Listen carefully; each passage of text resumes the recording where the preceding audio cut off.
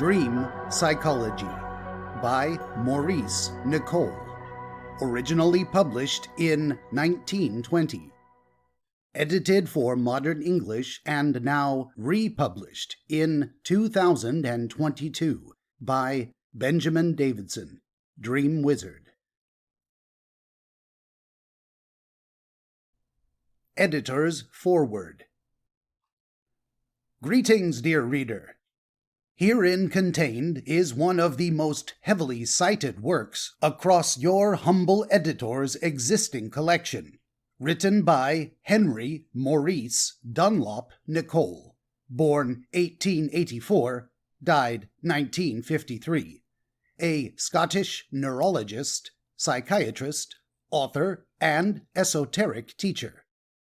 After achieving his medical degree in 1910, Nicoll became a colleague and friend of Carl Jung in 1912, and, along with several other notable works, went on to publish many articles on Jung's theories in a number of professional journals through 1921. Following this stint studying Jungian psychology, Nicoll crossed paths with P. D. Ouspensky, a student of esoteric teacher George Gurdjieff, who created an approach to self-development drawn from Eastern teaching. An obsession with Eastern esoterica and mystic traditions surged in the late 19th century, and this naturally evolved to be folded in with the trend of a more rigorous scientific study of the mind by many authors, theorists, and researchers. Gurdjieff's philosophy, called the Fourth Way, was intended to harmonize the three established Eastern schools that encompassed body, mind, and emotions into what he called the system, which he envisioned would enable a person to work on oneself. While the industry of so-called self-help gurus was not actually new at this time, even a full century ago, this may be the first time that specific phrase was used to explicitly denote the intended process served by such a system. This is, of course, not intended to denigrate the benefit of self-help programs in general, nor to cast aspersions on many modern-day proponents, by which many have greatly improved their lives. Simply to give this interesting turn of phrase its proper due in the history of psychology, and to highlight the fact that the principles of psychology itself are neither owned by nor exclusively reserved to any licensed practice or practitioner, being broadly available for any person to independently implement on their own behalf, once armed with the proper understanding.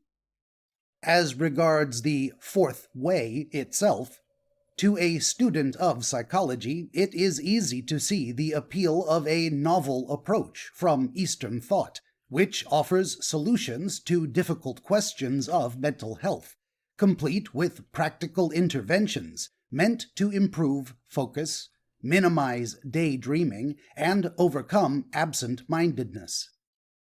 After all, the art and science of psychology is deeply involved with not only restoring the ill to health, but broadly aligned with Gurdjieff's vision of helping people achieve the full human potential, to help both a man and mankind become what he ought to be.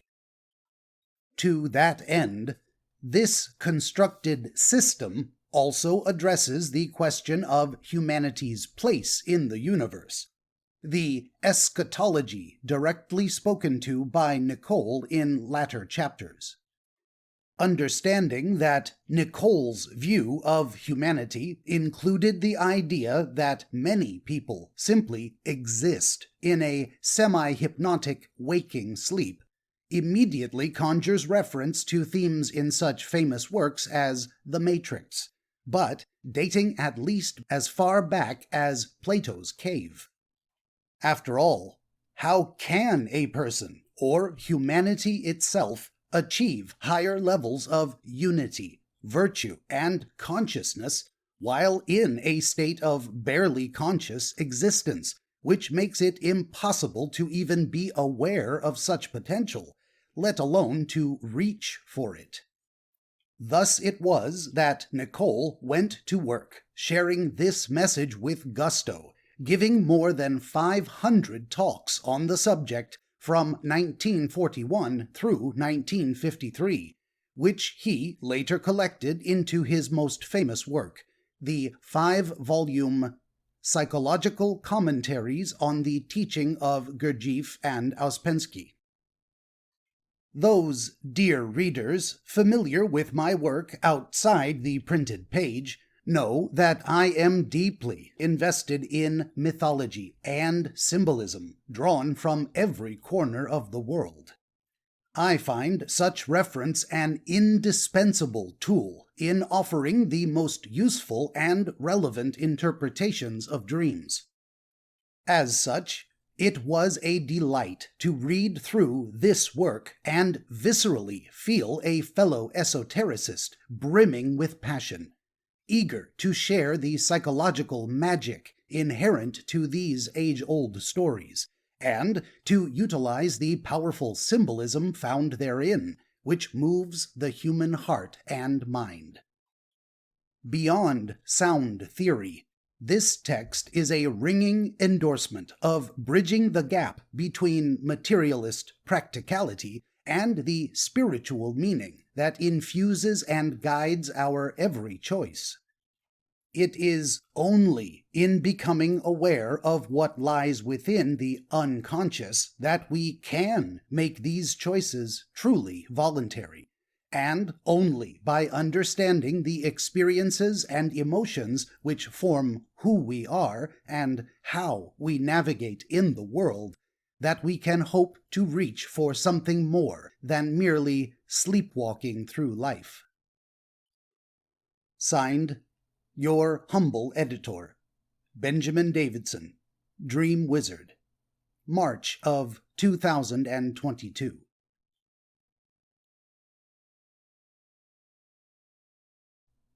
Introduction to the second edition.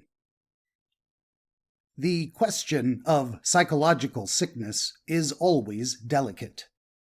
We cannot assume the possibility of there being such a thing as psychological sickness unless we suppose that a human psychology exists. If we believe the dictum of Cabanis that the nerves make the man, we have no real necessity of making the vastly difficult postulate that a human psychology exists. It would certainly appear that medical science does not desire to postulate such a thing when it tells the stammerer or the hysteric that his nerves are out of order. Nerves are definite material objects, white in color, that traverse the length and breadth of the body. Insofar as they are definite, material, and objective, they cannot be a matter of psychology, but of neurology. By insisting on a human neurology, we can thus, at first sight, prevent the existence of a human psychology. That is the attitude of many physicians at the moment. But let us examine the question of the stammerer in the light of such a theory of nerves. He is usually a person who can speak perfectly well when he is quite by himself. He stammers when he is with other people.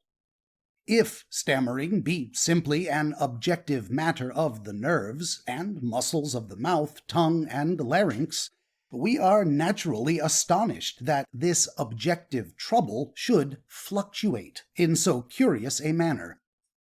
If stammering be solely a neurological disability, a persistent affliction of certain actual nerves, we cannot suppose that it should vanish in solitude.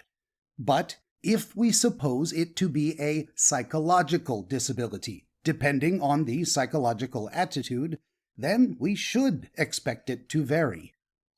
At the present day, medical science finds itself fairly divided into those who deny human psychology and those who assert that it exists. That is the position in the crudest terms. If we admit the existence of a human psychology, we are faced by a rather awkward outlook, for then we certainly should have to anticipate the probability of it going wrong, and therefore suspect the possibility of psychological sickness. Personally, I believe implicitly in the existence of psychological sickness, and I would go so far as to state that it is by far the most common form of sickness encountered in ordinary practice nowadays. Partly because it is becoming difficult to live, a psychological medicine is becoming necessary to humanity. This difficulty in living, which shows itself most simply as a general unrest and a tendency to excitement, is not only a question of morality, although it readily finds such an interpretation. An inner discontent, arising from an unsatisfactory psychology, becomes easily projected into a discontent with objective conditions. A rearrangement of objective conditions, a rearrangement of objects, is therefore demanded as a satisfactory remedy. The solution to the problem of human unhappiness would not be impossible if the theory were absolutely true that happiness is solely a matter of external conditions and that it depends on objects. But if it were true, then those people who could command objects as they pleased and surround themselves with whatsoever they desired should always be happy. The common experience of life proves that this is not true. The discontented, the sick in mind, and the neurotics are found as frequently amongst the wealthy as amongst the poor. There must therefore be some other factor to reckon with besides the external object in the problem of human happiness. It is to this factor that medicine has been forced to turn its attention, and the beginnings of a psychological medicine have emerged as a result. The nature of these beginnings is startling. This is perhaps because the unlikely so often contains the remedy. It is here that common sense may lead to error, because it follows the popular line of what is likely. Common sense tells a man to forget his troubles and fears, but the effort of forgetting does not always cure him. If a man continually complains of fatigue and exhaustion, common sense will advise him to rest, but rest does not always cure him. If a man has an abnormal and perfectly irrational fear that fire will break out when he touches an electric switch, common sense will prove to him logically that his fear is absurd, but logic does not cure him. The idea that human happiness can be obtained by a sufficient number of external objects, for example, a house, wealth, food, luxuries, fresh air, etc., this idea is a common sense and logical view. And if man were related only to objects, he certainly would gain absolute contentment through objects. But he gains only a partial happiness in this direction. A child may cry when it has not enough objects to play with, but it may cry still more when it has too many objects to play with. It becomes spoiled. It becomes psychologically sick. Why should this be if mankind is fundamentally designed to be in relationship to the world of objects alone? It would appear that happiness depends on the right relationship to objects, and that there must be some inner factor that strikes a balance in this respect. It is certainly not surprising to find the existence of such a psychological balance when we consider that man is normally adjusted to a mean between the extremes of too little and too much on the physiological side. Overactivity and underactivity of a physiological function, such as digestion, is bad, and dyspepsia may be caused by either a too low or a too rich diet. Physiologically, man is related to a great living machinery of glands and secretions through his blood. That is his main physiological background. He becomes physiologically sick when he is out of proper relationship to that background, and it may be necessary to look into that background to find the reason of his illness in such a case. But what is man related to psychologically? And in what respect can a man be psychologically sick? With what psychological background can he be out of proper relationship? And how can that background be examined? The modern movement in psychological medicine is attempting to answer these questions. I have not made any alterations in the second edition of this volume, chiefly because I believe it best to leave a work of this kind in its original form. The subject is a nascent and growing one. Insofar as I have been accused of being unnecessarily hostile to Freud and his school, I accept the criticism. But I would add that I believe in Freud up to this point, namely, that the infantile psychology is contained in the unconscious, but is not the whole unconscious. I disagree with Freud over the question of symbolism. I believe that dream symbolism is a primary form of expression, a primary form of primitive thinking, still surviving in us, that is creative and of value to life, and that it is not produced by distortion as a secondary product. Moreover, I believe that the manifest content of the dream is of the utmost significance, and that it has been hopelessly overlooked by the Freudian school. Finally, I believe that we find in the unconscious material, in the dream, a typical doctrine or tendency, which is not unrelated to the central teachings of many religions.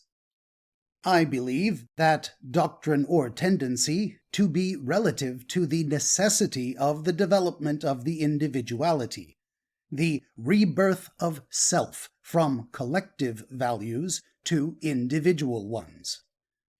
The rebirth symbolism of dreams has been very badly mishandled by the Freudians, who have, in my opinion, made the classical mistake of Nicodemus. In my experience, the problem of every neurotic I have treated has been one of the development of individual values, and that has been the main idea that my experience with war neurotics has given me. They have fought for collective values, but they needed individual ones. But insofar as the problem of neurosis today so largely concerns the understanding of the instincts, I believe that Freud has lit a beacon whose light cannot be hidden. Signed, Maurice Nicoll, in November of 1919.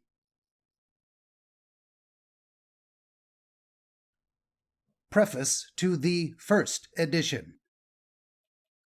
Dreams are so common an experience, it is not surprising that the analytical spirit of the present age seeks to understand them. The genius of Hewlings Jackson, which has now begun to inspire English neurologists, foresaw that the dream was the key of approach to many problems of psychiatry. In this country, in the early part of the last century, many observers, such as Dr. John Abercrombie and later Dr. W.B. Carpenter, realized that the understanding of dreams was closely linked with the investigation of mind. Frances Power Cobb, in her article on unconscious cerebration in Macmillan's Magazine of November 1870, pointed out the myth-making tendency in dreams, and gave examples which suggest that she was approaching the theory of compensation in the psyche. However, the development of theories regarding cerebral localization overwhelmed these tentative psychical investigations, and psychiatrists and neurologists became absorbed in anatomical considerations.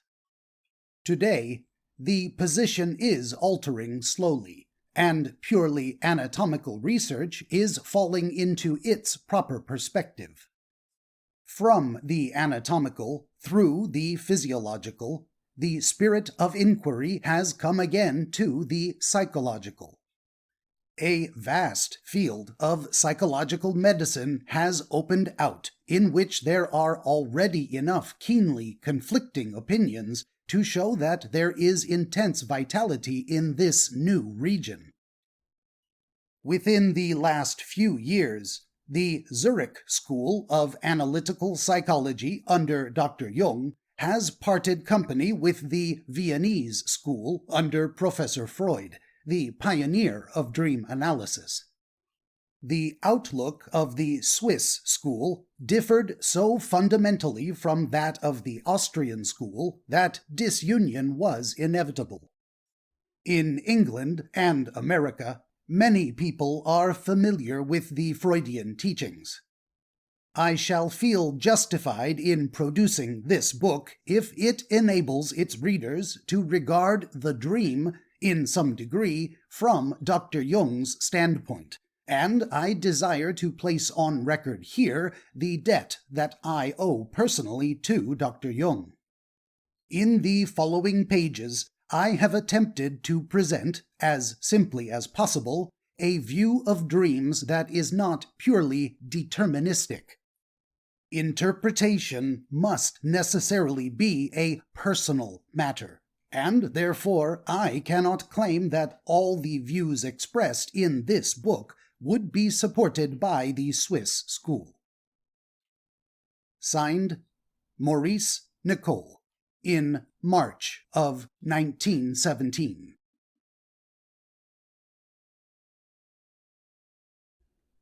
Chapter 1. The Psyche. Dreams arise somewhere out of the psyche, and appear as a highly complex, often brilliant, and very dramatic structure, which no one in his waking senses could imagine to himself, save after a very laborious and prolonged effort. It would be a somewhat exhausting undertaking to guarantee to supply dreams to a man who dreamed every night. But the tale of the dream is spun spontaneously and without effort. This spontaneity and effortlessness point to the existence of a workshop wherein the tissue of the dream is woven, that part of the psyche which is called the unconscious mind. Without much discussion, it is possible to understand that dreams are a very intimate product of the human psyche, and that the questions which surround them demand a very intimate kind of investigation for their answer. The nature of these problems is not a material one, and therefore not easy to understand. They cannot be looked at through a microscope. They are problems of marginal and unconscious psychology. They are concerned with the attempt to push out into those shadowy realms that surround consciousness, in which a kind of thought and feeling life exists, but dimly apparent to the busy man. He may experience their influence in the personal and natural upheavals that they bring about, but he remains unconscious that they are really connected with him, and continues to look at life as it is represented by the dispositions of interest in consciousness. The attempt to widen consciousness, to make accessible to it stimuli which hitherto it has ignored, is traceable in many fields other than medical psychology. These attempts are the first gropings after the interpretation of an inward, slowly growing impulse. So far, some of its results in music, art, and literature, as well as in medicine, have been sufficiently odd. But the impulse remains unaffected by criticism. Outside medicine, there is discernible an increasing tendency to look for the explanation of familiar and recurrent experiences as much in the human psyche itself as in the material situation. A man may be unable to perform some task, such as the giving up of cigarette smoking, and attribute the failure to some objective difficulty. But it is possible that the explanation may be found in some inner compulsion or hindrance which lies in the man's psyche itself. The problem then becomes an interior one. This shifting of the focus of blame from without to the inner scene brings with it a new consciousness of responsibility. As of old, it finds that the solution of suffering and difficulty does not simply lie in the amelioration of physical things, but in the understanding of those forces which exist in every being, and upon which the ultimately decisive factor in personality rests, as a boat upon the sea. A neurotic patient may attribute his condition to the house he lives in, or to the climate, or to the food he eats, and think that he would be healthy if only these factors could be ameliorated. But until he realizes that he carries the roots of his malady in his own psyche, until a new understanding of his malady and a new consciousness of responsibility shine in him, he will continue a neurotic, and may wring the changes upon his house, climate, and food to the end of his life in vain. It is this lack of realization in the patient that becomes the problem of the physician. The necessities of the human psyche, the internal strains that are set up by a wrong use of life, the damming back of energy owing to false attitudes, with its consequent deflection into abnormal channels, become questions that demand his closest attention. For every neurotic patient is an individual, in whose development something has gone wrong in a particular way, and it is the duty of the sincere physician to find out how and when the mischief arose, and why it still persists. Here there is no fixed rule. It would be a mistake to handle a man like William Blake in the same way as a man like John Stuart Mill. That seems evident. Their problems, as neurotics, would have differed. Thus, every patient has his special and peculiar problem, but the real problem is never found wholly in consciousness. Although it is a very common view that the human psyche consists of static memory and dynamic consciousness, that is, a layer of consciousness, as it were, superimposed upon a mechanism of memory, there are some familiar experiences that might well deepen and widen such a conception, and put the background of mind under suspicion. With the utmost care, parents may protect a little child from the tales of foolish nursemaids and from fairy stories with tactless pictures, and thereby expect that neither terror nor nightmares will creep into the child's mind. And they find that they do not succeed. The goblins of the night spring out of the sleeping senses themselves, as apparitions older than the waking mind, as haunters older than the haunted. They lie in the psyche itself. They are, as Lamb has called them, transcripts, types whose archetypes are in us and eternal. And he asks, how else should the recital of that which we know in a waking sense to be false come to affect us at all? This question of the appeal that things make is of peculiar importance. How, when we have no theory of mental background, can we possibly approach the question of appeal? A great many things which are nonsense when viewed through reason still make a powerful appeal. The appeal and its power is not found to bear any relation to its comprehension by reason, unless a negative one. Appeal itself is not rational. Fairy stories grip the mind, but what they grip lies beyond consciousness. We cannot explain why fairy stories should exist at all by simply studying what lies in consciousness. Why should we be interested in a frog that turns into a prince? It is the same way with dreams. A man experiences a dream that affects him strongly. He reconstructs it and retains it.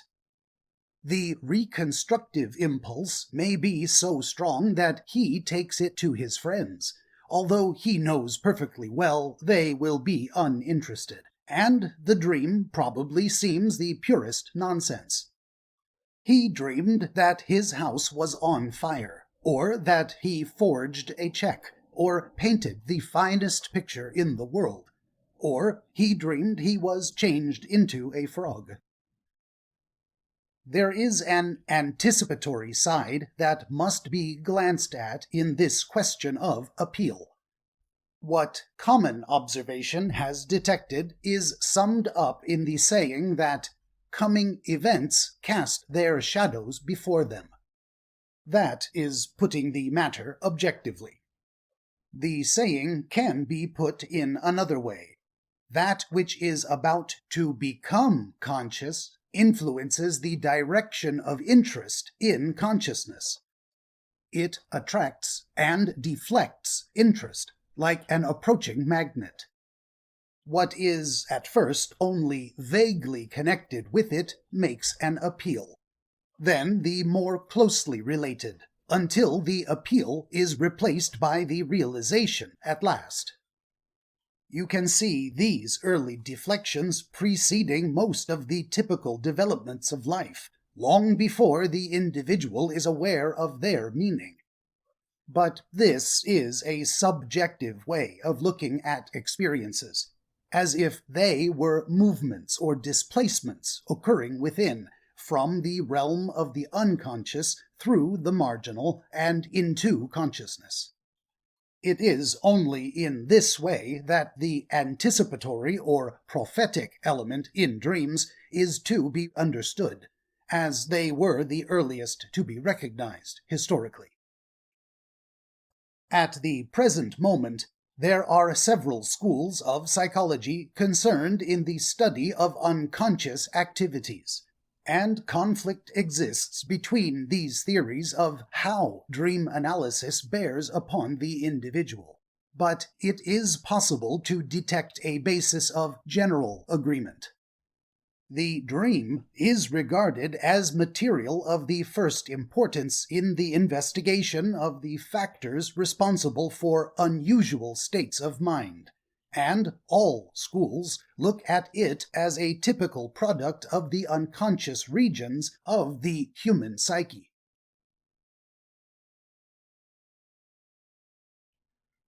Chapter 2. The Problem of the Neurotic.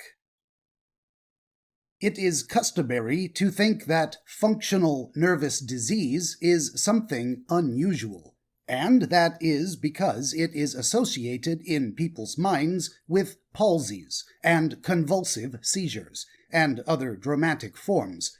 But that is only a small part of the picture.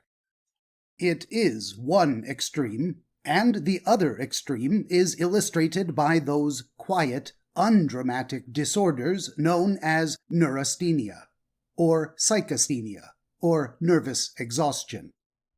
Between these two extremes, we find an immense number of people who are distinct variations from the normal while not incapacitated. They do not call themselves neurotic, and quite rightly so, because it has become almost a term of abuse. People think that if no cause can be found in the body to account for a man's illness, then he is playing some elaborate trick. They call him a neurotic.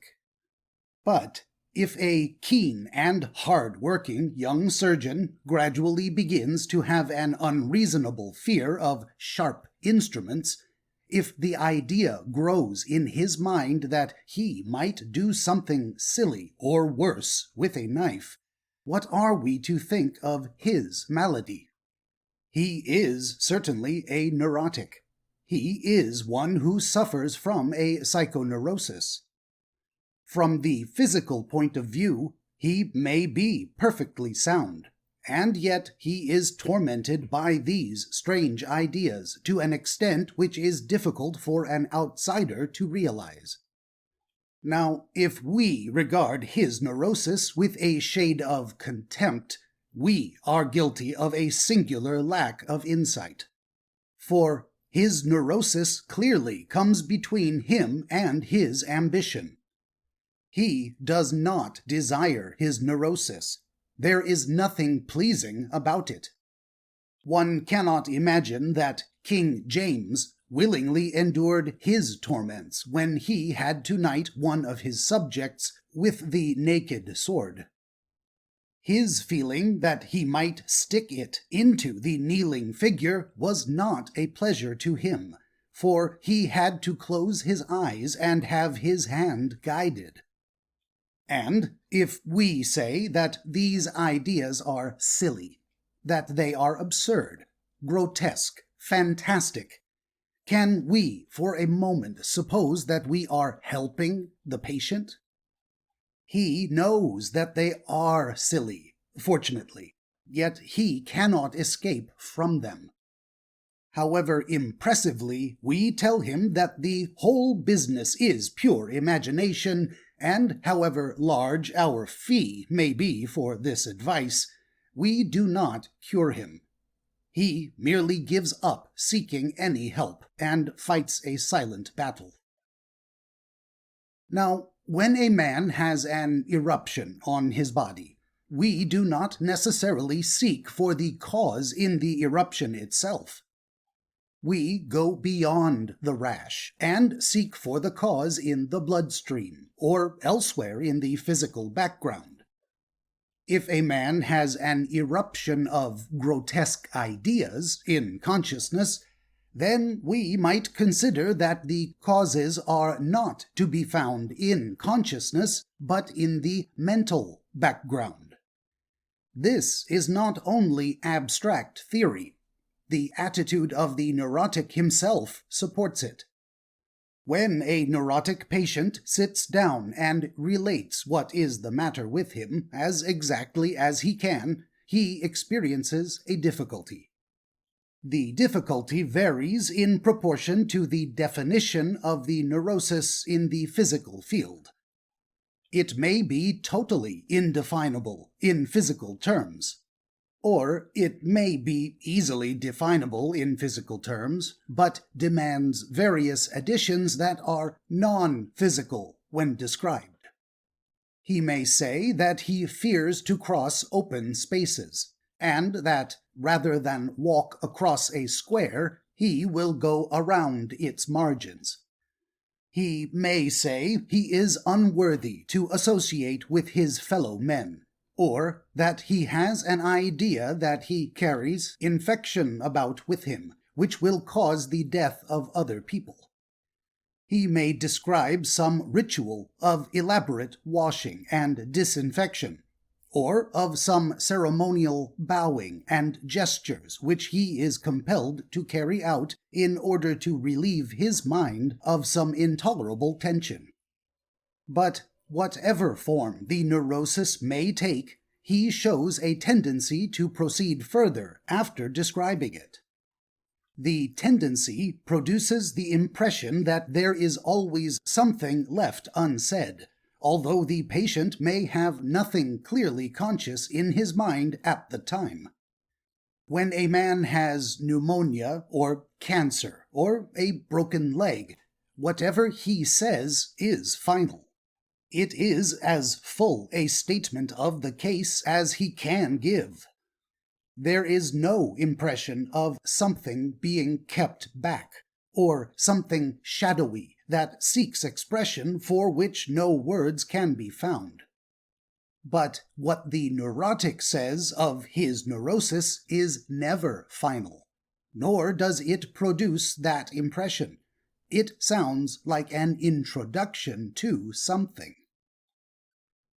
To what is it an introduction? It is possible to ignore the sense of the unfinished, and straightaway begin to prescribe and advise.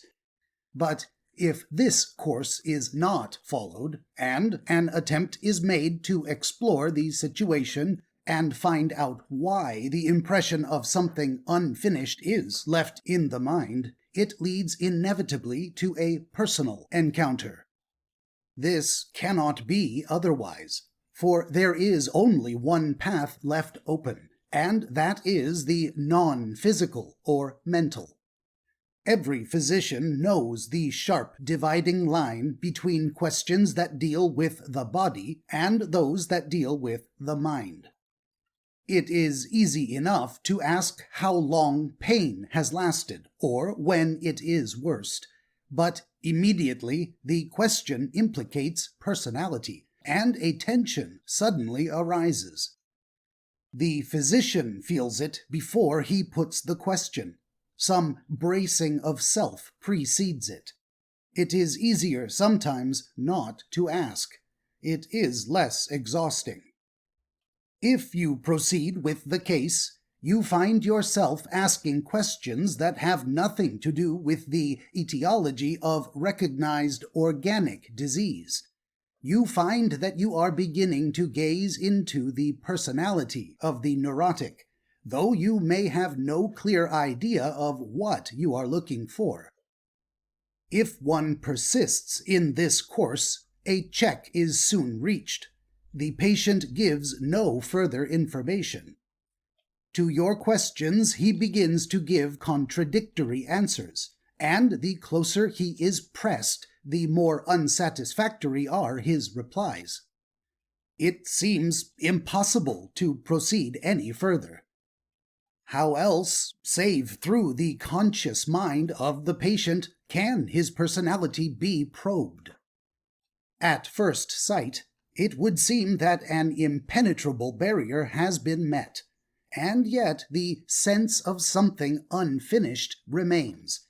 The sense that there is something still there, but out of reach, in the background of the mind.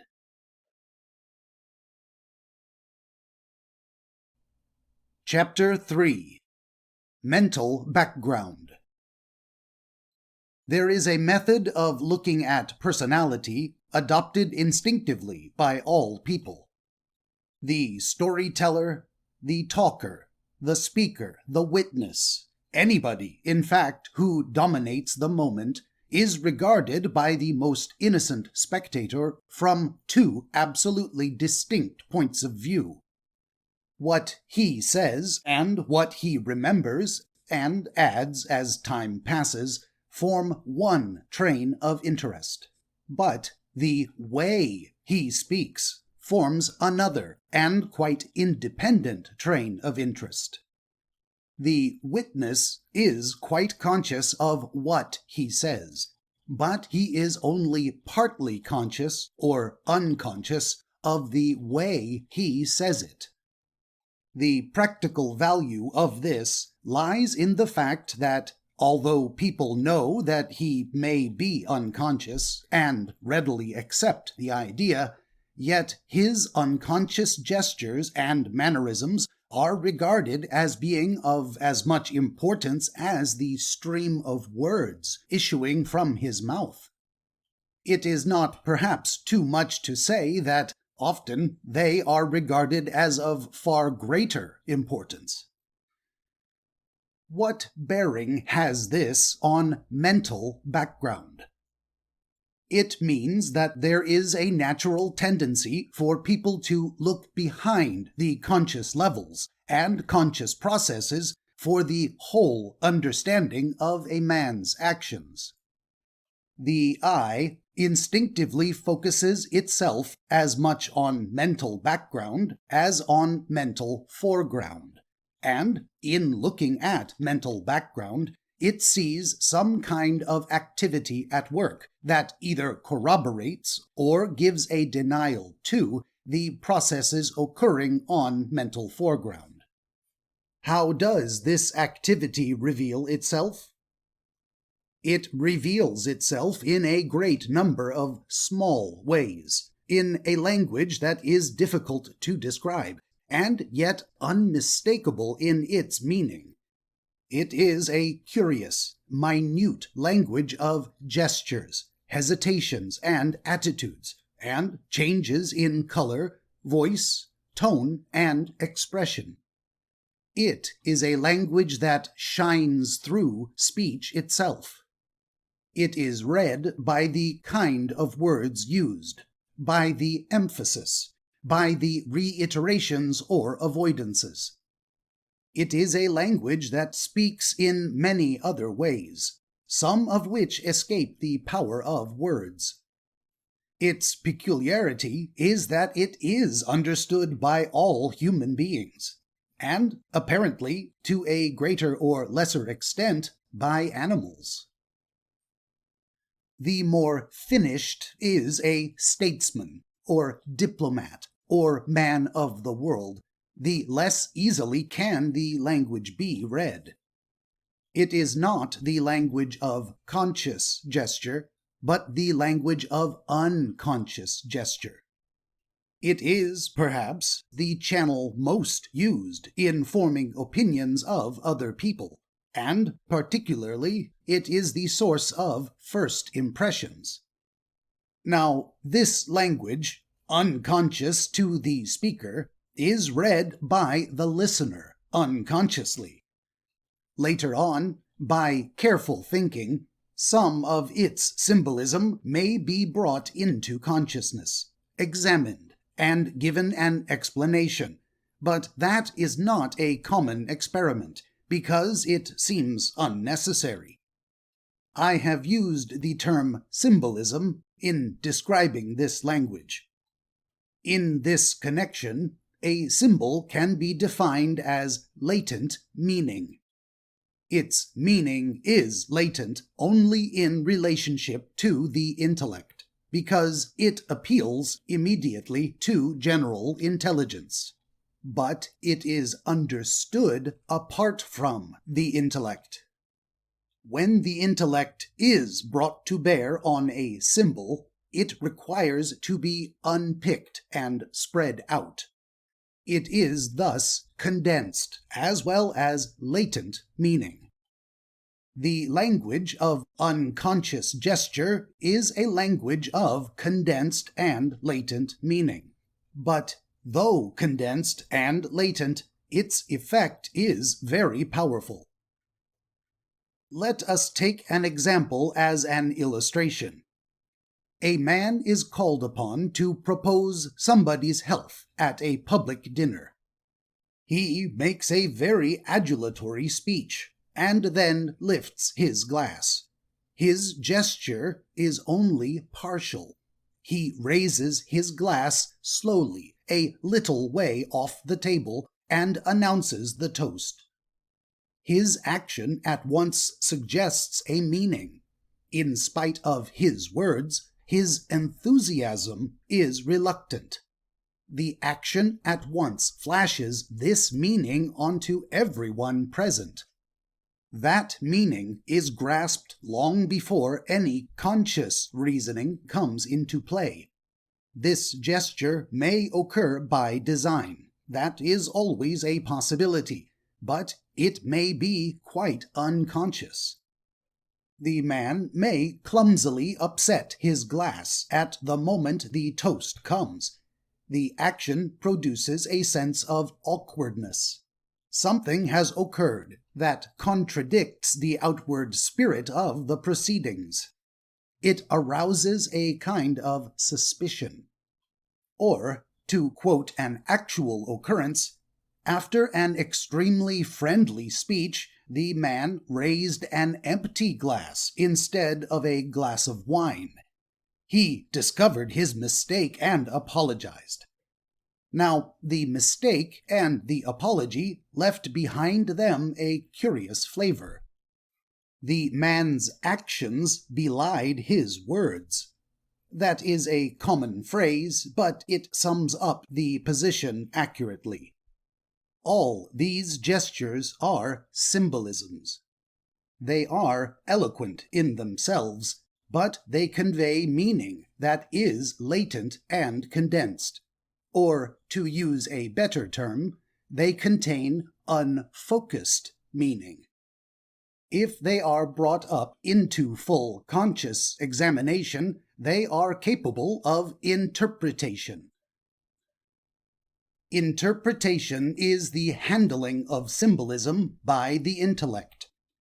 It is here that differences arise, because every man interprets with some bias, which may be momentary or permanent, in one direction or another. A friend will interpret the wine glass symbolisms in a different manner from an enemy.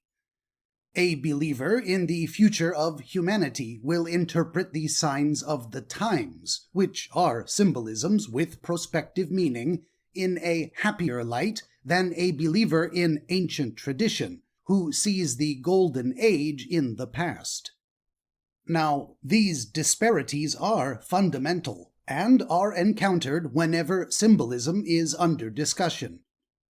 Focused meaning covers a certain area which is reality. A bottle of ink, a lamp, or a jackal are things with a certain clear circle of focused meaning, within which no argument occurs. But the expression of a face, the configuration of the stars, a poem, or a dream are things that contain no clear circle of focused meaning. Their meaning is blurred or unfocused. They are capable of various interpretations, and therefore tend to belong to symbolisms rather than to realities. Naturally, if realities are interrogated far enough, that is, things with focused meaning, they lose their definition and pass into symbols. If you pass out of the clear circle of focused meaning, you pass into symbolism. The reverse process, the passage from latent and blurred to clear and focused meaning, has been the main trend of mental development recently, and has made possible both modern science and the machine age. In this way, it becomes possible to recognize the relativity of symbolism in some degree, and the recognition is important because it has become a preoccupation of some people to attempt to draw a sharp line of division between symbols and realities. And at the same time, it is possible to see how interpretation, or the process of focusing in consciousness some of the meaning latent in symbolism, is influenced by personal considerations. No one, for example, supposes that a Jew looks on the symbol of the cross in the same way as a Christian, or that he will ever see eye to eye with the man who is not a Jew in approaching symbolism in general. Differences in mental background must degrade or refine the interpretation. A man who is lacking in some typical human experience will never interpret in quite the same way as a man who is richer by it. Now, we have, so far, considered mental background in two aspects. In one, it seems responsible for a certain language which we have called the language of unconscious gesture. This is a language of symbolism. In the other, it is responsible for differences in the interpretation of these symbols and symbolisms in general. What bearing has all this upon dreams and the study of the neurotic? It bears upon the problem of the neurotic directly, because the neurosis and the dream are both a creation of the mind, things which arise spontaneously without apparent organic causes. A man may suffer from morbid fear. This is a kind of emotional neurosis. His fear fastens on this or on that, beyond his control. Or he may have a strange dominant impulse to do something grotesque that is quite out of the tenor of his normal life. This is a kind of ideational neurosis. It is some uncontrolled force in himself, fastening on to a bad or primitive idea. Or he may have some loss of function beyond remedy by conscious control, a palsy or a loss of sensation, some inability to act or think or feel. This is a kind of functional neurosis. It cripples efficiency. One can say that the neurosis always cripples efficiency, and efficiency is not to be measured in terms of action alone. It must include the powers of thought, feeling, and instinct. It may mean nothing but a loss of the power of enjoyment, but this is a loss of efficiency, as much as a paralysis affecting a leg or arm, or a cramp affecting the hand.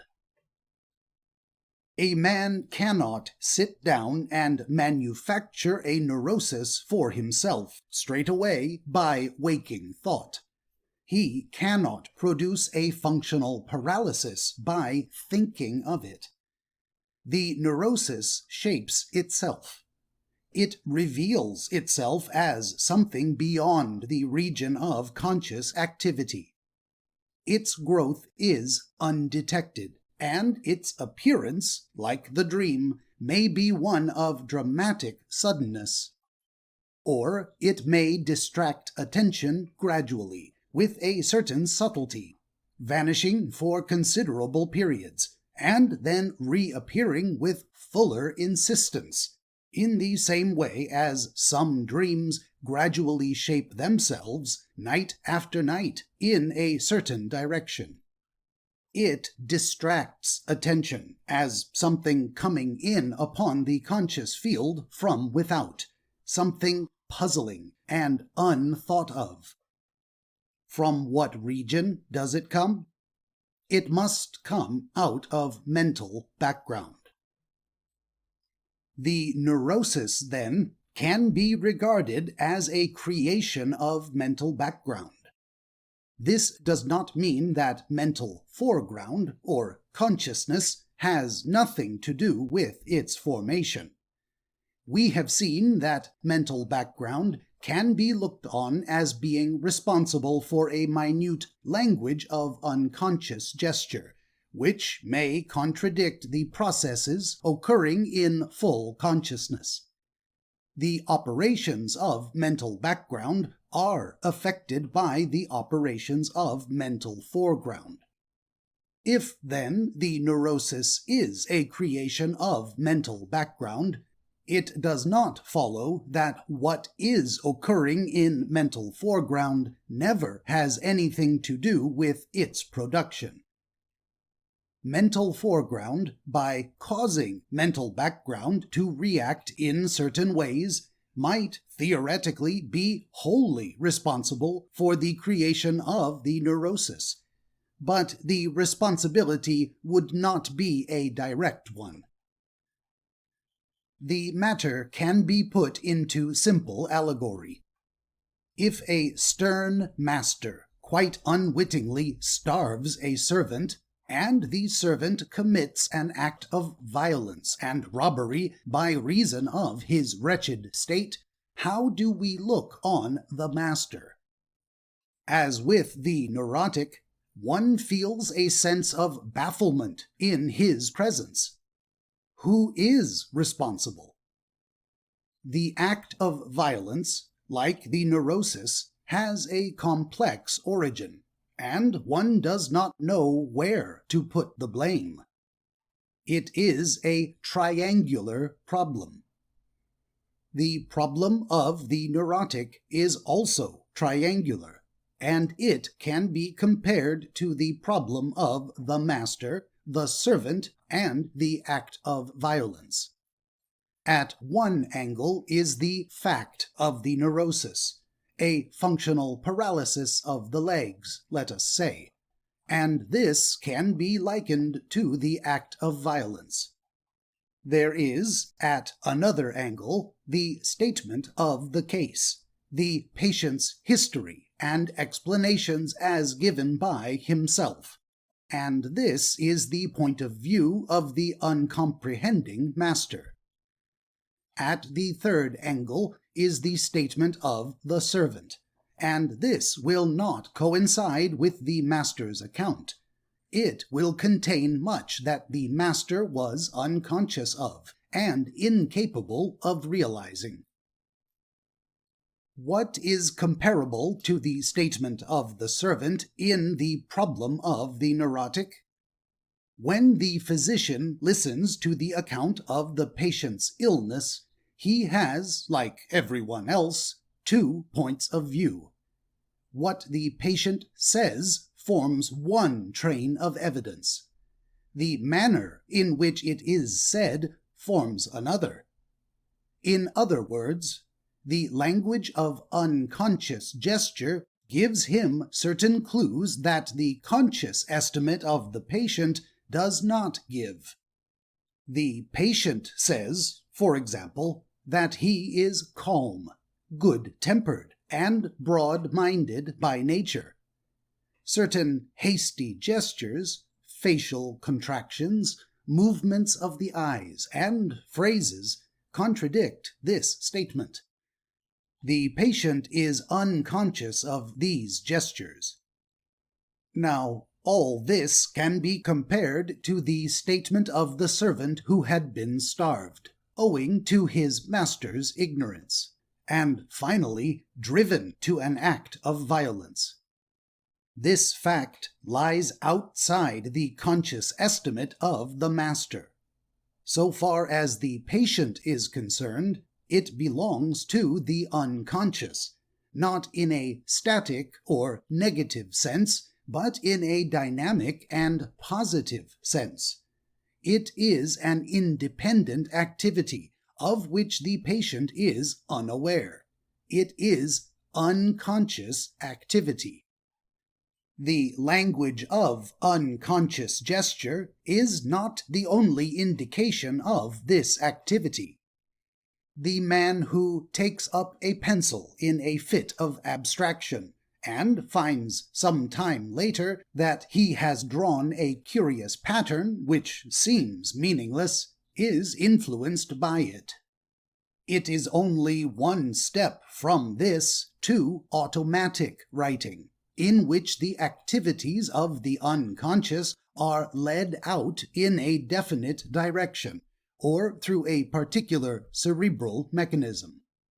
The post-hypnotic states afford illustrations of how a suggestion planted under conditions that are not those of normal consciousness affects the trend of interest in a manner that is somewhat comparable to the compulsion neurosis, and also some of the vagaries of memory. A person is given the suggestion, while under hypnosis, that 5 minutes after he wakes up, he will sneeze. He is roused, and 5 minutes later, his face is contorted, and he sneezes. He may not always sneeze. The initial contortion only may show itself, in which case compulsion is replaced by tendency. Now, no one can make himself sneeze without some external and suitable stimulus, and a suggestion to that effect has no result if given under normal circumstances. The sudden appearance of the impulse to sneeze, which arises apparently spontaneously so far as the patient is concerned, and as the physician knows, without organic cause, is comparable to the sudden appearance in consciousness of the imperative idea, or of forgotten events. The movements of memory constantly suggest the influence of activities beyond consciousness, and the control of memory, like the control of the act of sneezing, does not belong wholly to the conscious mind. But the particular product that demands some theory of unconscious activity for its explanation, and the one that concerns us here, is the dream. For it is by study of this typical form of unconscious elaboration that certain problems of the neurotic become apparent.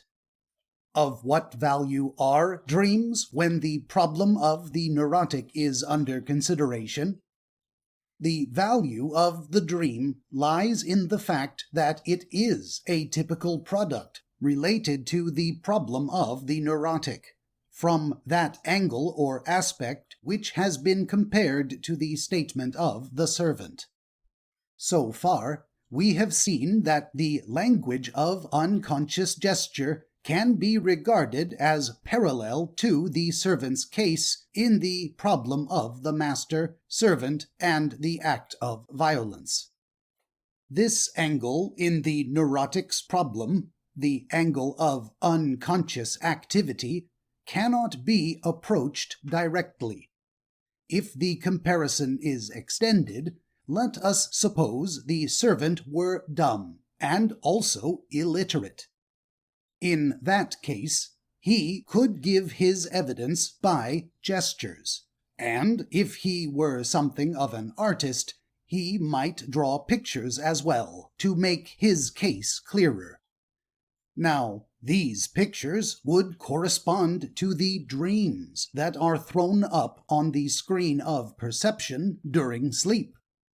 The fact that these pictures were meaningless at first sight, or only vaguely suggestive, would not necessarily detract anything from their value. A hasty observer might throw them aside after the first glance, but that would arise out of a disinclination to take the trouble to find out if the illiterate artist were not drawing after a special fashion of his own. Moreover, if some complicated statement had to be shown pictorially, the artist might be driven to employ a complicated method, which would require a great deal of patient elucidation. In other words, he might have to draw a complicated cartoon, the interpretation of which might be a matter of great difficulty.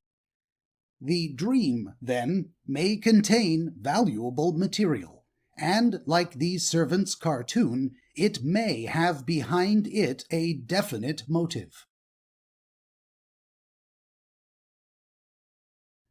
Chapter 4. Dreams and Cartoons. To record an event by drawing the idea of it in your mind is simple, so long as the idea is simple. If the idea is that the king of Assyria smote a certain city, you have only to draw the city and the king smiting it. But if the idea is that monarchical government is bad because it brings to an abnormal focus certain necessary human passions that otherwise would remain diffuse and harmless, how will you draw that? Simple ideographs are useless, but there is a method that is used for depicting such ideas. It is the method of the cartoon, whereby form and thought find a plane of contact. The political cartoon of the week has some points in common with dreams. It is a product which is more or less meaningless, save to a man who knows something of the political situation. It is a pictorial symbolism, whose elements require a kind of interpretation, and it does not conform to the pattern of reality entirely. It drops continually into symbols, and where it drops is at the point where meaning escapes the power of simple, direct portrayal. It is a mingling of focused and unfocused meaning, and by this mingling, according to the skill of the cartoonist, a significance results that requires a lengthy explanation. It covers a wide area of thought. It contains a condensation of meaning, and we have already seen that the language of unconscious gesture is a language of symbolisms that contain meaning in a latent and condensed form. The idea concerning monarchical government could be rendered by this method. A king with a burning glass focused on Europe, and the sun overhead with the name of his nation written across it, might, for example, form the main symbols of the cartoon. But what is apparent is that an immense number of ways offer themselves to the cartoonist when he seeks to portray abstract ideas. He is not governed by the laws of the ordinary artist. His only limitation is the necessity of remaining reasonably comprehensible. This limitation does not operate in the case of unconscious activity, for even coherence is not typical in dreams. Some conditions certainly do favor coherence. Times of great mental stress or moral conflict are frequently accompanied by vivid dreaming, and in a general way, it might be said that vividness and coherence in dreams go hand in hand. But this coherence is not relative to intelligibility. It is rather a coherence in the sequence of events, which are related to one another by a kind of naturalness. But when they are reviewed in the morning, they present a clear, well-knit picture, which, unlike a cartoon, is unintelligible. It may profoundly intrigue the fancy, but how is it possible to handle it? If the analogy between the cartoon and the dream is pursued, a possibility of handling the dream is suggested by a consideration of the way in which a cartoon is approached. The cartoon is the result of circumstances affecting national life. To understand it, these circumstances must be known. If it be said that dreams result from certain circumstances affecting individual life, a prejudice must be examined first before the larger issue of these circumstances can be freely undertaken. For some people will say that the circumstances are well known, and that they consist in physical disturbances. It may be contended that a late supper constitutes the circumstantial cause of much dreaming, and that is as far as one need look for the whole theory and explanation of dreams. The late supper school, that is, the school of physical causation, does not, however, furnish a wholly satisfactory argument. There is no doubt that late suppers and other disturbances of physical equilibrium provoke dreaming. But if you were to say that they constitute the explanation of all dreams, you might as well see in that recent shower of rain the whole explanation of that green tinge that now covers the desert plain. It is simply an example of a common confusion in thinking. Either the activities that underlie dreams are intensified by certain physical disharmonies, or the awareness of dreaming is increased by some lowering of threshold value. But the physical disharmonies do not in themselves explain dreams. They act as sensitizers. The developing solution that flows over a photographic plate is not the explanation of the light and dark areas which appear on the white surface. It merely reveals what was already there, and what was already there depends on circumstances unconnected with the developing solution. From what kind of circumstances, then, do dreams arise? In looking at a political cartoon, it is possible to imagine a great number of threads of interest, national, social, and personal, converging within it and determining its symbolism. Now, though the dream is infinitely more complicated than the cartoon, it has a great number of converging threads of interest behind its symbolism in the same way. This is very easily proved. The incidents of most dreams cover certain episodes, places, and people that are quite familiar. These elements, brought together in an apparently haphazard way in the dream, represent different threads of interest. Each one is, so to speak, a gateway that opens into a long avenue of recollections, feelings, and thoughts. You dream that an acquaintance is sitting in your study wearing a khaki uniform. The acquaintance, your study, and the khaki uniform at once form three separate threads of interest. The dream brings these together for some reason. A dream, therefore, might be regarded as a patchwork pattern of interest. The formation of the pattern differs from the dispositions of interest in consciousness.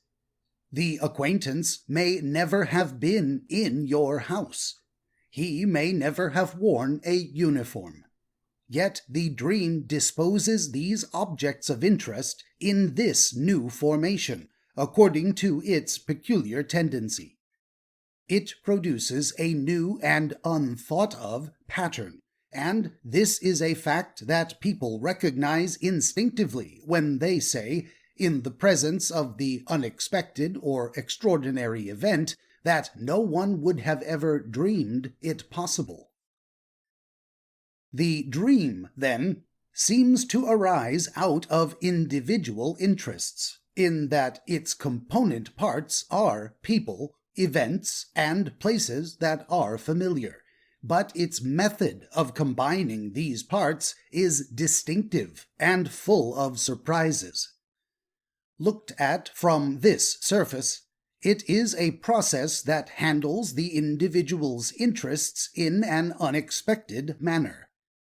Now, what is unexpected approximates to what is not thought of, or not conscious. Therefore, the dream is not only a product of unconscious activity in the sense that it is woven by something beyond conscious effort, but it is also a presentation of interests in a form that hitherto was unexpected and unthought of, and so unconscious to the individual. This point requires to be made plain, and for this purpose I will cite some dream examples. Dream number 1. Quoting, I was standing in a large hotel on the coast. The hotel is one that I had often seen from the outside, but I had never lived there, or ever been inside. I was rather perplexed to find that it was really a cathedral that had been adapted to accommodate guests, and was chilly and uncomfortable. The manager was a priest with an ascetic face, and he carried a bell. The bell was the dinner bell belonging to my old home. He rang the bell at intervals, and then pointed to a tablet on the wall. Some Latin inscription was on it, which reminded me of an incident of my early school days, when the headmaster flung a book at me because I used, in translating some passage, the term arable land instead of something more poetical. Then I noticed the priest had become rather like the headmaster. He took me by the arm, and spoke earnestly to me, and pointed to the tablet again.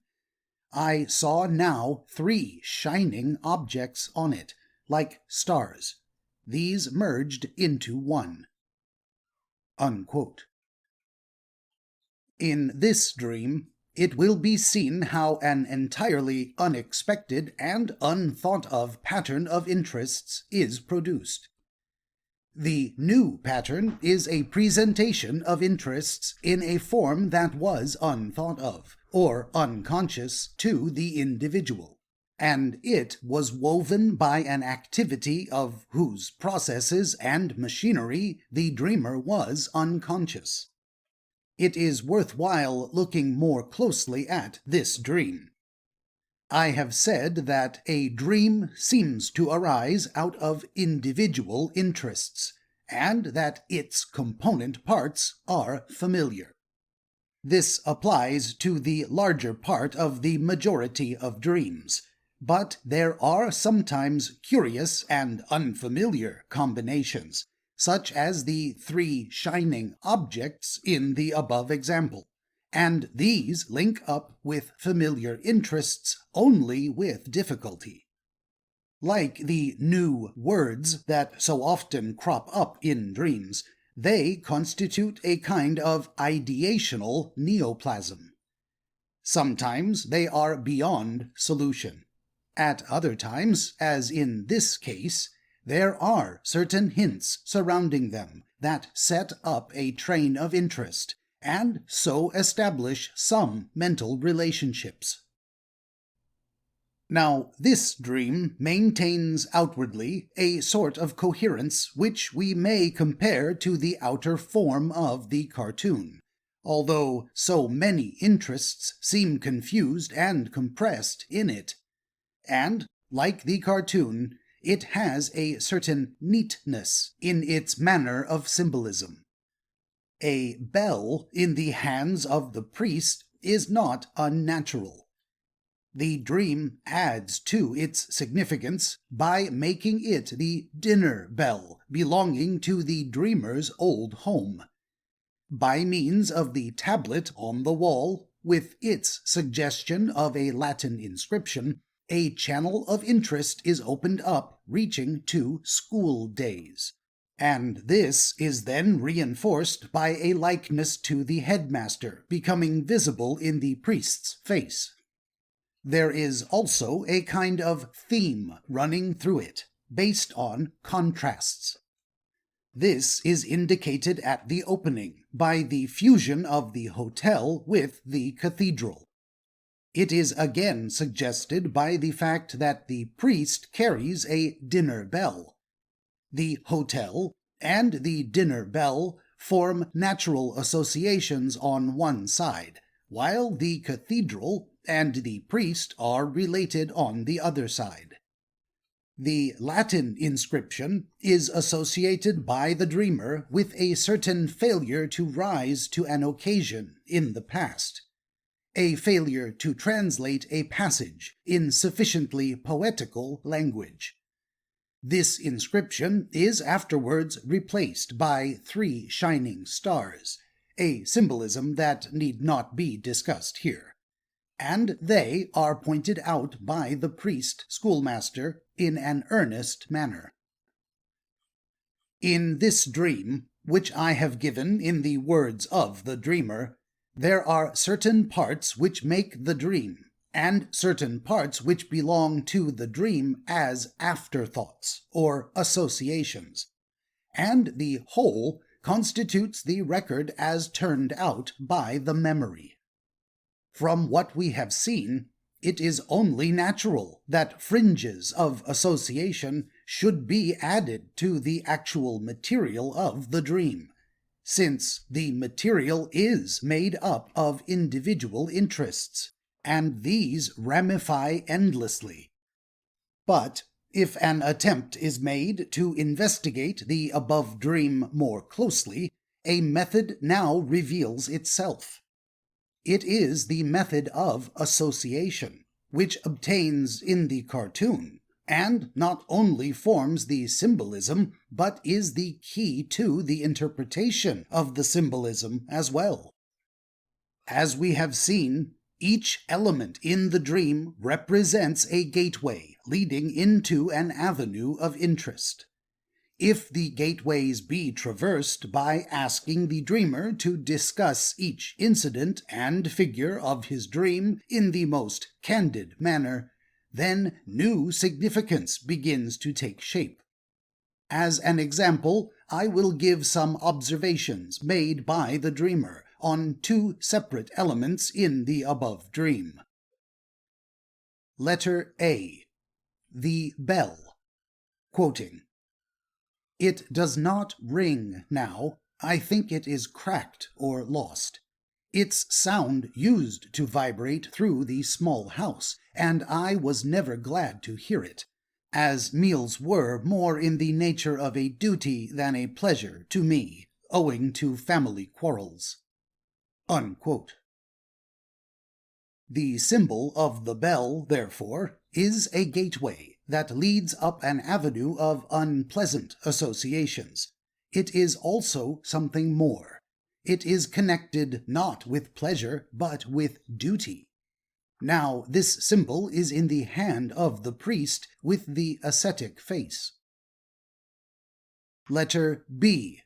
The priest. Quoting, "His face reminded me at first of Cardinal Newman. I had been reading Tolstoy's Conversation and thinking of Newman, and wondering who was the better man. I would not have liked to know either of them. Tolstoy's home must have been uncomfortable in later years." Unquote. This introduces a motive factor for the dream, and forms a link with the bell and family quarrels at meals. Quoting, "Conversation, if it means making everyone uncomfortable, including yourself, seems to me a thing to avoid.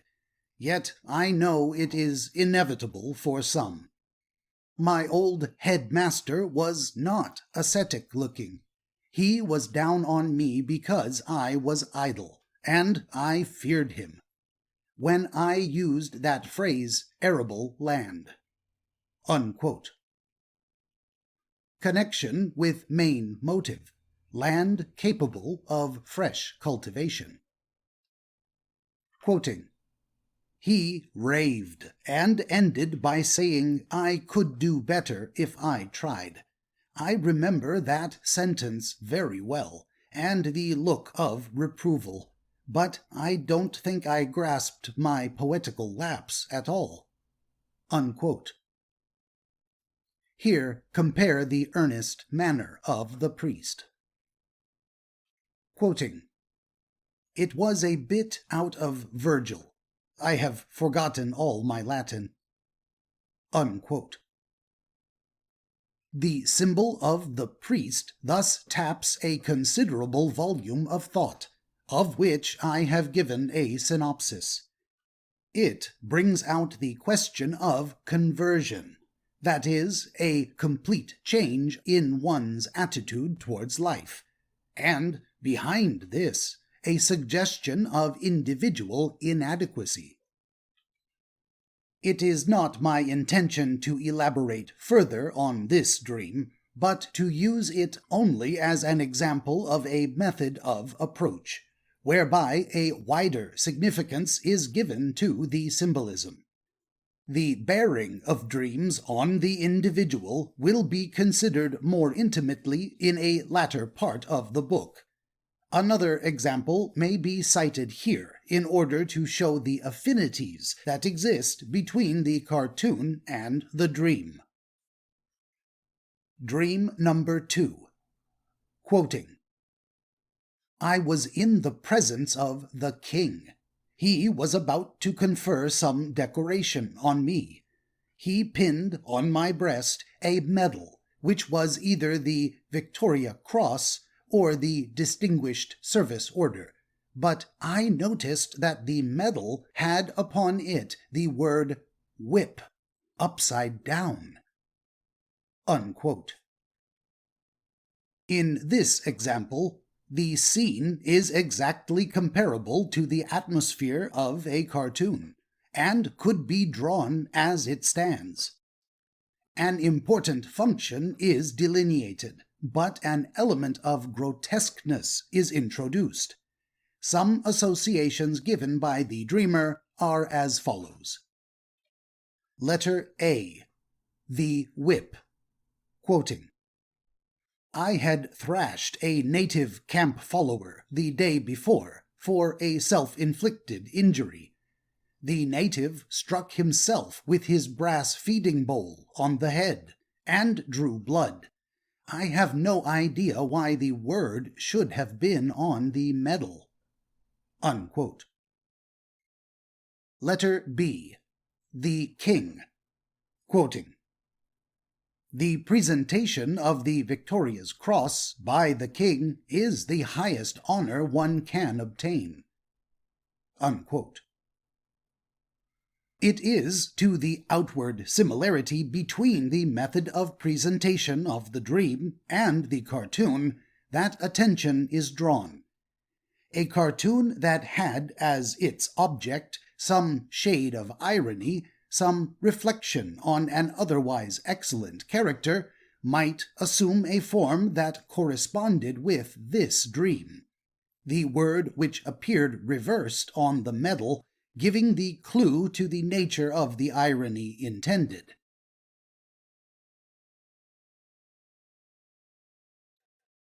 Chapter 5. Interpretation. In the dream, as in the cartoon, you survey a picture whose elements do not lie in the same plane of focus.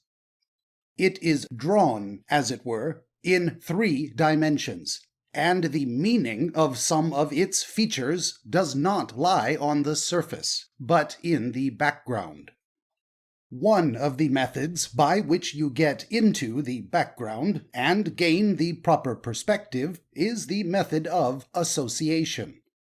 The farther back the true perspective lies, the more condensed and latent is the meaning in the symbol that lies on the surface.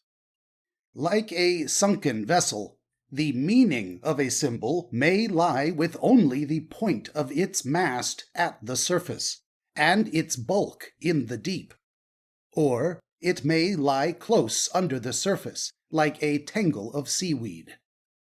The intellect, which can only deal with meaning on one plane at a time, has as its task the adjustment of all these elements, lying in so many different planes, and the welding together of them into a reasonably comprehensible form on one plane of focus.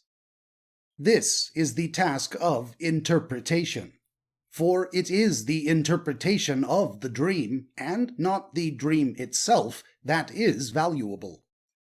But when the symbolism of dreams is studied, a great difference from the symbolism of cartoons is encountered. The difference makes the interpretation of the dream a very much more difficult task than the interpretation of the cartoon. For the sources of the dream lie very much deeper, and its symbolism is not always drawn from the passing fashion of the age, but from the foundations of the human mind. Thus, in the dream, symbolisms are sometimes found that link up with what is most archaic in human history. To find parallels to them, the pages of human development must be turned back, and the fantasies of the primitive mind examined. By reason of this, some have thought that the study of unconscious activity from the symbolism of dreams is only regressive in trend, and implicates the spirit of the past alone. It is not only in dreams that symbolisms of an archaic nature are found, but also in the neuroses. That the intrusion of the primitive past into consciousness does occur is beyond dispute, but it is possible to take up the view that the activities of the unconscious, while constantly revealing elementary and primitive forms, do not necessarily point to a theory that sees in them nothing but tendencies that have been overcome and suppressed in the history of human development, and have no prospective value. It is necessary to look at one aspect of common speech in order to find a parallel to the apparently fantastic imagery that the dream sometimes shows. Dreams are said to be nonsensical. Does not the same criticism apply to slang, if slang is taken literally, or if it be drawn? Slang is full of imagery. The medium in which the unconscious works in dreams is essentially a profound one, and we have seen how, in drawing an idea, symbolism becomes more and more necessary as the idea becomes more complex. Now, the following fragment has been constructed from a paragraph out of a novel, the idea being that it is an account of certain images seen. Quoting, "I saw a man convulsed with laughter, lying on the floor. Somebody was tickling him. He seemed to die. I found myself taking a kick at him. He was quite dead. Then the scene changed. I was in a large theater in the wings, about to go on the stage. I had no part and could not think what I had to say. Some people were at a card table nearby, and I joined in. I picked out a card. It was the King of Hearts, and the others drew lower cards. They began to play and left me out." Unquote. This is something like a chaotic dream. A number of fleeting, half-constructed scenes are grouped together in rapid succession. Now, this is merely a record of the imagery contained in a conversation full of American slang in a novel. Quoting, "Sir, he's tickled to death, and that's a fact. I'm the only one to make a kick. I kind of reckoned on being allowed to play a walk-on part in this drama, but I look like being cut out in the new shuffle." Unquote. It is inevitable that a great deal of scenery and incident should be used if the slang of ordinary speech is to be recorded in graphic form. The result is a symbolism, but it is not always a very deep symbolism. The tendency that exists for common speech to express meaning in the form of concrete illustration rather than in the abstract is similar to the tendency of the unconscious to clothe its activities in graphic form. In the former, the result is a language of imagery. This is seen particularly in proverbs. Suppose the meaning it is desired to express is that it is better to make sure of one thing than to be uncertain of two. It is an idea that finds expression in numberless proverbs amongst most nations. It is the idea behind the English saying that a bird in the hand is worth two in the bush, or the Arabic expression that 1,000 cranes in the air are not worth one sparrow in the fist, or the Japanese saying that he who hunts 2 hares leaves one and loses the other. There are many other forms, but the meaning remains central and is extracted from the symbolism by the intellect. Proverbs of this concrete type are capable of graphic representation. A man might say that he dreamed he saw a lot of birds in the sky, and that he had one in his hand. This dream would not be unusual in any way. If he had never heard of any proverbs that resemble it, he would mention it merely as something absurd and fantastic, particularly if he rarely dreamed. He would not see in it a resemblance to that activity in the human mind that is prone to cast human experience into allegory, symbolism, or myth. Turning aside, for the moment, from the symbolism of proverbs, there is another form of symbolism that accompanies imagination. The imaginative man sees relationships and correspondences which are hidden from others. Now, the imagination deals in metaphor. An imaginative bit of prose or verse is full of metaphor and allusion.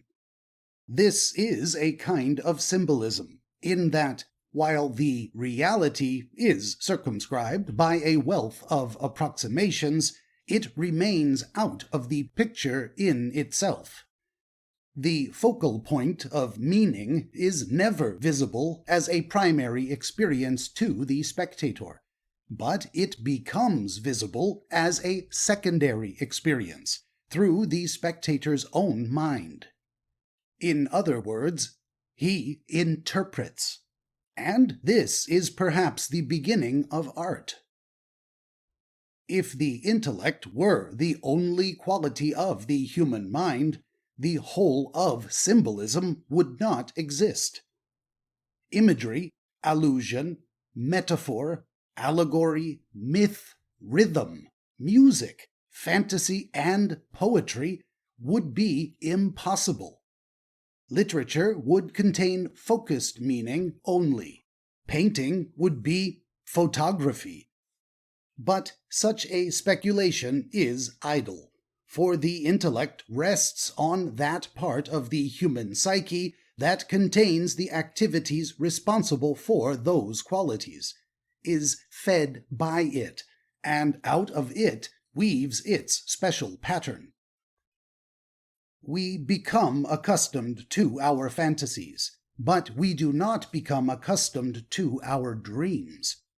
For in our dreams, we do things more strange and unexpected than anything we do in fantasy.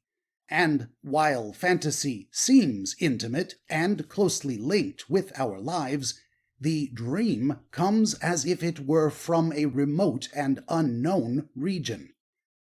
But just as there are fantasies that assume familiar forms, so are there dreams which are shared by many people. The dream of missing a train, the dream of flying, the dream of being naked, or the dream of losing a tooth are not peculiar individual products, but seem to be common to humanity.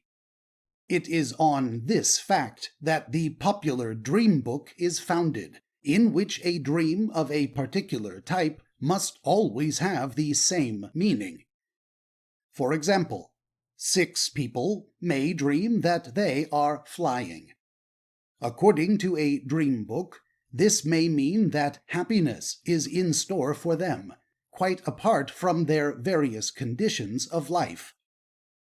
Now, the idea that the same dream must always mean the same thing is exactly comparable to the idea that the same action must always mean the same thing. But if 6 people get into aeroplanes and fly, the meaning of their actions may be entirely different. One may be learning to fly. One may be flying for a wager. One for pleasure. One for curiosity. One to overcome his fear. And one to carry a message. In the old views about dreams, it was recognized that their values were symbolical, and that they required some kind of interpretation. The interpretations that were given were teleological. That is, they were regarded as products with a purposive and prospective aim. They were prophetic. But in seeking to put a definite value on their symbolism, the help of the dreamer was not invoked, so that interpretation became a matter of ingenuity. When Daniel interpreted Nebuchadnezzar's dream, he did not question the king about any of its symbols, but evolved the interpretation wholly out of his own mind. Now, there is an evident danger in this kind of method. For 2 men may dream of a horse, and one may connect the symbol with money he has lost, and the other may connect it with a present he is going to give to his wife. The symbol, then, has a totally different value for each dreamer, owing to the associations connected with it. Broadly speaking, associations may lead in 2 directions. There are reductive associations, which, like a chemical analysis, reduce the symbol into its elementary parts. This is the Freudian method of approach. On the other hand, there are constructive associations, which shape and develop the symbol to fit in with the immediate life of the dreamer, and so bring it onto the level of contemporary experience as a living thing. This method is used by the Zurich school under Dr. Jung. The following 2 dreams coming from the same source, will illustrate the two methods. First dream. Quoting, I was in a cave. A long, narrow passage through the rock led into the sea. I struggled through and found myself in the surf, battling for life. I got to a boat and was helped into it by F.W. Unquote. The next dream is less definite, but its symbolism is around the same theme.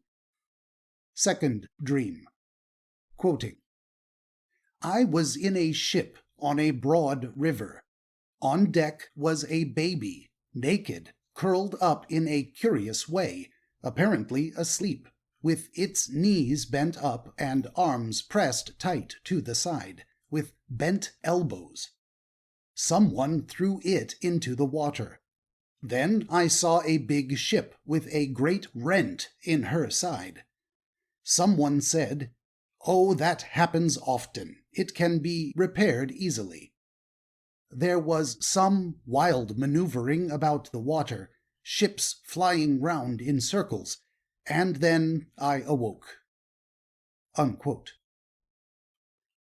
The symbolism of both these dreams is around the idea of birth.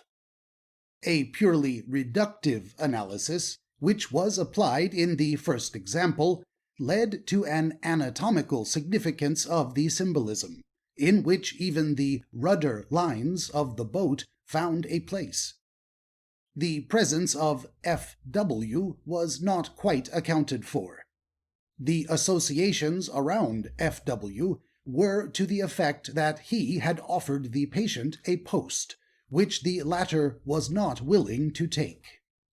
Now, F.W. may be left out of the dream altogether as superfluous, and the birth symbolism alone examined. This was at first done, and the associations pursued a fixed path along the patient's knowledge of the birth process down to the earliest memories in this connection. This occupied a considerable time.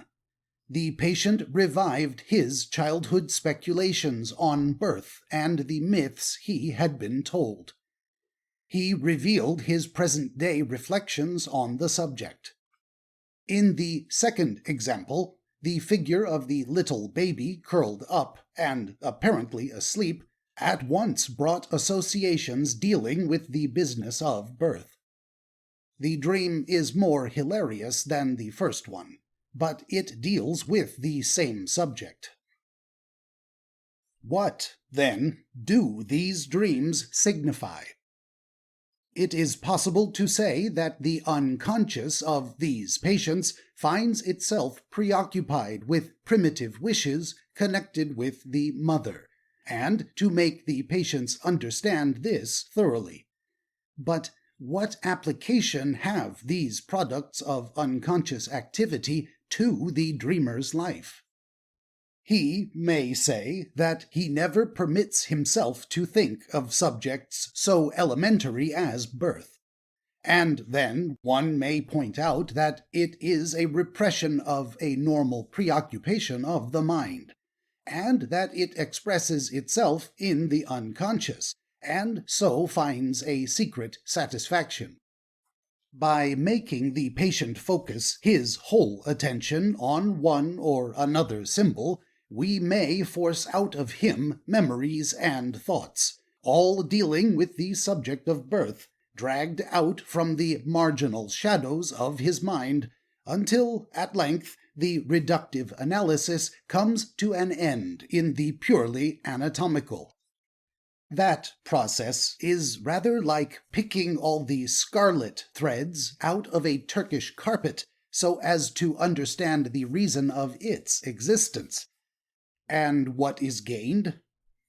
What is gained is a certain insight into self that is always useful to a certain type of objective or extrovert mind, which possesses little self-knowledge. In the case of the subjective mind, we have usually only confirmed what was known already. If these two dreams be handled from the teleological point of view, as products with a prospective bearing upon the patient's life, the motive of the unconscious becomes more comprehensible. In the first dream, FW and birth are brought together by the unconscious. FW is a person who had offered the patient a post. The patient was in difficulties at the time, but refused FW's offer. The unconscious brings together these two interests in the dream, the idea of a new post and a new birth. It approximates that which the dreamer did not approximate in waking life. It forms a new pattern of interests. How is the idea of new birth, of a person being born again, a metaphor common in speech, to be put in pictorial form? A cartoonist, withheld by conventional considerations, would scarcely portray such an idea in obstetric symbols. But the unconscious has no such limitations. In the above cases, the symbolism is of some interest. The association of water with birth finds many parallels in mythology. This is natural, for the source of mythology and the source of dreams are similar. Dr. Jung has compared the reductive method to an analysis of the bricks and mortar that compose a cathedral, in order to account for the reason of its existence. We might add another illustration. A theory of painting might be evolved based on the chemicals lying on each canvas. Thus, you might say that, on analysis, pictures contain lead, chromium, iron, copper, and cobalt. You might then group the pictures in a gallery according to the amount of one or other that they contain, and thus seek to explain their differences. Dreams handled by this reductive method lead to the conclusion that they have certain basic and unvarying elements, just as pictures have certain basic pigments. Dreams often contain objects such as sticks, lamp posts, church spires, masts, pillars, tall hats, trees, lamps, pipes, funnels, umbrellas, candlesticks, nails, guns, and pillar boxes. Now, all these objects have a quality in common. They are longer than they are broad. We might therefore say that all these objects, when they occur in dreams, have a similar significance. We could say that their significance was phallic. This theory would then correspond to the views of that school of psychology which has grown up around the teachings of Freud. The analysis of a dream, according to this method, will always lead in the same direction. Like the chemical analysis of a picture, it will invariably discover certain ingredients. By the constructive method of association, the opportunities of interpretation are greatly increased.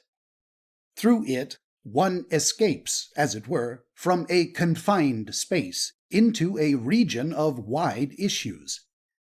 The disadvantages consist in the fact that interpretations become more speculative.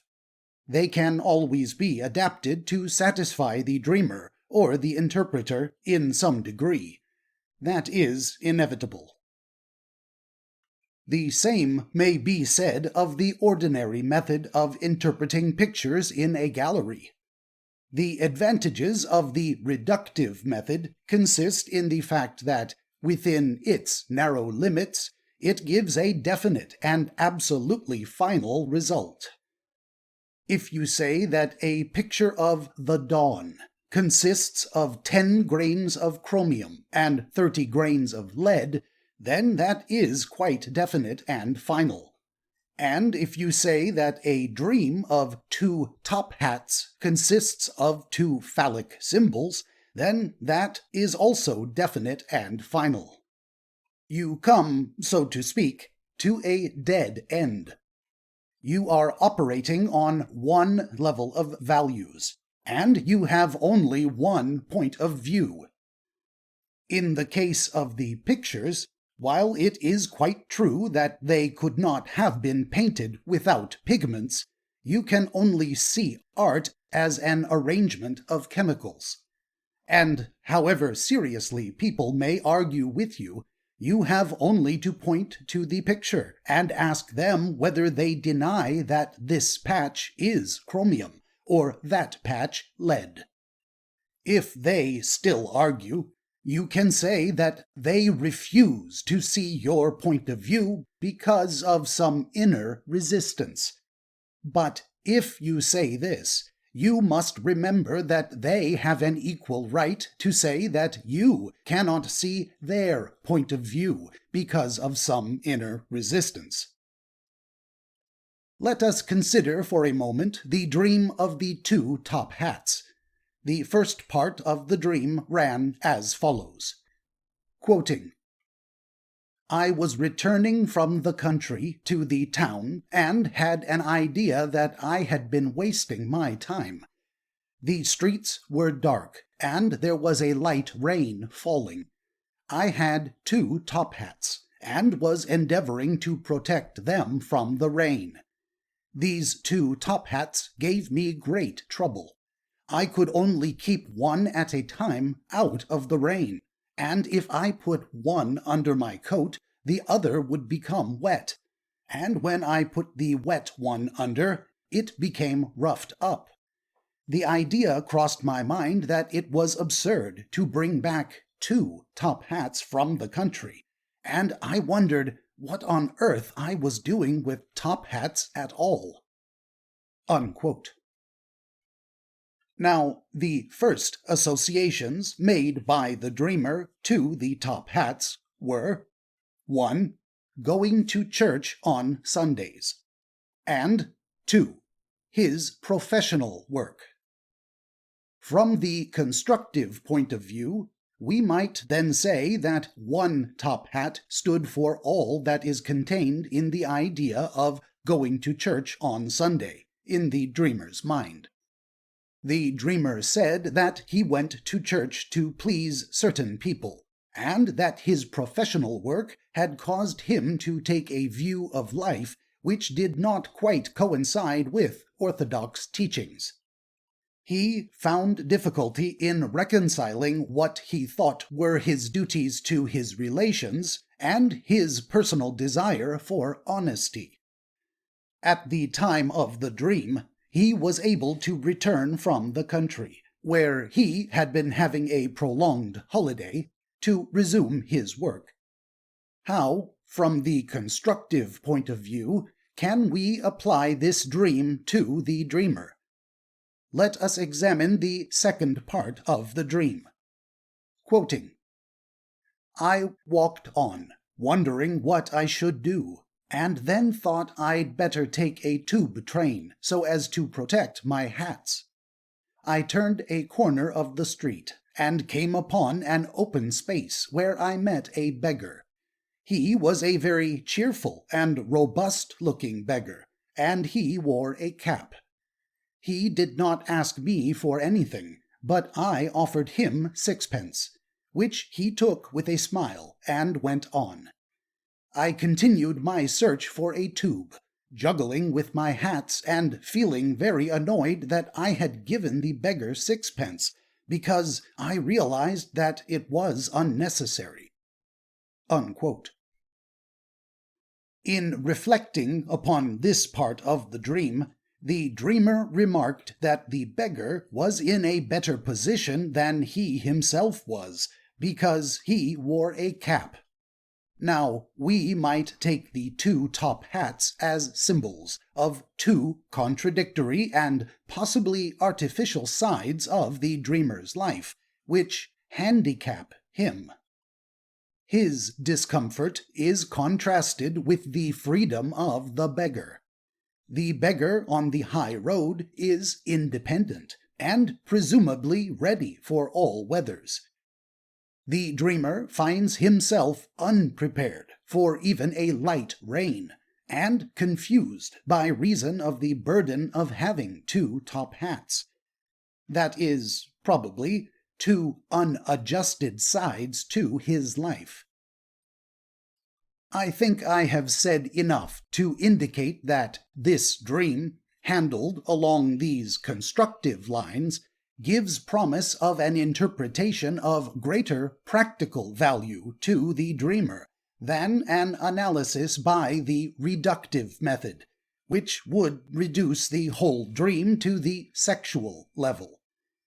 But it would be a mistake to think that dreams are innocent of sexuality.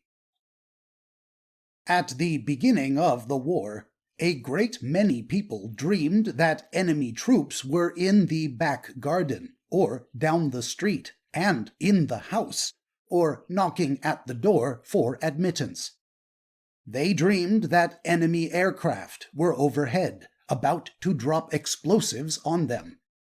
Many of these dreams were nightmarish. Often they were so vivid that people were troubled by them and half expected to see their immediate fulfillment. It will be of interest, perhaps, to examine some of these dreams, and through them approach the subject of symbolism and interpretation, with which the rest of this volume is concerned. I will give 2 examples out of those I collected at the time. Dream number 1. Quoting, I was walking down the street where our house is, when suddenly some soldiers wearing helmets came round a corner. They stopped me, and one of them grasped my arm.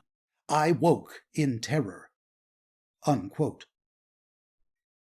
Second dream. Quoting, I dreamed I heard a noise, and got up to look out of the window. I saw soldiers in the garden. The moonlight shone on their helmets. They were all around the house. I tried to call out for my husband, but he was fast asleep, and I was so helpless with terror that I could not make any sound. Unquote. These examples are taken from different sources. The first is the dream of a girl of 17. The second is the dream of a married woman. In these dreams, the theme is similar. A sudden, unexpected, and alarming situation develops. In the first dream, a young girl walks down a familiar street and suddenly encounters the unfamiliar. In general, that seems to have been the main feature of many of these early war dreams. Enemy troops suddenly invade familiar domestic scenes, the house, the street, the garden. 2 interests, totally opposite, are fused together by the unconscious. The resulting products might, to some, seem to contain wish fulfillments, thinly disguised and sexual in nature. That would be the Freudian view.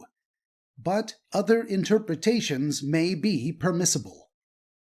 Let us suppose that the fear of invasion had been acutely conscious to the recipients of these dreams, which, in point of fact, was not the case.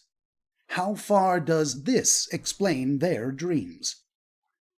If that were the case, then these 2 dreams would roughly represent what was a constant preoccupation of the waking mind.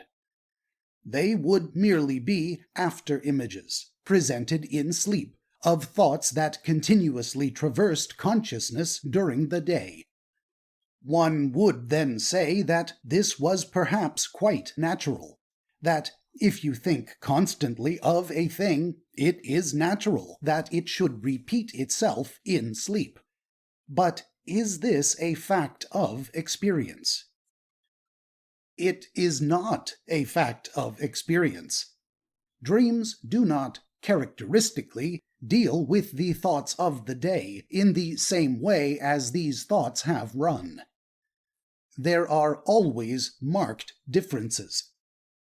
The dream often uses the incidents of the day for its symbolism, like the cartoonist, and this has given rise to the belief that dreams are simply confused recollections. But in these cases, the thoughts of the day did not concern the fear of invasion. In the second dream, the dreamer seemed, on the contrary, indifferent to such a possibility. She had strong views about the war at the time, and these views were negative. The war had nothing to do with her or her husband. Let those who want to fight, fight. She had other things to do. In the case of the young girl, this extreme attitude was not apparent. The war, to her, was rather stimulating. It created excitement and bustle, and a certain new enjoyment. It opened up possibilities. Now, of course, enemy troops may be taken literally, and a literal meaning be put upon these dreams, in which case they may appear rather useless and purposeless, for the situations that they depicted did not come to pass. As symbols, they must have a common kind of meaning. They represent danger. In the broadest sense, they must stand for a menacing factor. Now, if you take people of any age, from early childhood up to senescence, it will be admitted that there is always to be found some menacing factor in their lives. For a child must learn certain lessons of self-control and behavior from its nurse. A boy must go to school. A girl must grow up and get married. A man must earn his living. An old man must relinquish sense and begin to adjust the past which begins to emerge from the unconscious.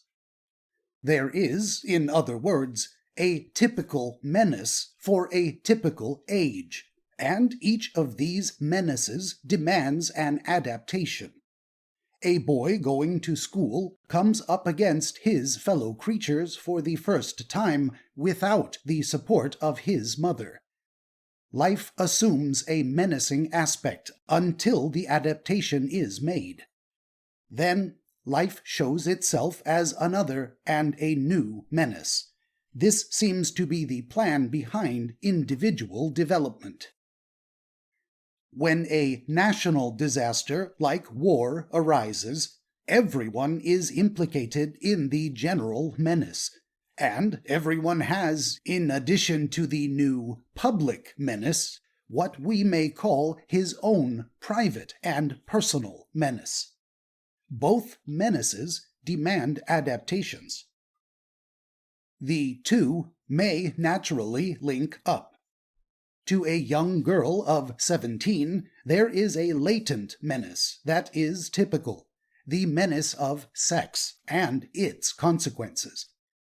This is her private and personal menace, and of it she may remain only vaguely aware. It lies concealed, as yet, in the background, but a great deal of her interest and consequent action is indirectly connected with it. It deflects interest like an approaching magnet, as we have seen when discussing the question of latent appeal. In dreams and reveries, it may assume a definite form that is anticipatory to the eventual attitude in consciousness. Therefore, When a girl of this age dreams that a menacing factor confronts her suddenly around a corner of the familiar path, we may see something in it that is connected very deeply with inner problems. The foreign soldier who grasped her arm may be a symbol of life in a certain aspect. The reason why such a dream should come to her is to be sought for in mental background, where the immediate future is germinating. It is not to be sought for in the way in which she regards the war only. That has a lesser significance. The larger significance is that she is on the threshold of life, about to confront something unknown. These are dangers in some degree comparable to the dangers that a soldier confronts in a strange land. The excitement of the war opened up new possibilities of quicker development. A critical moment might arise at any time. The dream shows such a moment arising. It therefore may be prospective in kind. It is a foreshadowing, and not a wish fulfillment. I have said enough to outline how it is possible to understand the symbol of the enemy troops in the first case. Superficially, if necessary, one can see some more literal application in the dream, but it is possible to see another motive beneath it that clothes itself in the symbols that it borrows from the crucial position of the nation, and applies to the inner personal situation. That dream touches on a relationship between her position and the nation's position. It sees in them something identical, and applies the factors of reality as symbols of her life. If we turn to the second dream, a most significant feature is the lack of correspondence between it and the conscious attitude of the dreamer. She thought that she was uninterested in the war. It concerned neither her nor her husband. How far is such an attitude true or possible when individuals are plunged into the cataracts of life? To be indifferent and to assume an attitude of indifference are two distinct things. The assumption of a particular attitude means that other attitudes are possible, and that one is chosen, the others excluded. Now, when most of the incidents of daily life, when indeed 9/10 of the incoming stimuli of the senses are connected with war, to keep the conscious mind busied with other things must denote an effort of strain, avoidance, and suppression. In such cases, the activities of the unconscious and marginal mind are interesting to watch, for in sleep, the checks that operate in waking hours have not the same values. Marginal material may become central. In her case, there may have been a reason for this attitude of avoidance, connected with her husband. Let us examine the dream in this light. It shows her in a familiar domestic scene, suddenly confronted by those forces that she would seek to ignore and leave to others for their solution. Her own garden is filled with enemy troops. In the situation, she instinctively turns to her husband for help. He is asleep, and she has lost the power of calling him to help. She was very much attached to her husband, and he occupied a large part of her interest. This dream shows a reversal of the dispositions of interest as controlled by her in consciousness. That which she chose to ignore is present in bulk. That which she clings to Her interest in her husband is cut off from her. He is asleep, and she cannot call him. This reversal of the balance of interest must mean something. The emotion that accompanies it is one of helpless terror. Now, what relation can we find between her, the enemy troops, and the husband? We can find an immediate connection in the fact that the war might take her husband away on active service. The marginal recognition of this possibility, therefore, may have been at the bottom of her conscious attitude towards the war. It was an attitude that thrust away something full of terror. It was an artificial compromise. The dream might contain, and probably does contain, this significance, in which case the enemy troops symbolize the fact of war, and, in a large sense, inexorable destiny. She is made to look at it face to face. But it is possible to glance at deeper issues in the dream. It is evident that an attitude of artificial suppression of certain aspects of life, of anything that intrudes between the ideal and its attainment, means a false outlook, for it is necessary to assimilate and not to suppress.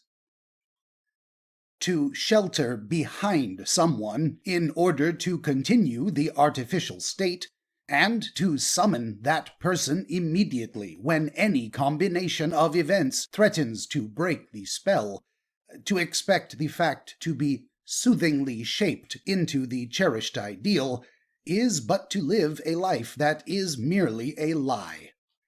The dispositions of interest in such a person's consciousness are like selected articles in a shop window. A brief recapitulation may be given here. In the girl's dream, the significance that was outlined was a preparatory one. It was suggested that the symbolism might be looked on as foreshadowing the dreamer's passage from girlhood to womanhood. She leaves her home, and life in the form of a strange man suddenly comes on her while she is near the old and familiar scenes and grasps her arm. She awakes in terror.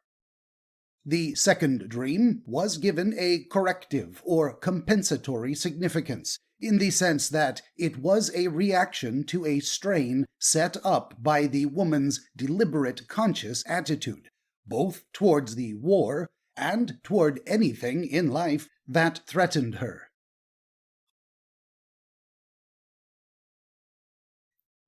Chapter 6. Compensation. It is possible to look on some dreams as if they were compensatory. A man who experiences some dislocation of affairs that renders him despairing may find comfort in his dreams. What is lacking in reality, or what is lacking in waking consciousness, may find expression in dreaming consciousness. It may also find expression in the man's fantasies.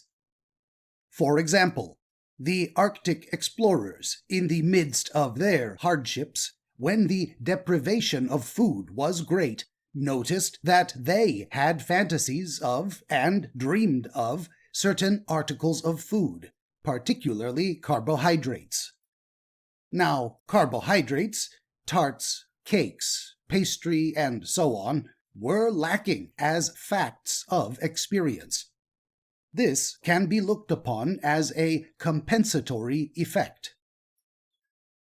The poor peasant girl who daydreams of the prince who is to take her away to his castle is also giving expression to something which is lacking in reality. The prince and the cakes and pastry would thus seem to be called into existence under similar circumstances. They are compensatory to reality. If we glance for a moment at the mutable influences that surround people's lives, it is evident that compensatory factors are continually at work. Social considerations demand the deliberate use of these factors, such as in the paying of compliments, or when we seek to comfort people even though we know that what we say is hardly true. One distorts reality slightly with a definite object, all through the business of life, on the side of the compensatory factors. It is thought natural that a man should slightly exaggerate his income, his social status, his abilities, and so on. The persistence with which a man or woman will cling to these slight distortions of reality might suggest that they are essential to them in some way. When a man describes what he has done in his career, his description is practically always colored. The best side is emphasized. What was poor and mean is deliberately compensated by an extension of what was praiseworthy. This form of lying is not looked upon very seriously, just as the daydreams of the peasant girl are tolerated, because the total effect of this kind of compensation works contrary to the mood of despair. There is a powerful machinery in us that is constantly engaged in this work of compensation, but the extent of its working has a limit, beyond which disaster is courted. This machinery we may call the fantasy-building system, because all these slight distortions of reality are fantasies. Fantasy, then, has the definite value of compensation in this sense. What connection has the fantasy-building system with the dream? If we find that the dream is simply the fantasy-building system at work, then night dreams and day dreams must have a similar value. And if we say that a fantasy which compensates a deficiency in reality is the same as the fulfillment of a wish, then we might expect the dream to always contain a wish fulfillment, as Freud believed. But it may be asked why a compensatory fantasy should be the same as a wish fulfillment. If a man goes to sleep in the middle of a swamp, with thunder and lightning overhead and a demon chorus of jackals around him, and dreams that he is in his wife's arms at home, are we to look on this as a wish fulfillment or as a compensatory effect? It may be said that one is contained within the other. Which is the greater? If we take the view of wish fulfillment, we give to the dream a narrow significance. We can say it is the fulfillment of a sexual wish. If we take the compensatory view, we can say that the dream, in its primary aspect, comes to counteract the distress of physical conditions, and permit an adjustment during sleep which is necessary to keep the balance of life, and that the wish fulfillment is a secondary aspect. The period of life when fantasy is most active is during childhood. In what way is this compensatory? It is possible to say that it is wish fulfillment and nothing more, but it is also possible to say that it is wish fulfillment in a narrow sense, and protective in a wider sense. For the fantasy-building system surrounds the growing child like a dense cloud, on the outer margins of which fall the shocks of reality. As the child grows, the thickness of this cloud diminishes. We might add here that the more sensitive an individual is, the more he requires compensatory fantasies if he is to exist in reality. Tough minds do not require this compensation in the same degree. The main difference between these two views can be expressed briefly. The wish fulfillment theory of Freud sees in the fantasy and in the dream the gratification of a wish that is not to be fulfilled in reality. The compensatory theory sees in the fantasy an attempt to provide that which is lacking in reality, and it is protective in meaning. That is taking a teleological view. Thus, a woman whose husband is reported to be missing at the front, and who constructs an elaborate theory that he is alive in spite of all facts of the case pointing to his death, can be regarded from two points of view.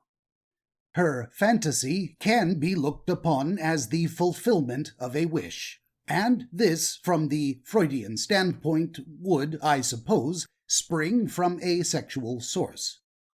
Or we can say that her fantasy is the outcome of a compensatory system in her psyche, whose object is protective. It protects her, perhaps, from insanity. But a still larger view may be taken of fantasy.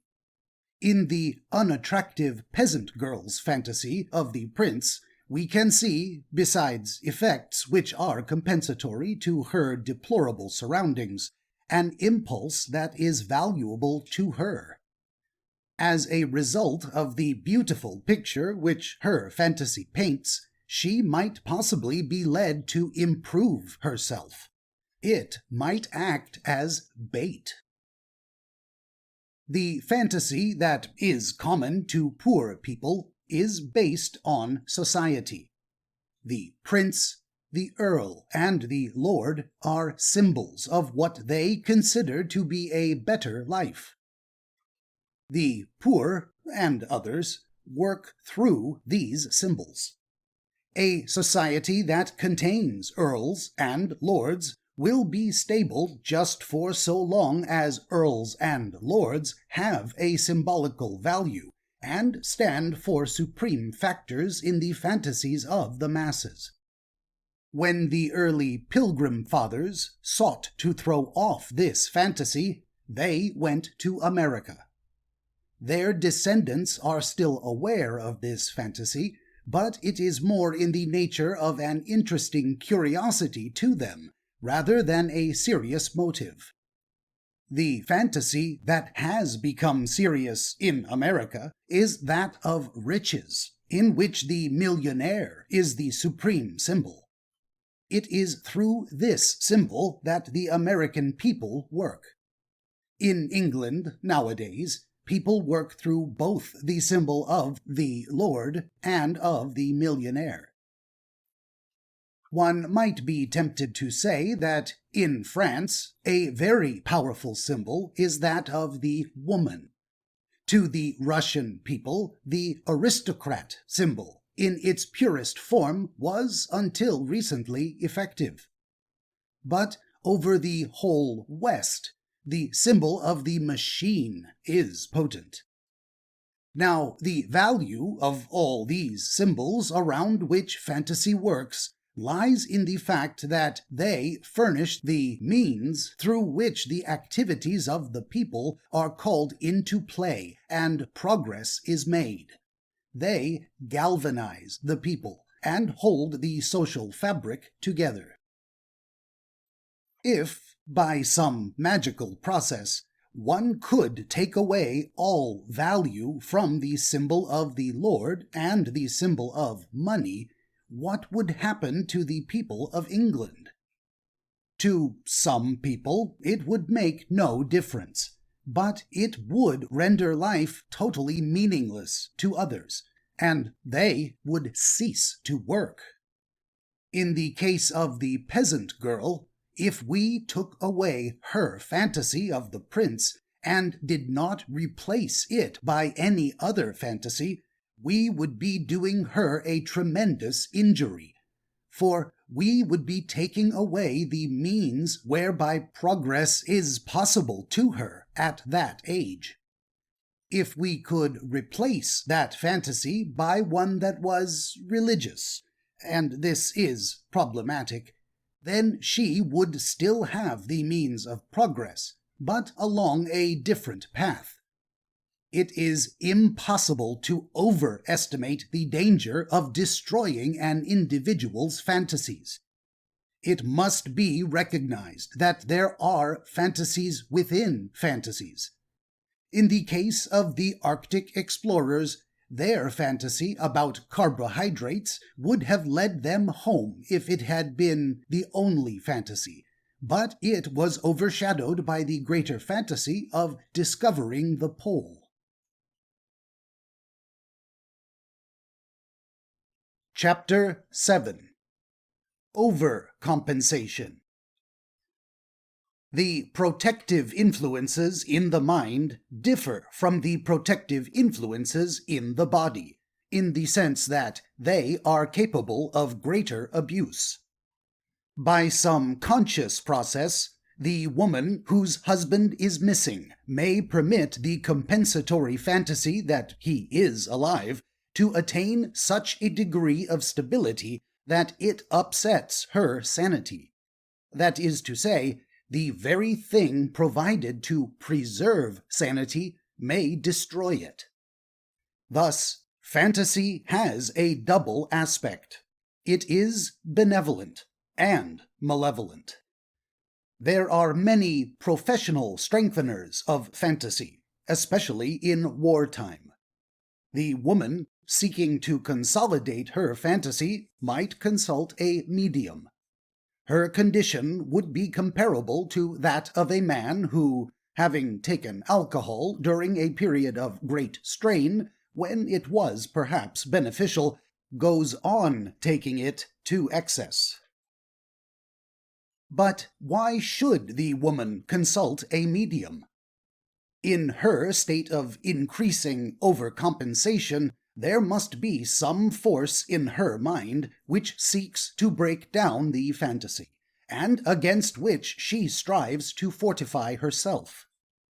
This force might reveal itself in dreams.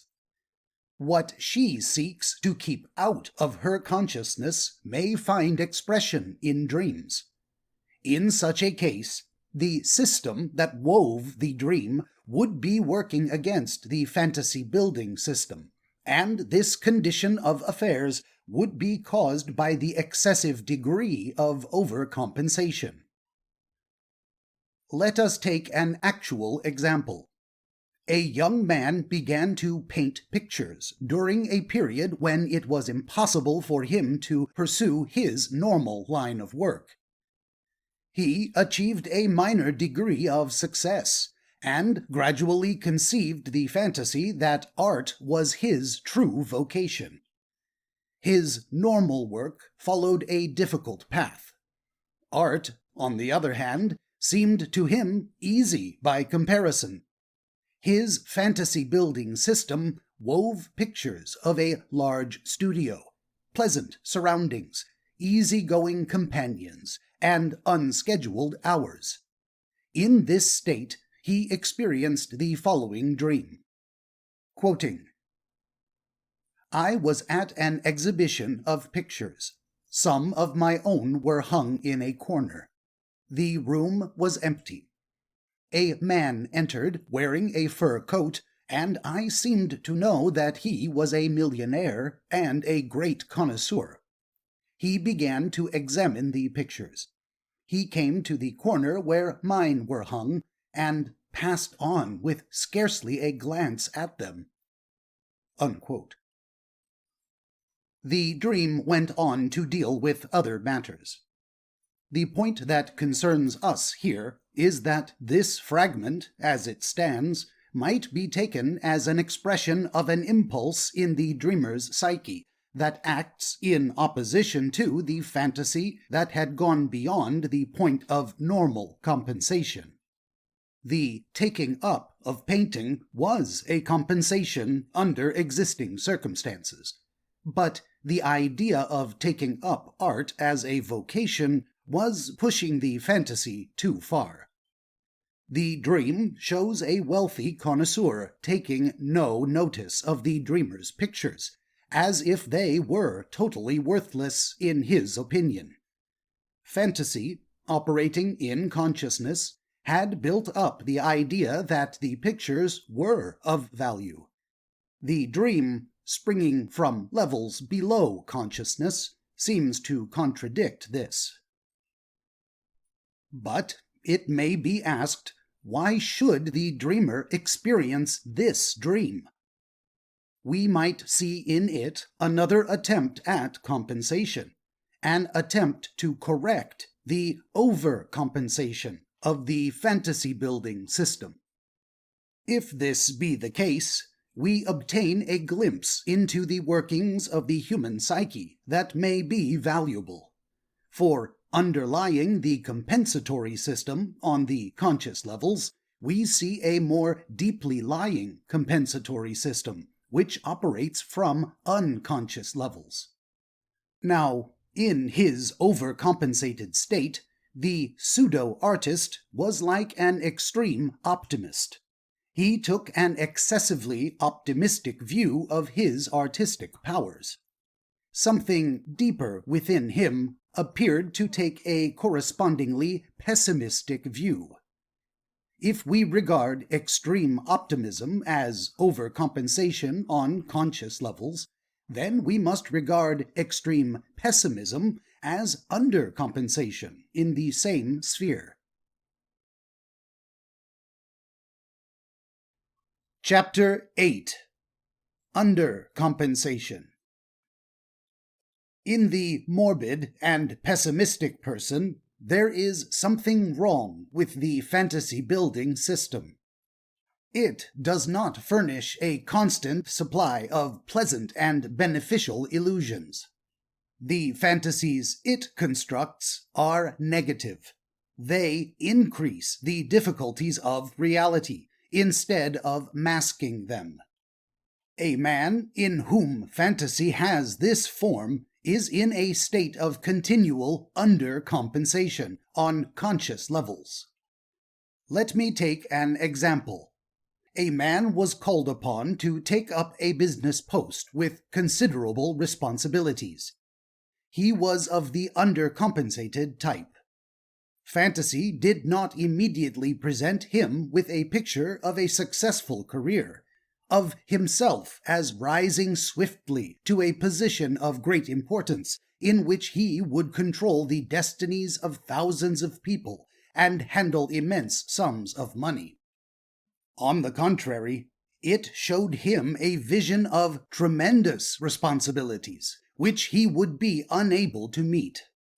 He saw himself as a total failure. His fantasy expended itself in building up images of what people would do and say when defeat came.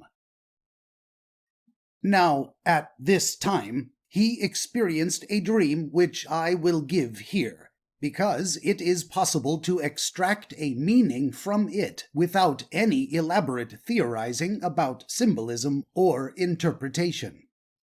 Quoting, I was behind the scenes in a large theater. The second act was about to begin, and it seemed that I was to take a leading part in it. I was very upset at this discovery, for I had no idea what I was supposed to do. The other actors seemed confident, however, and told me that I was to dress up in the costume of a pirate, with sea boots, frogged coat, pistols, cocked hat, and cutlass. Then I seemed to be in this costume. I swaggered onto the stage, brandishing my cutlass and using strange sea oaths. I was a little timid, but felt sure that if I made sufficient noise and showed that I didn't care what the audience thought, I would pull off the part successfully." Unquote. In this dream, we might see an influence that is compensatory to the actual fantasy in consciousness. The dreamer, instead of being a shrinking, pessimistic, dubious character, is shown in the part of a swaggering, blustering, self-assertive pirate. The picture is painted in high lights, which form a striking contrast to the half-tones in consciousness. With the deeper symbolism, we are not concerned here. Now, if we consider the conscious fantasy of the man concerning the business post, and the overdrawn character in the dream, we might come to the conclusion that they are both psychic products, neither of which express the right attitude for him in this matter. His fantasy is too negative, and the dream is too positive. They are at opposite poles. Truth lies somewhere between them. When, therefore, we say that the system responsible for the dream works against the system responsible for fantasy, it must not be thought that they are antagonistic so much as paradoxical. And the paradox consists in the fact that the dream and the fantasy seem to center around some ideal mean. Let us suppose that the fantasy had been very near to the correct attitude that the man should have taken up. Then, theoretically, the symbol of the pirate in the dream would have undergone modification because there would have been no psychic necessity to have called it into existence. In other words, there would have been nothing so extreme as a pirate in the dream. The following case will serve as a further illustration. A married woman received news of an extremely depressing nature. She was of the undercompensated type. For her, life was always serious, and the news produced a mood of extreme despair. She went to bed with a fantasy in her mind in which life appeared as a black picture of hopelessness. All effort seemed in vain. The only condition worth thinking of was total extinction. She experienced a dream of a particularly vivid character. Quoting, "I was seated under cover of something which seemed to be a table, and gradually became aware that a figure was approaching me. It was a man. He came from the side so that I could not see him clearly, but I felt his presence very distinctly.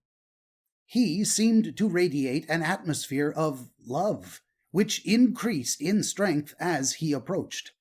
I became filled with an ecstasy of peace and joy. The feeling was so strong that it remained with me after waking up and lasted for several days." Unquote. In this dream, we can see a concentration of those emotions that were lacking in her conscious life. Moreover, the compensatory effect was not transient, but persisted for some time. Without probing the symbolism, we can see from the most superficial point of view evidence of compensation. Chapter 9. Fantasy and Rumor.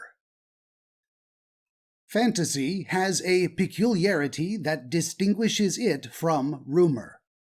Fantasy is private. People do not speak of their fantasies, save under very special conditions, for there is some check in consciousness that forbids it. There are forms of insanity in which the patient lives entirely in his fantasies, and in some cases he utters them aloud. On the other hand, rumor is public and is eagerly discussed. But the connection between fantasy and rumor is very intimate. Rumor, either good or bad, is communal fantasy. Under what circumstances does it arise? It is possible to regard good rumor as arising under the same circumstances as optimistic fantasy. It arises out of psychic necessity, as a compensatory product, when reality assumes a threatening aspect to the community as a whole or as an isolated part. For example, before the landing at Suvla Bay, rumor was vague, ill-defined, and neither good nor bad. After the landing, as the psychic necessity grew out of the material situation, it assumed a definite form. It became increasingly optimistic and called in more and more agencies that did not belong to the immediate environment. It went farther and farther afield until it implicated the Bulgarians, Romanians, Boers, and Japanese, all of whom, it said, were hastening to relieve the situation. Now, it was impossible to estimate what the system responsible for the dream was engaged upon during this time. But if we take an analogy from the case in the last chapter, we might suppose that it was compensating this overcompensated attitude in consciousness. Or, in other words, that it was tending to swing to the opposite pole of pessimism. Now, there must be a point in overcompensation when something must occur, unless reality modifies itself favorably. Overcompensation cannot go on increasing indefinitely without driving reason wholly from consciousness. If it does this, then fantasy dominates the whole conscious field, and the man or the community live in fantasy, and are therefore mad. This can occur in individuals, but it is less likely to occur in communities nowadays, though in medieval times it was not rare. If reason asserts itself and pricks the swelling bubble of fantasy, it breaks. And what takes its place? What inflow are we to expect to fill up the vacuum? If we look for an inflow from the deeper psychic levels, we must expect an inflow of those forces that were compensating the overcompensated attitude in consciousness. In other words, it will be an inflow of extreme pessimism, and the fantasy-building system will now weave rumors of a sinister kind. That is exactly what happened at Suvla Bay.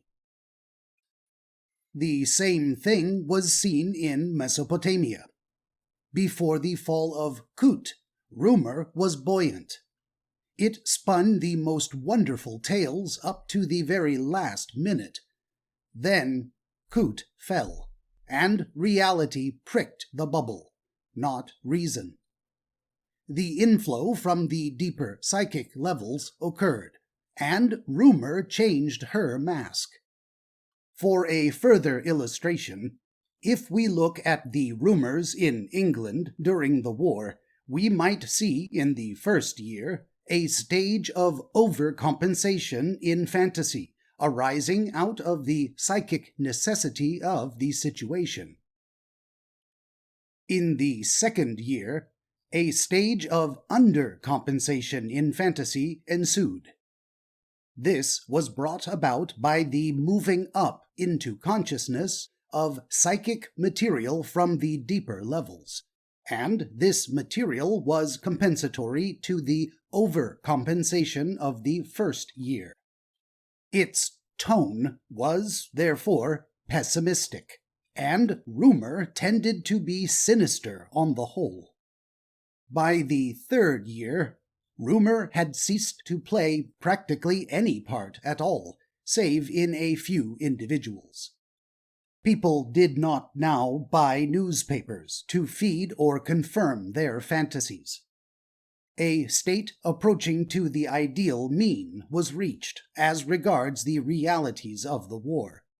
But fantasy is never idle. When one thing has been adjusted in consciousness, fantasy is already dealing with another thing. So far, we have been looking on the activities of the dream system as if they were secondary to the activities of the fantasy-building system. We have given examples of dreams that might be looked upon as products that are compensatory to the conscious fantasies.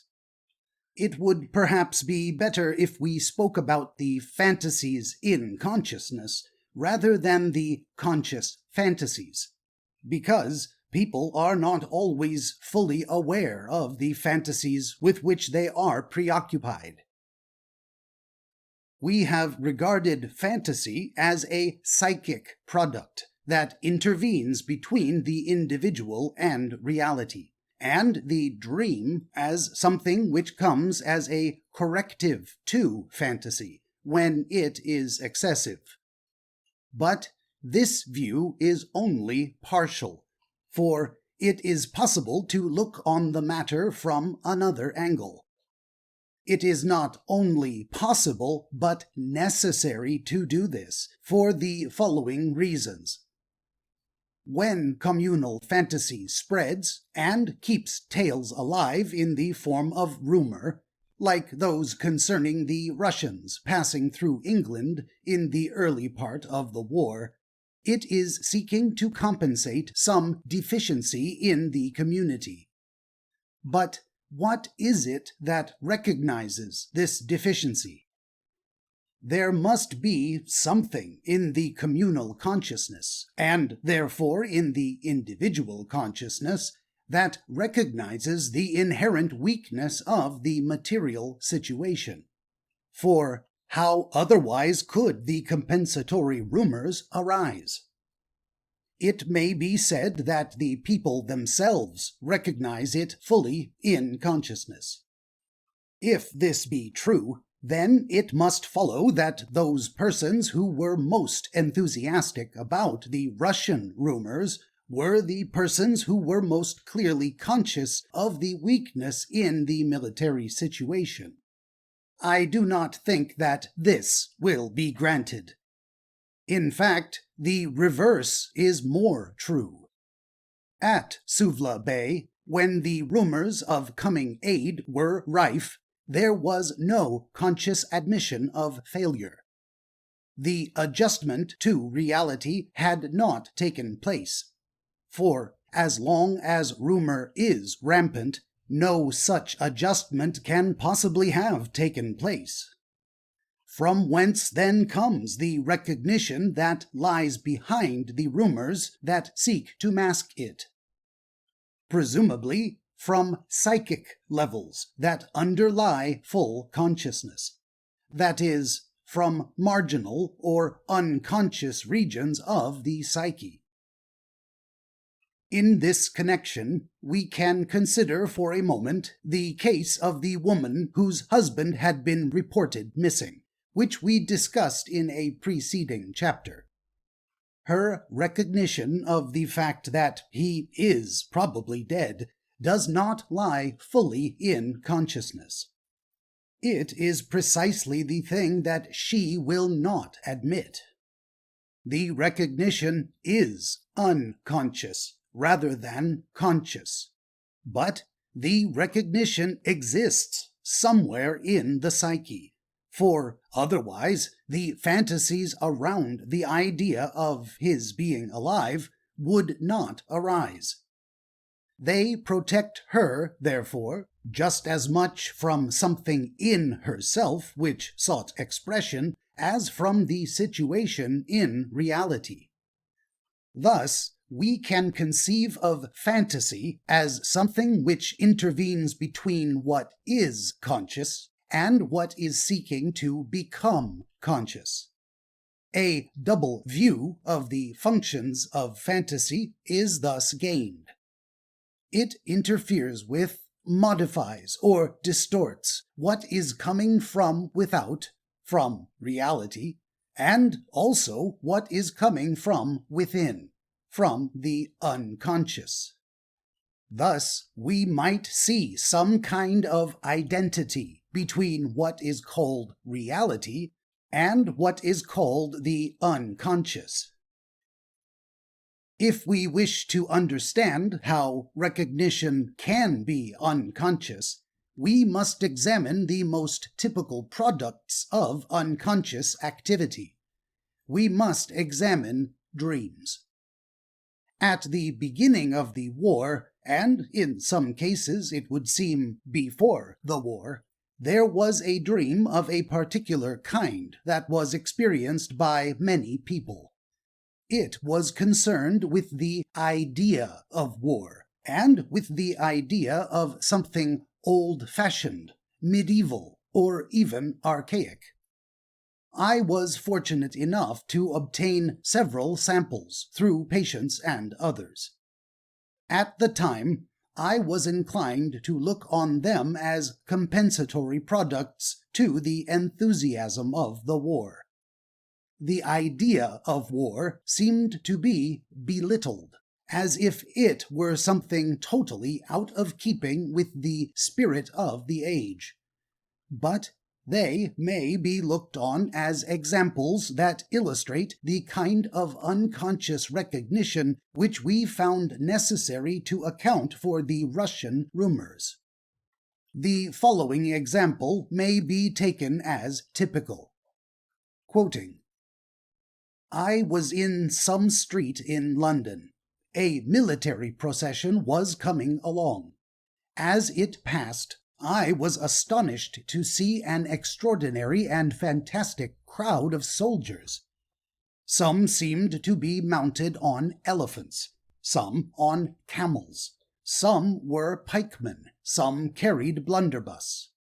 There was a curious old cannon, and throughout the whole procession, which seemed of great length and very disorderly, there was not one modern soldier.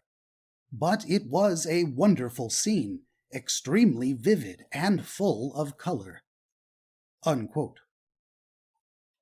In the dream of this patient, it would be possible to see a symbolic picture in which his own military unpreparedness, and therefore indirectly that of the country, was compared with a procession of undisciplined and medieval troops.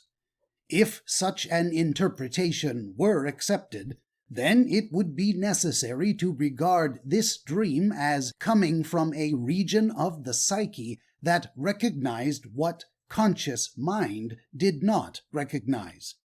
For the patient took an extremely sanguine view of the war, and thought that a few weeks would see the end of it. Chapter 10. The Unconscious Motive and Interest. We must now consider dreams in a more intimate manner. We must look for motives that are more personal.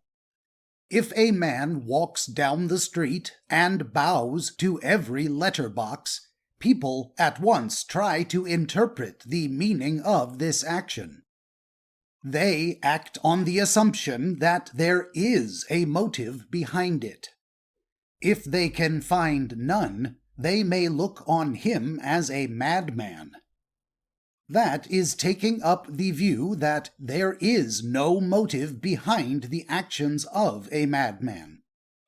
In the madman, the normal interaction between the conscious and unconscious psyche is disturbed, and an intrusion of latent or unrefracted material occurs. It is this same nascent material that forms the dream.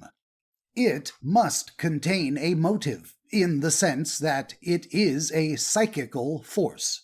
It tends to go in a certain direction. It makes the madman do or say or think certain things. It shapes dreams in a particular mold. These may seem chaotic as long as they are taken literally. The actions of a man going through some elaborate symbolic ritual, like that of the Mohammedan at prayer, also appear chaotic in a similar way to an unsympathetic observer. To understand the unconscious motive, it is necessary to understand the symbolism in which it clothes itself. In handling a dream, the aim is to discover the motive of the unconscious. This motive is significant to the dreamer, for it represents a tendency or force or bias that exists in himself. In the case of the neurotic, it reveals what is going on behind the scene, and if we look on the neurotic as a person in whose psyche many abnormal strains and counterstrains exist, which he does not understand, it is evident that its discovery is very valuable, and it is not only valuable in the case of the neurotic. In looking for the motive in a dream, one has to look at something else at the same time. To recall for a moment the allegory of the master, the servant, and the act of violence, it is natural, if we wish to understand the motive behind the act of violence, to seek to understand the attitude of the master towards the servant. The attitude of the conscious mind, which was compared to that of the master, requires to be understood by examining the unconscious motive, and the attitude of the conscious mind is simultaneously made clearer as the unconscious motive reveals itself. The whole question centers around the expression of interest. It concerns the sources of outlet that interest finds through the conscious mind. We may criticize a man on two counts. One is for some kind of excess, a too great vanity, or talkativeness, or avariciousness, or sensuality, or diligence, or piety. The other is for some deficiency. He is stupid, or mean, or narrow, or shy, or lazy. In a general sense, if these qualities be turned into terms of interest, we can say that we criticize a man either for an over-expression of interest in some form, or for an under-expression. A theory of interest thus becomes possible. That force which reveals itself as interest can be called, for short, interest. It flows in many directions, and the directions in which it flows make a man what he is. The use of the term interest instead of life force or élan vital a la Bergson or libido per Freud is open to objections, in that it is unscientific.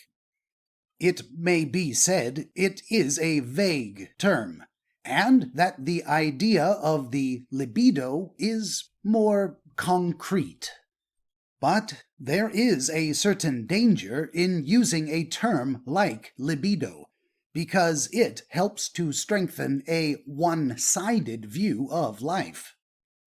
Its advantages may consist in the fact that it constantly reminds us that sexuality enters very much into life, which we are apt to forget at times, and we have only to look at academic textbooks of psychology to realize this.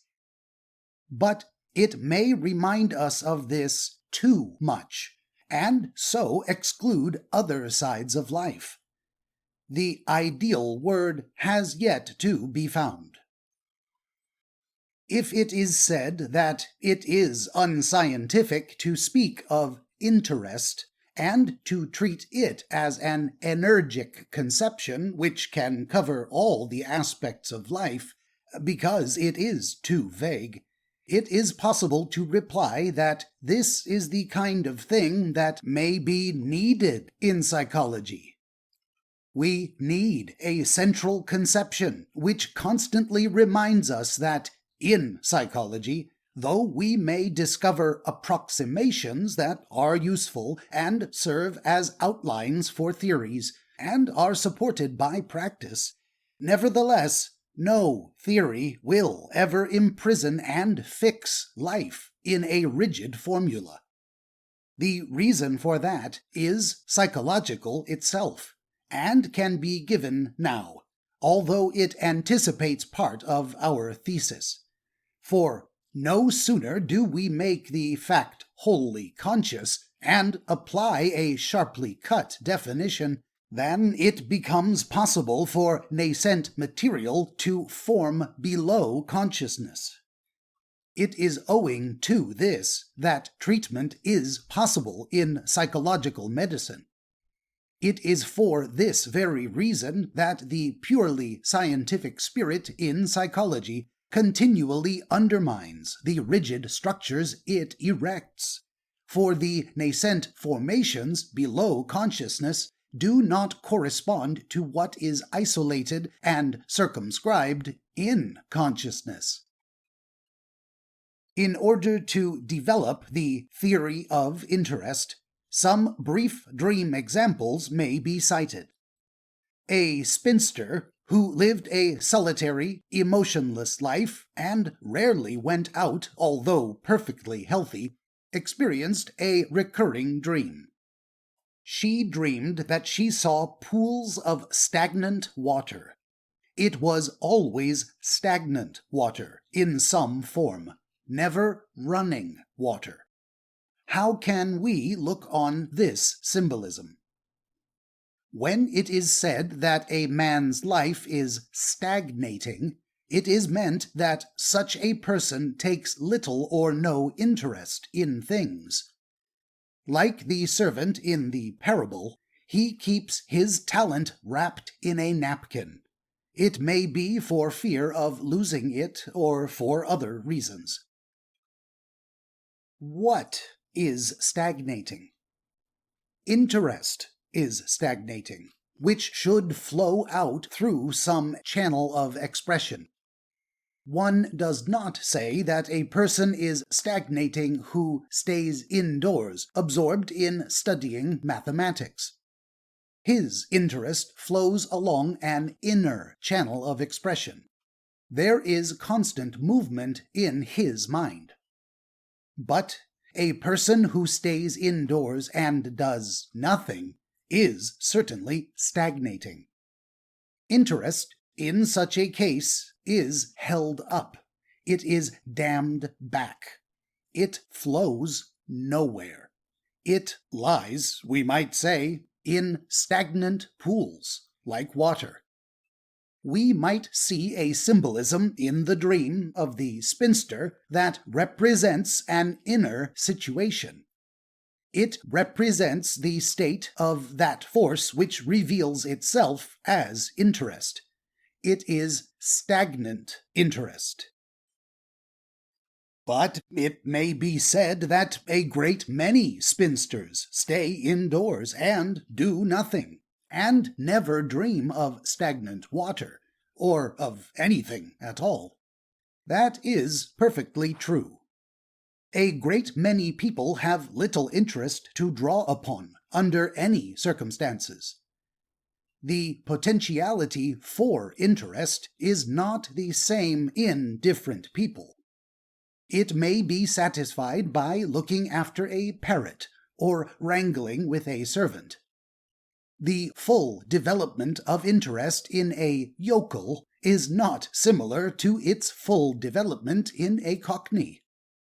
There is no rule to be laid down, save that there is no rule. The study of dreams and symbolism, and their bearing on one particular individual, does not necessarily throw any light on the dreams of another individual. Frequently, the symbol of water in dreams does have a significance similar to the one suggested in the above case. Another example can be given in the dream of a schoolboy. At the time, he was in a class presided over by a man of whom he was in great terror. His terror interfered with his progress, and he remained in that class because his natural capacities were paralyzed. The position was one from which he despairingly thought there was no escape. He imagined he would remain forever at the bottom of that class. Quoting, "I dreamed that I was in a swimming bath full of water. My schoolmaster stood on the edge in a red bathing suit and pushed me away with a long pole whenever I tried to climb out. I swam round and round in despair." Unquote. It is not difficult to see that the symbolism of this dream has something to do with his position. But what does the water represent? It is water confined in a small space, and on the confines of that space stands the schoolmaster, whose stupid bullying is the cause of the lad's backwardness.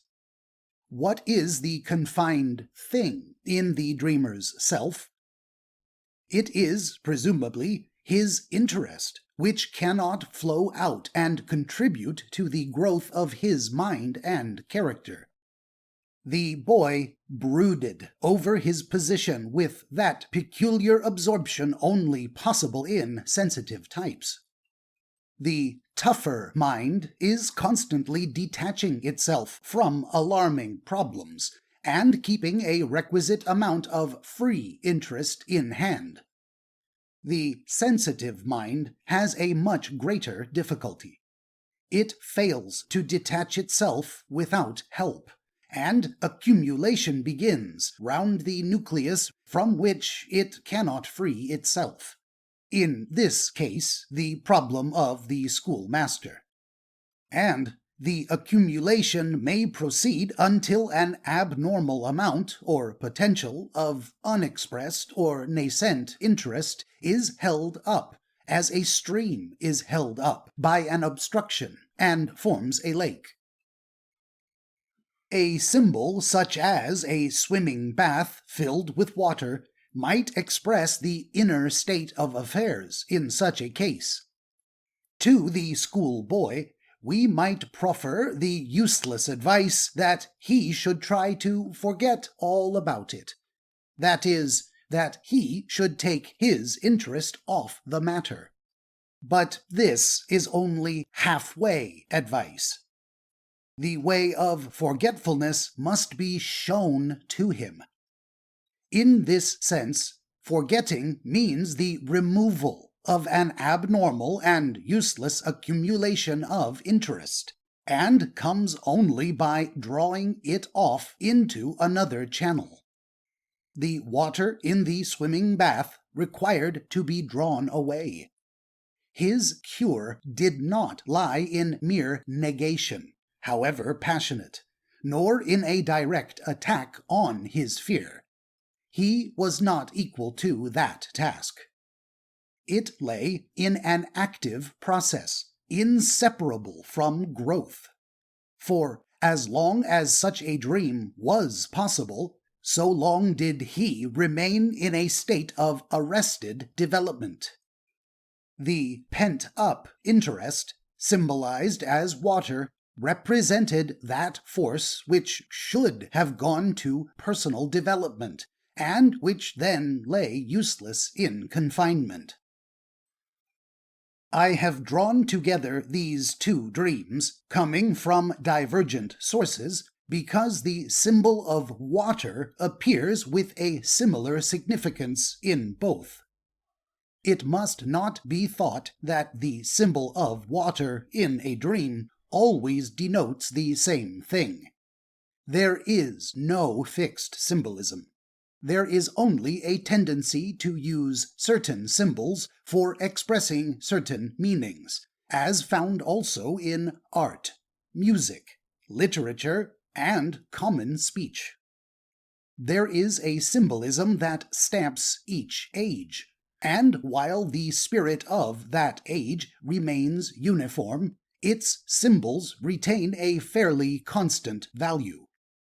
The same thing might be said of individuals, but there is a gradual ebb and flow of interest around each symbol, for no one symbol remains stationary, such that a man may interpret one way when he is 30 and in another way when he is 35.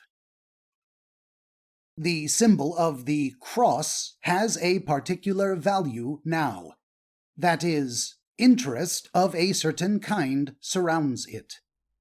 2,000 years ago, it had no such general value. 2,000 years hence, it may have another value. A chemist might dream of water and associate it with a coming experiment. A soldier in the trenches might associate it with suffering. A theologian might see in it a mystical essence.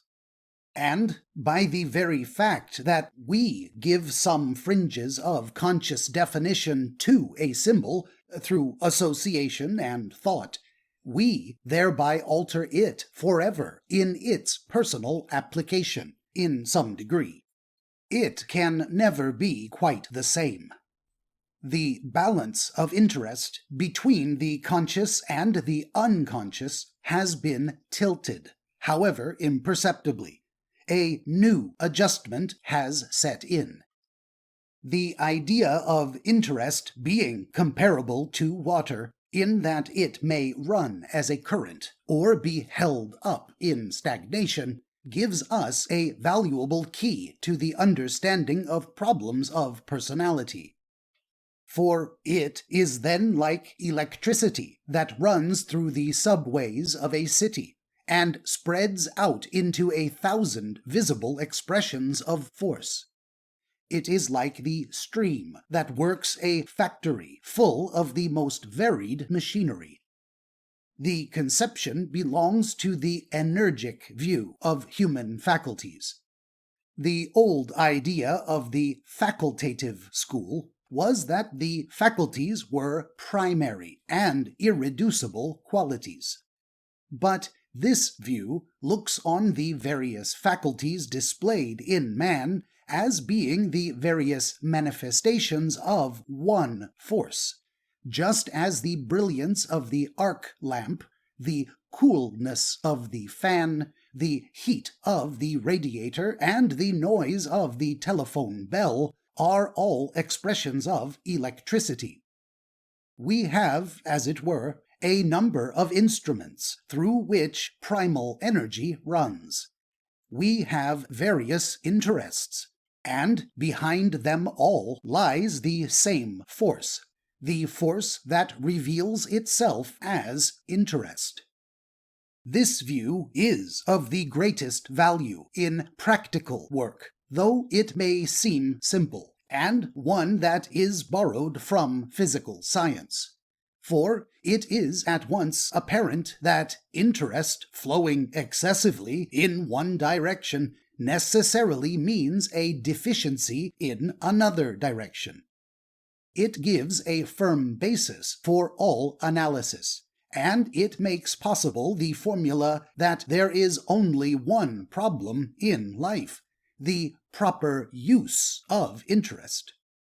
It is with the utilization, expression, and application of interest that the unconscious continuously concerns itself. For we can conceive of the force that reveals itself as interest always welling up from the deep levels of the psyche beneath consciousness, and seeking some outlet, like spring water through the fissures and crannies of the ground. With this brief outline of the theory of interest, the meaning of what has been called the unconscious motive becomes clear. The unconscious motive must center around the question of the outlet of interest. A man who watches water bubbling up through the ground does not know what secret pressures and strains, or what cisterns and occlusions might exist deep beneath the surface. He has no means of estimating. But the case is different in the human psyche, for the dream comes through the multitude of conscious affairs as a kind of estimate of the relative tensions of interest below the surface. The dream has its own kind of emphasis and symbolism, and by a proper approach, it throws light on interior problems that would otherwise remain obscure. Here I will give 2 examples of dreams, and endeavor to outline the unconscious motive that is central in them. An inclusion of meaning within meaning is found in every unconscious motive. Only the outer layers of meaning will be attempted. First dream. Quoting, "I was walking with my wife. It was dark, and I went on ahead.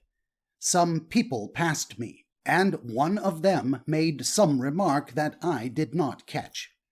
Then I looked back and saw that they had accosted my wife. I flew into a rage and took a leap towards them. To my astonishment, I soared high up into the air, so high that I became very nervous. Underneath me was a hedge, and on this I landed with a crash. When I got up, the strangers had vanished, and my wife was looking at me with a startled expression." Unquote. What possible bearing can this dream have on the dreamer? As it stands, it appears an absurdity. Without considering the outward form that it possesses, we will approach it directly by the method of association. The dreamer gave his first associations in the following way. On the subject of walking out with my wife, he said, "When I am at home, I do this every evening, as a rule, in fine weather. I insist on her accompanying me.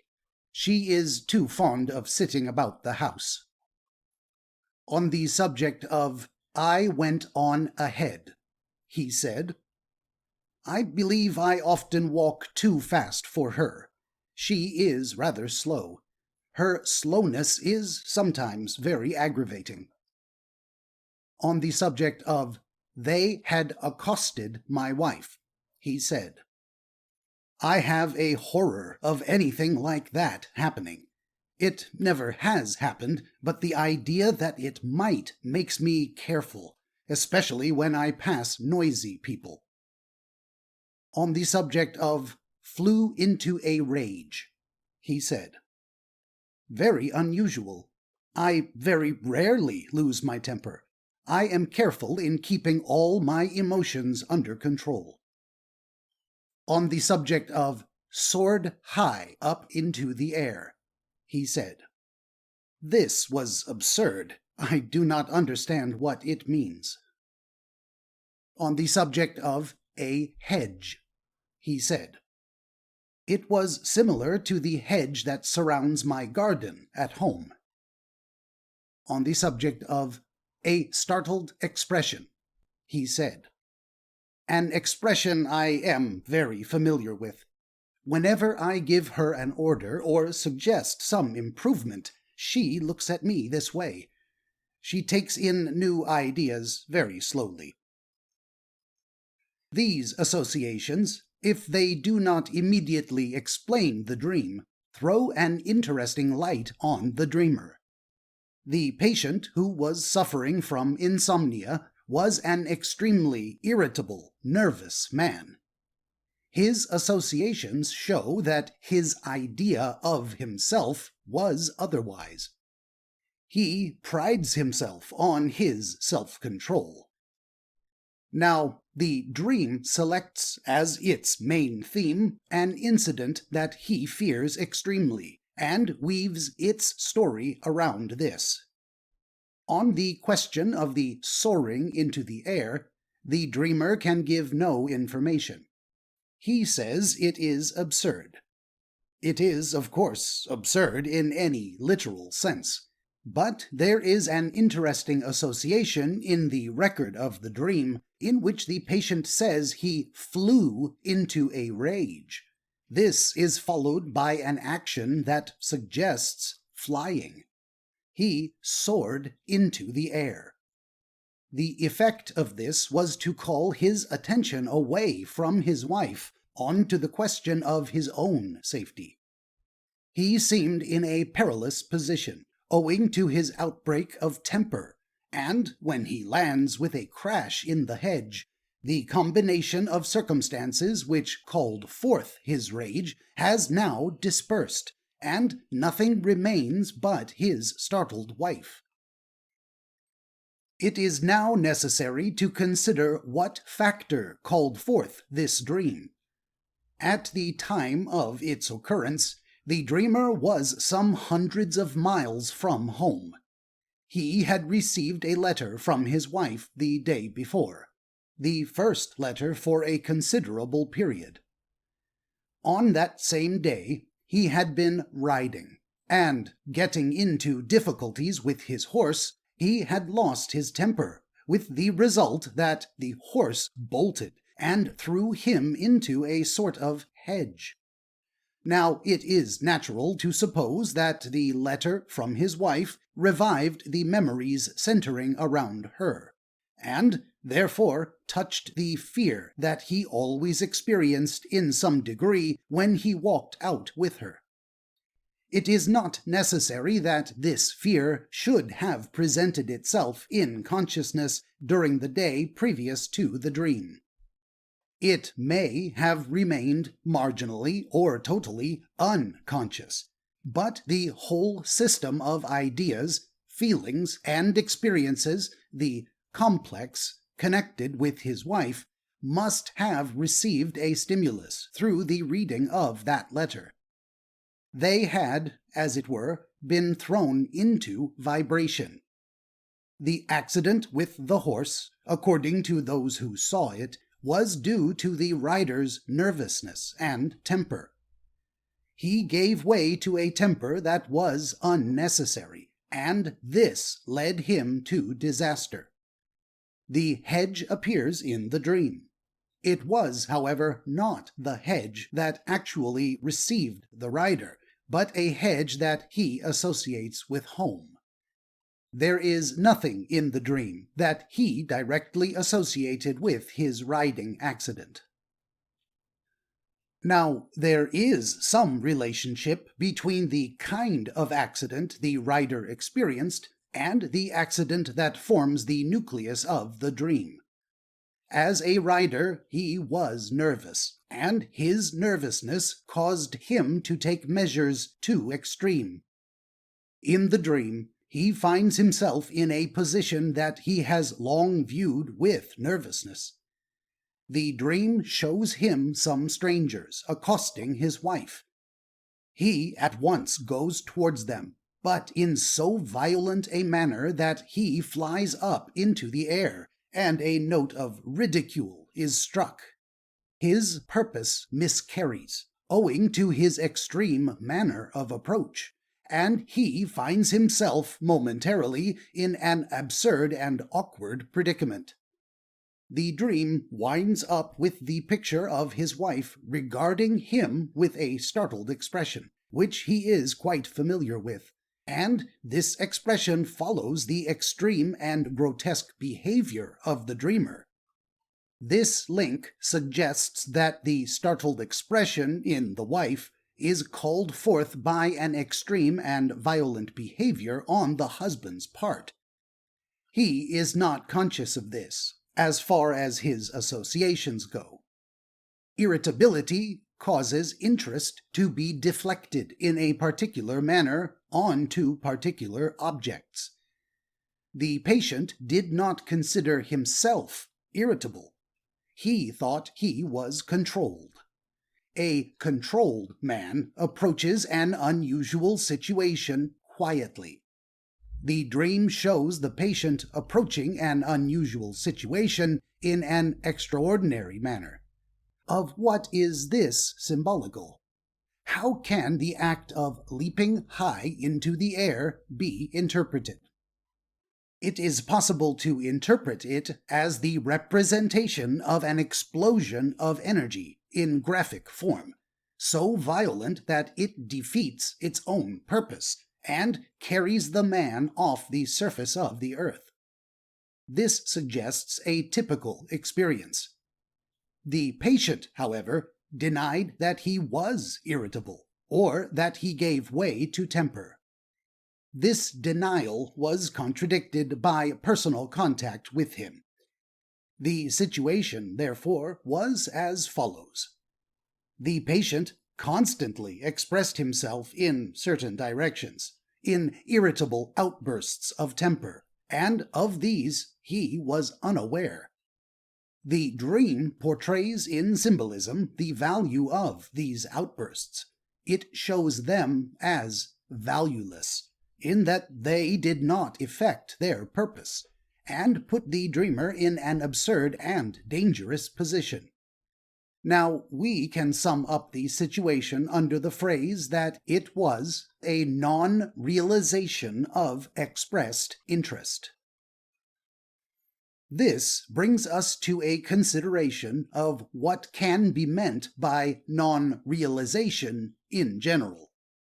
In the above case, a man was constantly thinking in a certain direction and acting in a certain manner without realizing it. He did not realize how he expressed himself in the eyes of other people.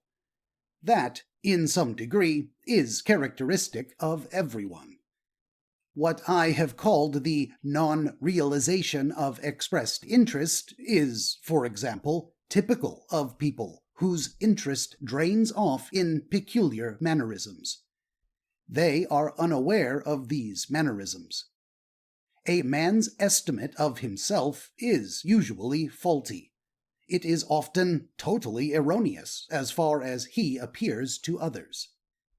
Particularly does this tend to be the case when the man has some extreme bias. The man's interest runs strongly into that bias and finds expression through it, but the man remains unaware that this is so. Objective minds frequently show this to a very great degree. There is also another kind of non-realization. It is the non-realization of unexpressed interest. This may sound paradoxical at first, but it concerns that attitude of mind which is found in an undeveloped person. It is detected, as in the former case, by the observer. The unexpressed interest may be any typical development that is lacking. A youth may remain indifferent to the opposite sex, and grow into the age of manhood in this state. His interest in women has never been awakened. It is an unexpressed interest. Now, he may, and in such cases usually does, remain unaware that there is anything unusual about him. This is the non-realization of unexpressed interest. These two possibilities of non-realization continually form motives for dreams. They form the motive of the unconscious, or in a more concise phrase, the unconscious motive. In the case of the insomnia patient, the non-realization of his emotional outbursts forms the unconscious motive of that dream. The second example of the non-realization of expressed interest is the case of a young man who began to take morphia. He was not a morphinomaniac. He merely took morphia. The reasons for this were complex and, in part, imitative, but this does not concern us here. The point that is important is that he denied he was a slave to the drug in any way. He was certain that his position was not dangerous. He experienced a dream shortly before he was sent for treatment, and the dream is interesting because it illustrates the fine shades of meaning that are included under the heading of the non-realization of expressed interest. In the grossest sense, it indicates what has been shown in the previous example. That is, a complete non-realization of the mode of expression that was habitual. In this case, the issue is more subtle, but it is included under the same category. The dream was short and vivid, and had remained on the patient's mind, so that, when asked if he had experienced any dreams within recent times, he recorded it at once. Quoting, "I was hanging by a rope a short way down a precipice. Above me, on the top of the cliff, was a small boy who held the rope. I was not alarmed because I knew I had only to tell the boy to pull, and I would get to the top safely." Unquote. It so happened that the discussion of the dream with the patient gave rise to a difficulty which might as well be recorded at this point, because it touches on interpretation. He gave no associations. The boy was unknown to him. The precipice he had never seen. He made no connection himself between the symbols of the dream and any facts of his experience. What course, then, is to be pursued when associations are not forthcoming? One can simply make note of the fact and attribute it to intense resistance.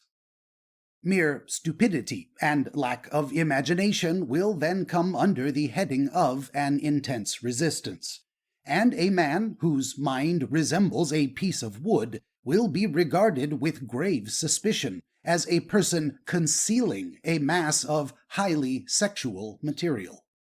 It is simpler and perfectly legitimate to see an inability to link up the abstract with the concrete in such a case. A literal, narrow mind has this constant difficulty. Correspondences make no comprehensible appeal. Allusion and metaphor are not caught. He argues, for example, that he was never hung over a cliff, and therefore the dream has nothing to do with him. Of course, one may take the view that this way of arguing is all due to inner complexes and repressions. In some cases it certainly is. But when a man with a perfectly flat occiput, a high, narrow forehead, and small, bright eyes that rarely move sits before you, it is possible that one is dealing with a type that has natural limitations. We are at liberty, then, to take the dream into our own hands, and see how it can be applied to the patient's situation. I have said the patient was not what is called a morphinomaniac. He took morphia partly because of a spell of insomnia induced by war strain. But he refused to give it up, not seeing the slightest danger in his position. He had used morphia for about a couple of months, and the nightly dose had not increased. What is the unconscious motive in this dream? I propose to discuss this dream at greater length than the preceding one, as it bears on the theory of interest, and might seem to illuminate the problems of free will and necessity in some degree. The boy holds the rope from which the dreamer is suspended over the void. The boy is small. If he let go the rope, presumably the dreamer falls. Therefore, with these considerations, we may say the symbol of the boy stands for something small, which intervenes between the dreamer and certain disaster. Now, in the first interview, the patient observed at one point that he could not sleep without morphia. The boy, then, may symbolize the small excursion into morphinism, in which case the precipice would symbolize the danger of insomnia. Sedatives frequently prevent mental breakdown. That is a fact of experience. But to this rendering of the dream there is an objection. To look upon morphia as something necessary to the patient, as something so essential that without it he would meet with certain disaster as a result of insomnia, is to take the view that corresponds exactly with the view expressed by the morphinist in the course of conversation.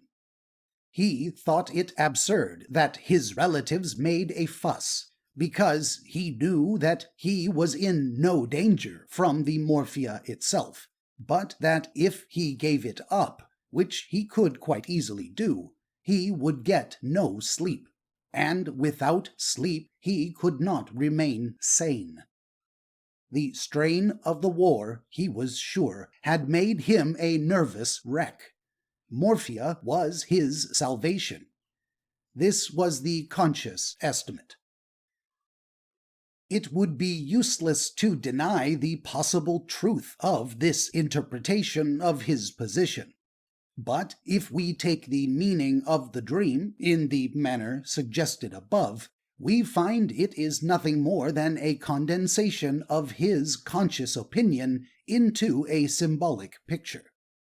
Had he been given the hint that the little boy might symbolize the young habit of morphia, he would probably have eventually grasped the suggestion, and allowed his thoughts to flow with sufficient freedom to cover the meaning of the dream as a whole. The dream would thus be a triumphant vindication of his position. The objection, therefore, to this interpretation is its correspondence with the fully expressed, if not the over-expressed, attitude in consciousness. What is fully expressed in consciousness cannot be said to belong to the unconscious. If the dream is approached by the symbol of the precipice, the most natural explanation is that it signifies the danger of morphinism. The precipice is a familiar, universal, instinctive metaphor for moral danger. The dreamer is shown to be some way down the fatal precipice of morphinism, but not yet out of reach. He is connected by a rope with the top. Now, it would be possible to interpret the dream in a very simple way by saying that it emphasizes the dreamer's danger from the drug, by showing him that there was very little between him and disaster. The little boy would stand merely for the equivalent of something little. But this interpretation, although probably nearer to the truth than the first, does not satisfy all the aspects of the dream. It does not explain the impression of the dreamer that he could command the little boy to pull him up into safety. However, there is one condition that it does fulfill. It shows an estimate of the dreamer's position that differs entirely from the conscious estimate. It is a symbolic picture of values that were not represented in the morphinist's consciousness. He was not haunted by a vision of incurable morphinism, but viewed his habit as something salutary, and, I fancy, a little romantic. The dreamer does not connect the boy with any objective individual. This observation may have two meanings. It may indicate that the little boy symbolizes something unknown to the dreamer, or it may simply indicate that the little boy has no objective signification. Suppose that the little boy at the top of the cliff had been a great friend of his. Then it is obvious that the friendship would have some important bearing on the safety of the morphinist, and the dream would have an objective significance to a certain extent, or at least it would contain an important objective significance in its first application. But no such objective significance is hinted at. The little boy is unknown to the dreamer, and not clearly seen. He is dimly outlined, and manifests himself chiefly as a point of fixation for the upper end of the rope. Though the symbol has no objective connection, it is not meaningless. Its value may be wholly subjective. It may be an expression of something in the dreamer's self. To the outside observer, the position of this patient seems clear. He required to make an effort of will for a short time to overcome the still nascent state of morphinism. His case was not deeply pathological. A tentative value may therefore be placed on the symbol of the little boy. He may, in some way that requires close examination, be connected with what is commonly known as an effort of will. Certain peculiarities at once attract the attention, if this interpretation is allowed. The symbol is shown as situated on the top of the cliff, apart from the dreamer, and it would seem that it was powerless to act, save when told to do so by the dreamer, or rather, by that person or part of the dreamer which hangs down the precipice, and is the percipient of the dream. Moreover, a little boy may be accounted an odd symbol to have any connection with the will. This last peculiarity may be dealt with first, because it opens up a subject of considerable importance in symbolism. The basic symbol of the dream is the precipice, and the scene is worked up around the theme of the force of gravitation, which represents the attractive power of morphia. The other symbols take form as familiar adjuncts to the fundamental plot. The unwritten law of metaphor, or parable, or cartoon, is that the figures or symbols utilized must bear a natural relationship to one another. If one compares youth to springtime by a figure of speech, it is bad art to speak in the same sentence of old age as an hourglass in which the sands have almost run out. It is bad art because it violates a natural tendency of the mind, which expects spring to be contrasted with winter. If a cartoonist wished to represent a situation in which the downfall of the government was certain unless it acceded to the irritating demands of a small party, he might use the symbol of the precipice, over which was suspended the leader of the government. But it would be inconceivably bad art to represent the small and irritating party at the other end of the rope by the symbol of a mosquito or a drop of croton oil, although both these objects are small and irritating. This would be a violation of the spirit of the cartoon. Such symbols might satisfy objective values, but not the intrinsic demands of the newly created picture, which, like every creation, becomes more than the sum total of its constituents, in that it exhales an atmosphere or personality. In the same way, the dream is a new creation, and the symbols, besides having to satisfy the objective and subjective values of the things they stand for, must modify themselves to a certain extent to satisfy the evolving spirit of the dream.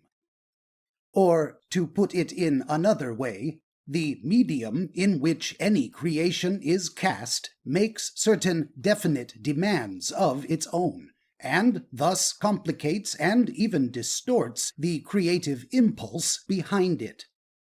The extent to which the demand is satisfied in dreams varies, and depends, perhaps, on the strength of the creative motive from the unconscious, coupled with the degree of the tranquility of the conscious mind. At times, there may be great confusion of symbolism in dreams, especially in states of exhaustion or excitement, just as there may be great confusion of metaphor in the speeches of exhausted and excited orators. But in a clear, cool, and vivid dream, the symbolism shows a strong tendency towards naturalness and coherence. It remains on one level of values. In the dream under consideration, the man and the rope demand a point of fixation at the top of the cliff. A tree, a post, or a rock would satisfy the medium of the dream.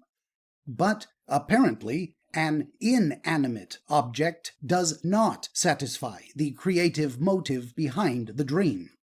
A living figure is demanded, and a human figure is most natural to the scene.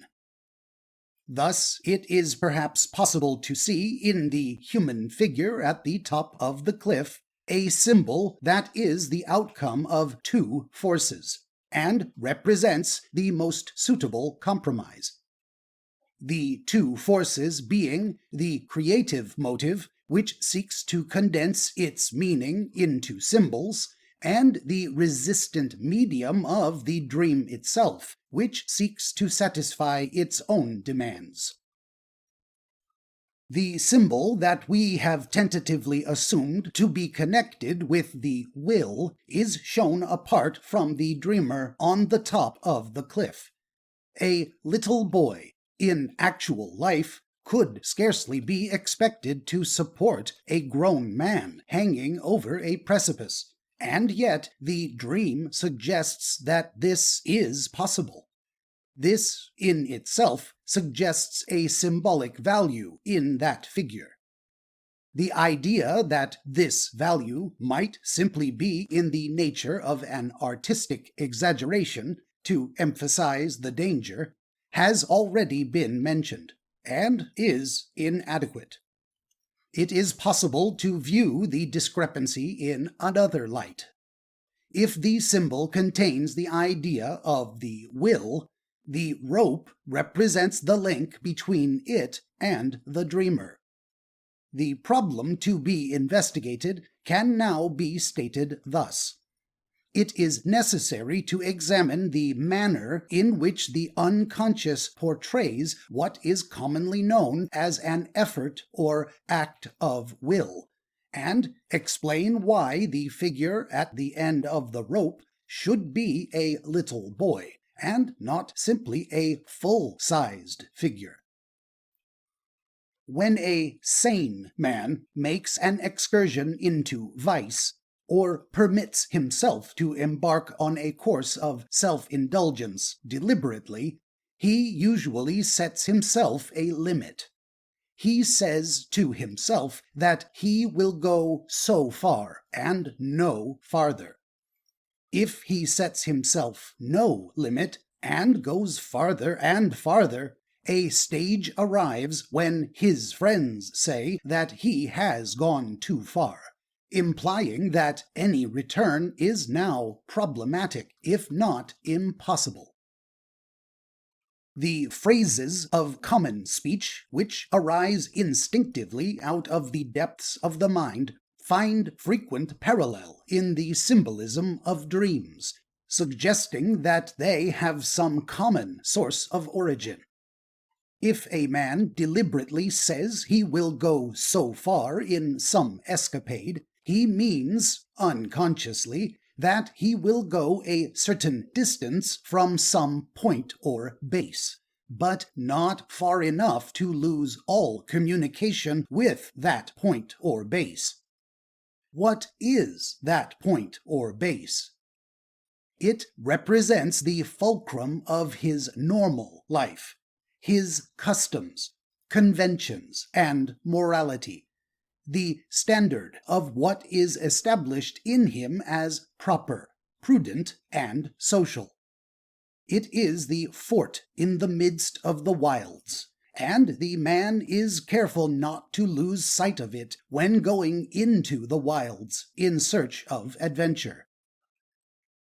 But the metaphor of the fort only expresses a very superficial aspect of what happens when compared with the symbolism of the dream.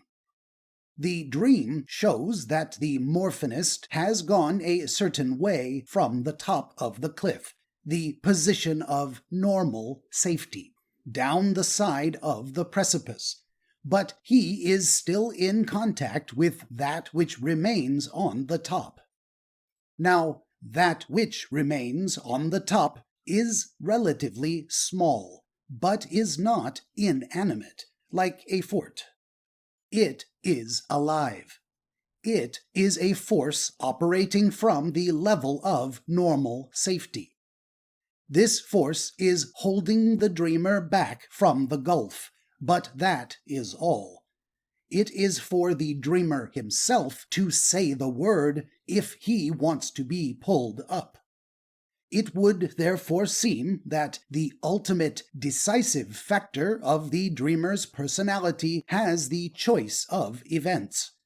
Moreover, it is shown as attached to, or resident in, that part of the dreamer which is going over the precipice. A deduction of some value in prognosis might be made. The morphinist is deliberately a morphinist.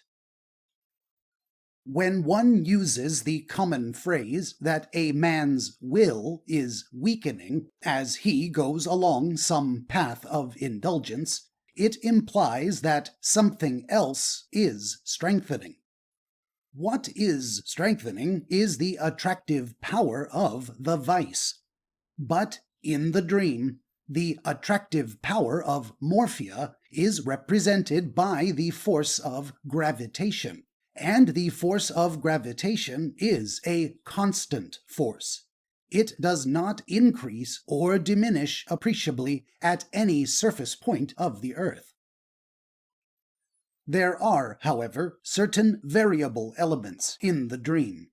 The position of the figure over the cliff can vary, and with it the length of the rope.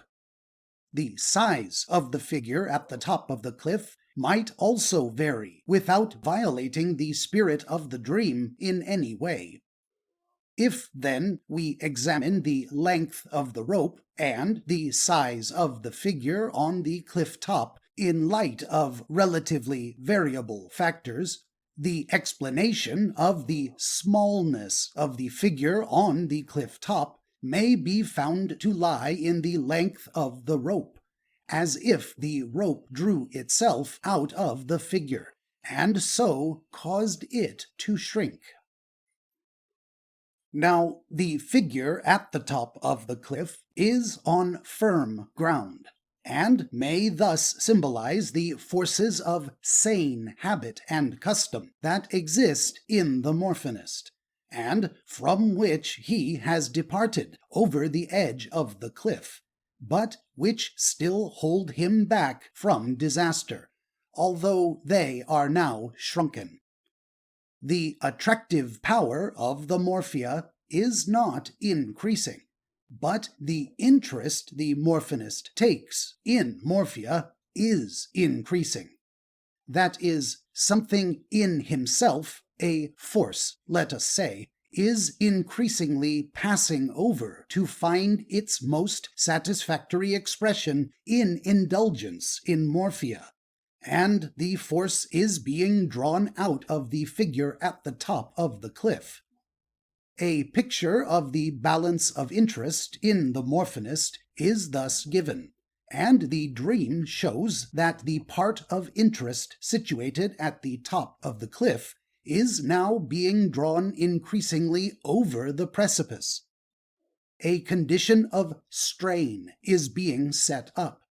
One stream of interest seeking to go one way, and another resisting and being gradually weakened, as it were, by deserters passing over to the other side. The ultimately decisive factor in personality is shown as still able to cause the morphia interest to flow back to the old and safe position by a command addressed to those interests at the top of the cliff. Therefore, this rather burdensome analysis suggests that the ultimately decisive factor in personality can only work through a certain potential of interest. To gain a new or old position, an adequate outpost of interest must exist there already, and by a command, the self can cause the flow of fresh interest to reinforce what was already there. The decisive factor in personality commands, and interest shifts its balance as the act of will is consummated. But one cannot work without the other. Thus, to talk of will as free is only correct insofar as it can operate through the dispositions of interest. Interest, always attracted, always pushing out in every direction under its own impulse, may reach a spot where the decisive factor in personality will follow and summon more interest. Or, upon interest, some new position may be imposed by education, and that may or may not be reinforced. But when there is no disposition of interest, the decisive factor cannot operate. When the figure on the cliff top has wholly shrunk into the rope, all interest belonging to levels of safety will be gone, and then the decisive factor cannot, by any command, get back, as the mechanical considerations of the symbols show. The point of fixation will vanish, and the rope come to an end. Both man and rope will drop to another level of values. I have given a possible explanation of the unconscious motive in this dream, and it is offered in a purely tentative spirit. The conclusion that could be drawn from it is that choice is a prerogative of self, but is limited by the field or patterns of the force that reveals itself as interest, and beyond that is totally ineffective. The patterns of interest are formed by education and by chance. New patterns are also formed during a psychological analysis. It is upon these new patterns and the patient's will to reinforce them that treatment depends.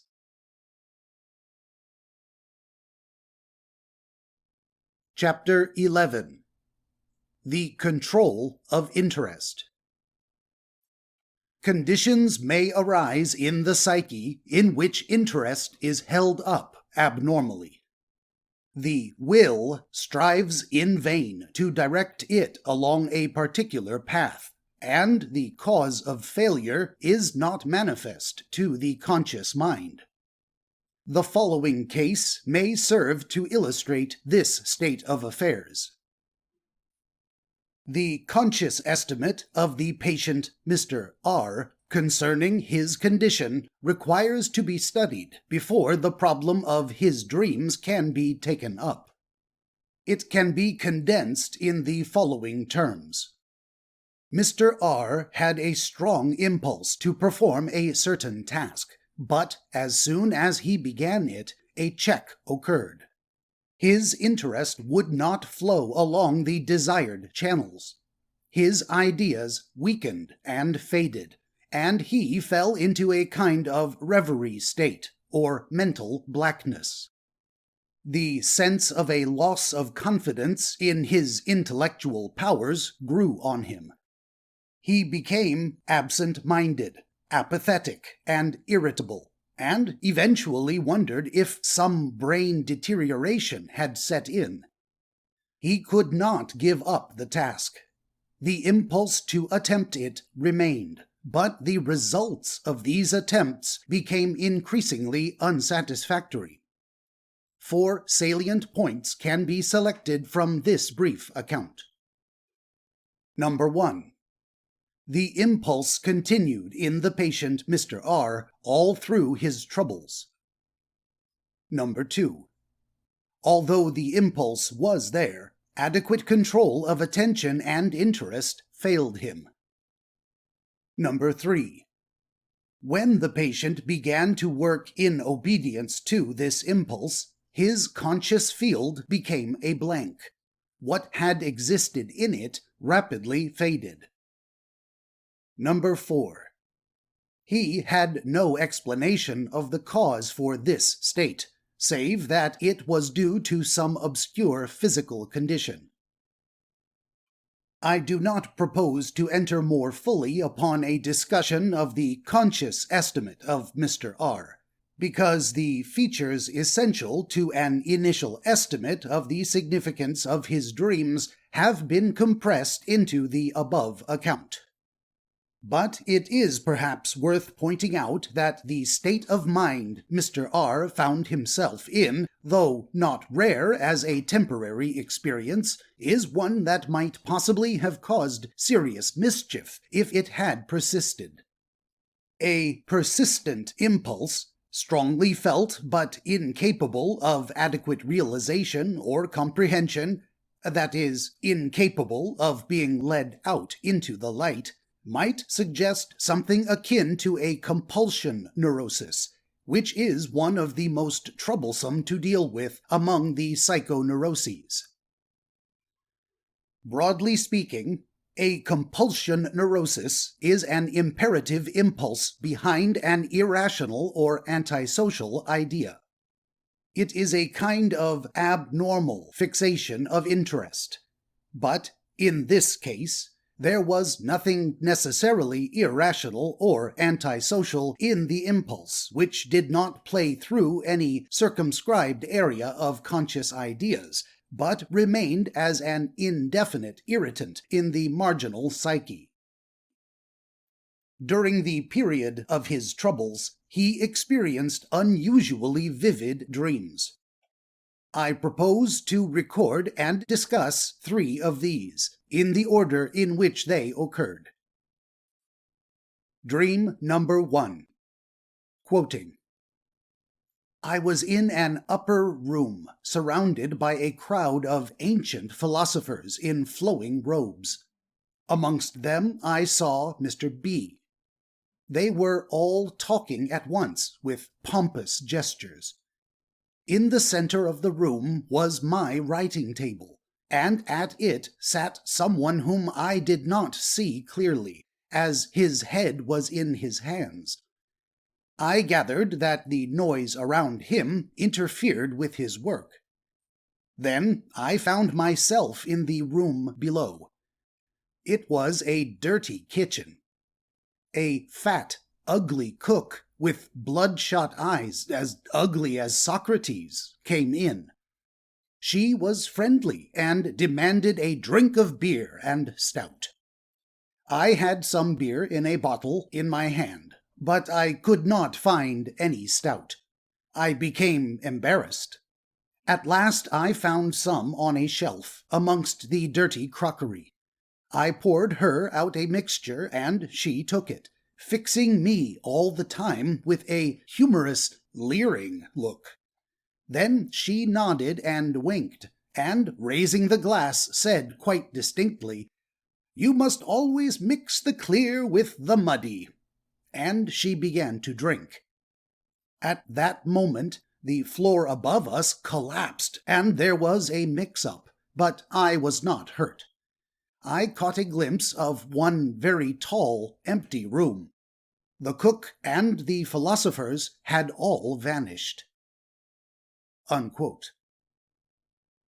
This dream forms a good example of the semi-rational atmosphere in which the dream conceptions are cast in the sleeping mind. It is well constructed, but apparently quite absurd. We may assume that it contains marginal or unconscious material, that is, material inadequately realized or not realized by the dreamer. If the above dream is carefully examined as it stands, there are some interesting points to be found within it. The dream opens with the dreamer standing in the upper room, among a throng of ancient philosophers, and there he sees his own writing table, at which sits a shadowy figure, who is prevented from working by the noise around him. The patient's self-reported medical history has already told us that the patient himself, so soon as he sits down to write, is overtaken by a mental condition that prevents him from continuing. On his descent from the upper room, when the dreamer finds himself in the lower room, he has a bottle of beer in his hand. Here he undergoes a remarkable experience, and feels embarrassed, the only emotion felt in the dream, because he has no stout. This would seem, taken literally, to be totally absurd. The cook, however, does not say that he has to mix beer with stout, but that he must always mix the clear with the muddy. If we glance at the contrasts suggested by the words of the cook that occur in the dream, the upper room can be regarded as a contrast with the lower room, not only in the matter of position, but in the nature of the inhabitants. Above is the philosophical atmosphere peculiar to intellects of a dead world. Below, in the person of the cook, is a very human and contemporaneous philosopher, who, though not exactly an intellectual, is far from being a negligible factor in life. The remaining point of interest is found in the sequence of events which follow on the mixing of the beer with the stout. The 2 rooms become mixed up, merged into one tall room, and, curiously enough, neither cook nor philosopher remains. What does remain is only vaguely seen. Before continuing the investigation of this dream, a second one may be given, which, though it occurred later, forms a sort of introduction to the above example, and helps in the understanding of it. Second dream. Quoting, I was aiming at a target. It was placed high up. I had a nice rifle, well made save in one respect. The sights were not properly adjusted. I could only see the bullseye along one sight. Neither of the sights was properly shaped, but seemed lumps of metal clumsily fastened on the barrel. After several attempts, I grew irritable and took a chance shot at a bird flying overhead. I hit it, and it fell. It was a very bright-eyed bird, not yet full grown, and I felt sorry. Unquote. The essential plot or theme in this dream seems to lie in the matter of the unadjusted sights. The dreamer can see along only one sight, and both sights are not clearly cut pieces of metal, but lumps clumsily attached to the barrel. A fine fashioning of the sights, which is necessary to accurate shooting, and a fine adjustment of them in proper alignment constitute the only deficiencies of the rifle. In a way, this might be regarded as a small matter, and one capable of remedy without much expense or difficulty, but at the same time they render the rifle unsuitable for aiming at a target. Only blind shooting is possible. When the dreamer indulges in this, he brings down a curious kind of bird. If the substance of the dream were to be cast into a single phrase, it might be legitimate to put it in this manner. You cannot hit the bull's eye of the target because your sights are not finely enough fashioned, and they are unadjusted. If the phrase is compared with the remark of the cook in the previous example, being, you must always mix the clear with the muddy, a certain similarity is seen. In the one, an adjustment of two things is suggested. In the other, a mingling of two things.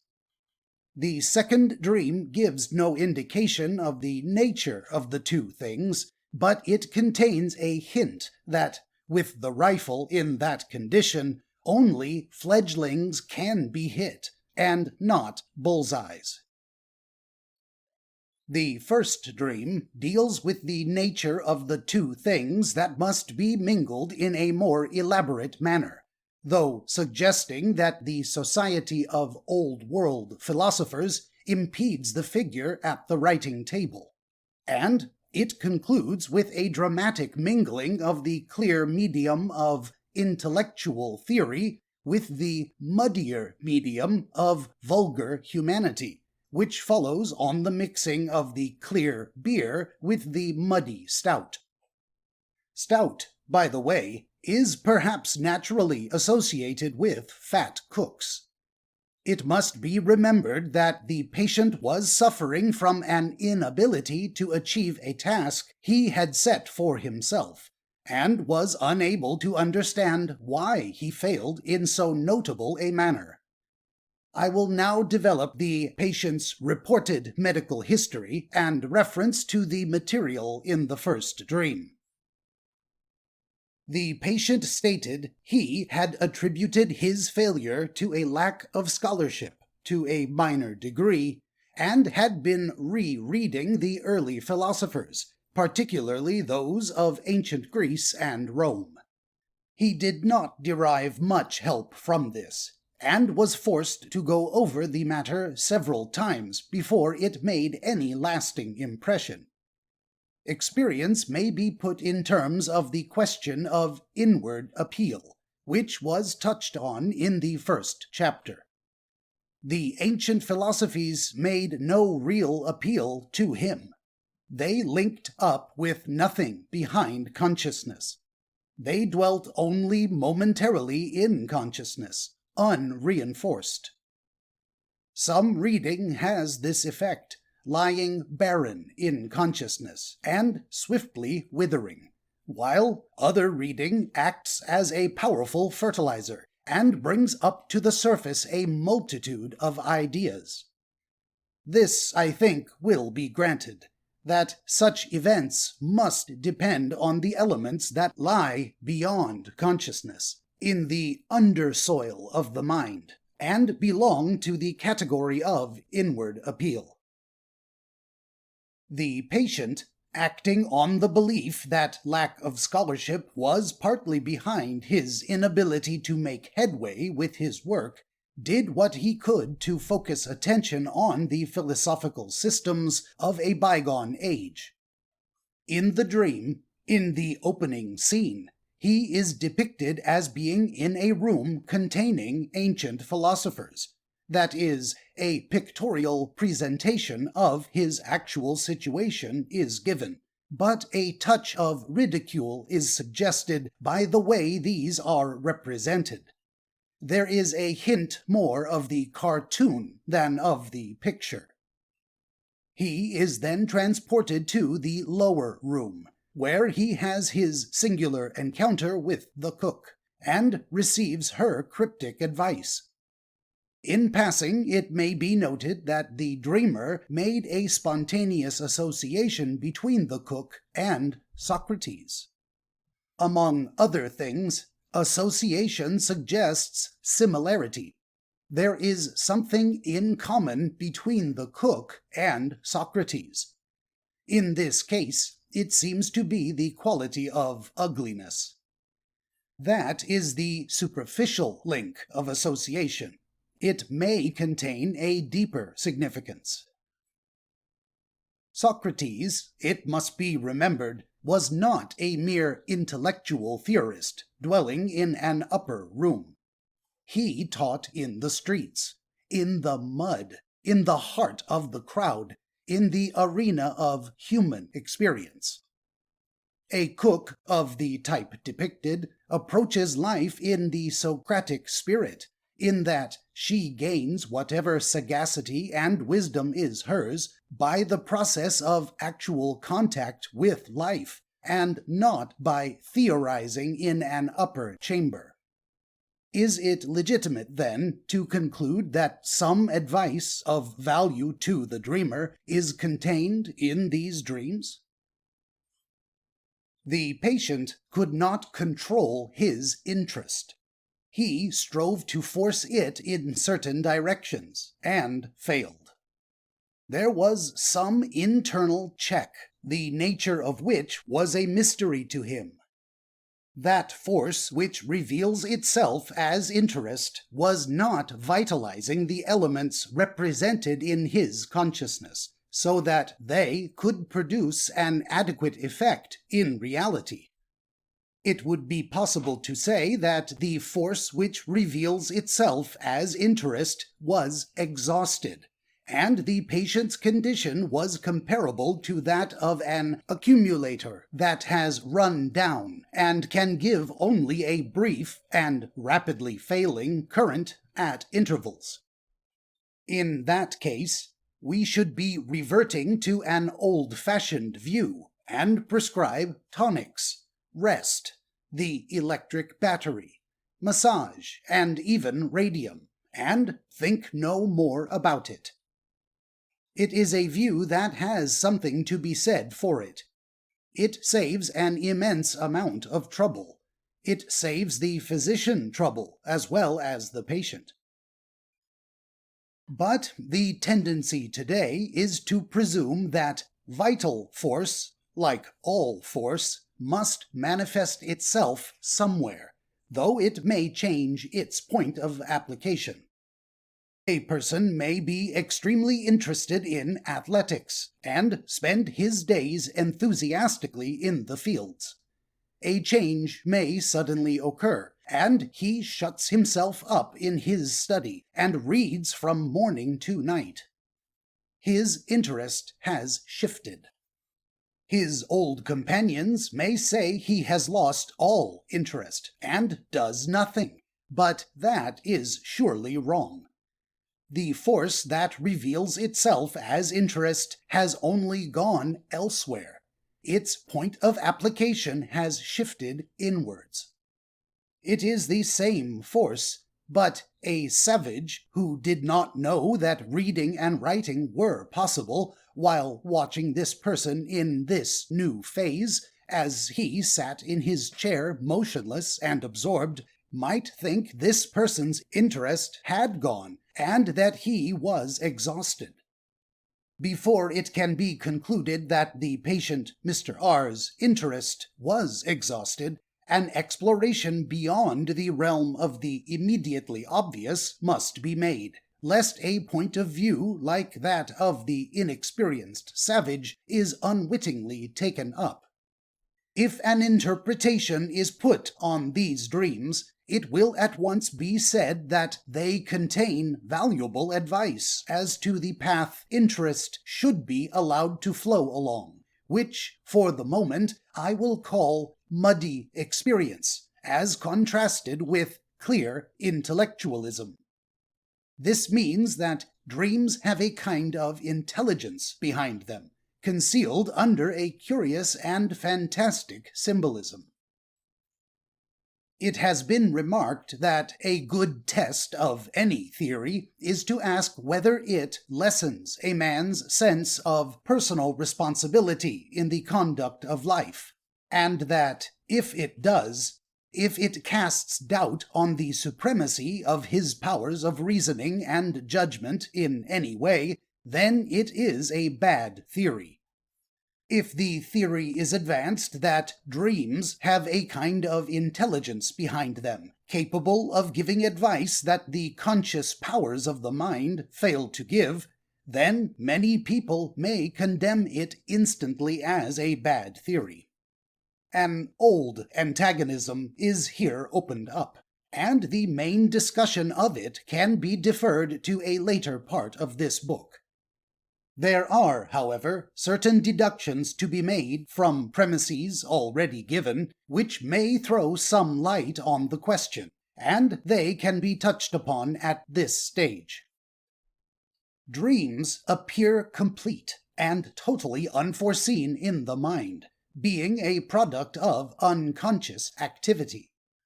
No one would venture to suggest that consciousness contains all possible attitudes. A candid friend, for example, will reveal many defects of character and opinion to us, of which we were unaware. That is his particular genius and ambition. He does not concern himself with what we are conscious of in ourselves, so much as with what we are unconscious or semi-conscious of. And here let it be said that many typical actions and attitudes that we constantly make use of may be unrealized, and this produces a curious but characteristic effect. We defend ourselves feverishly, although we may dimly perceive the truth of his statement.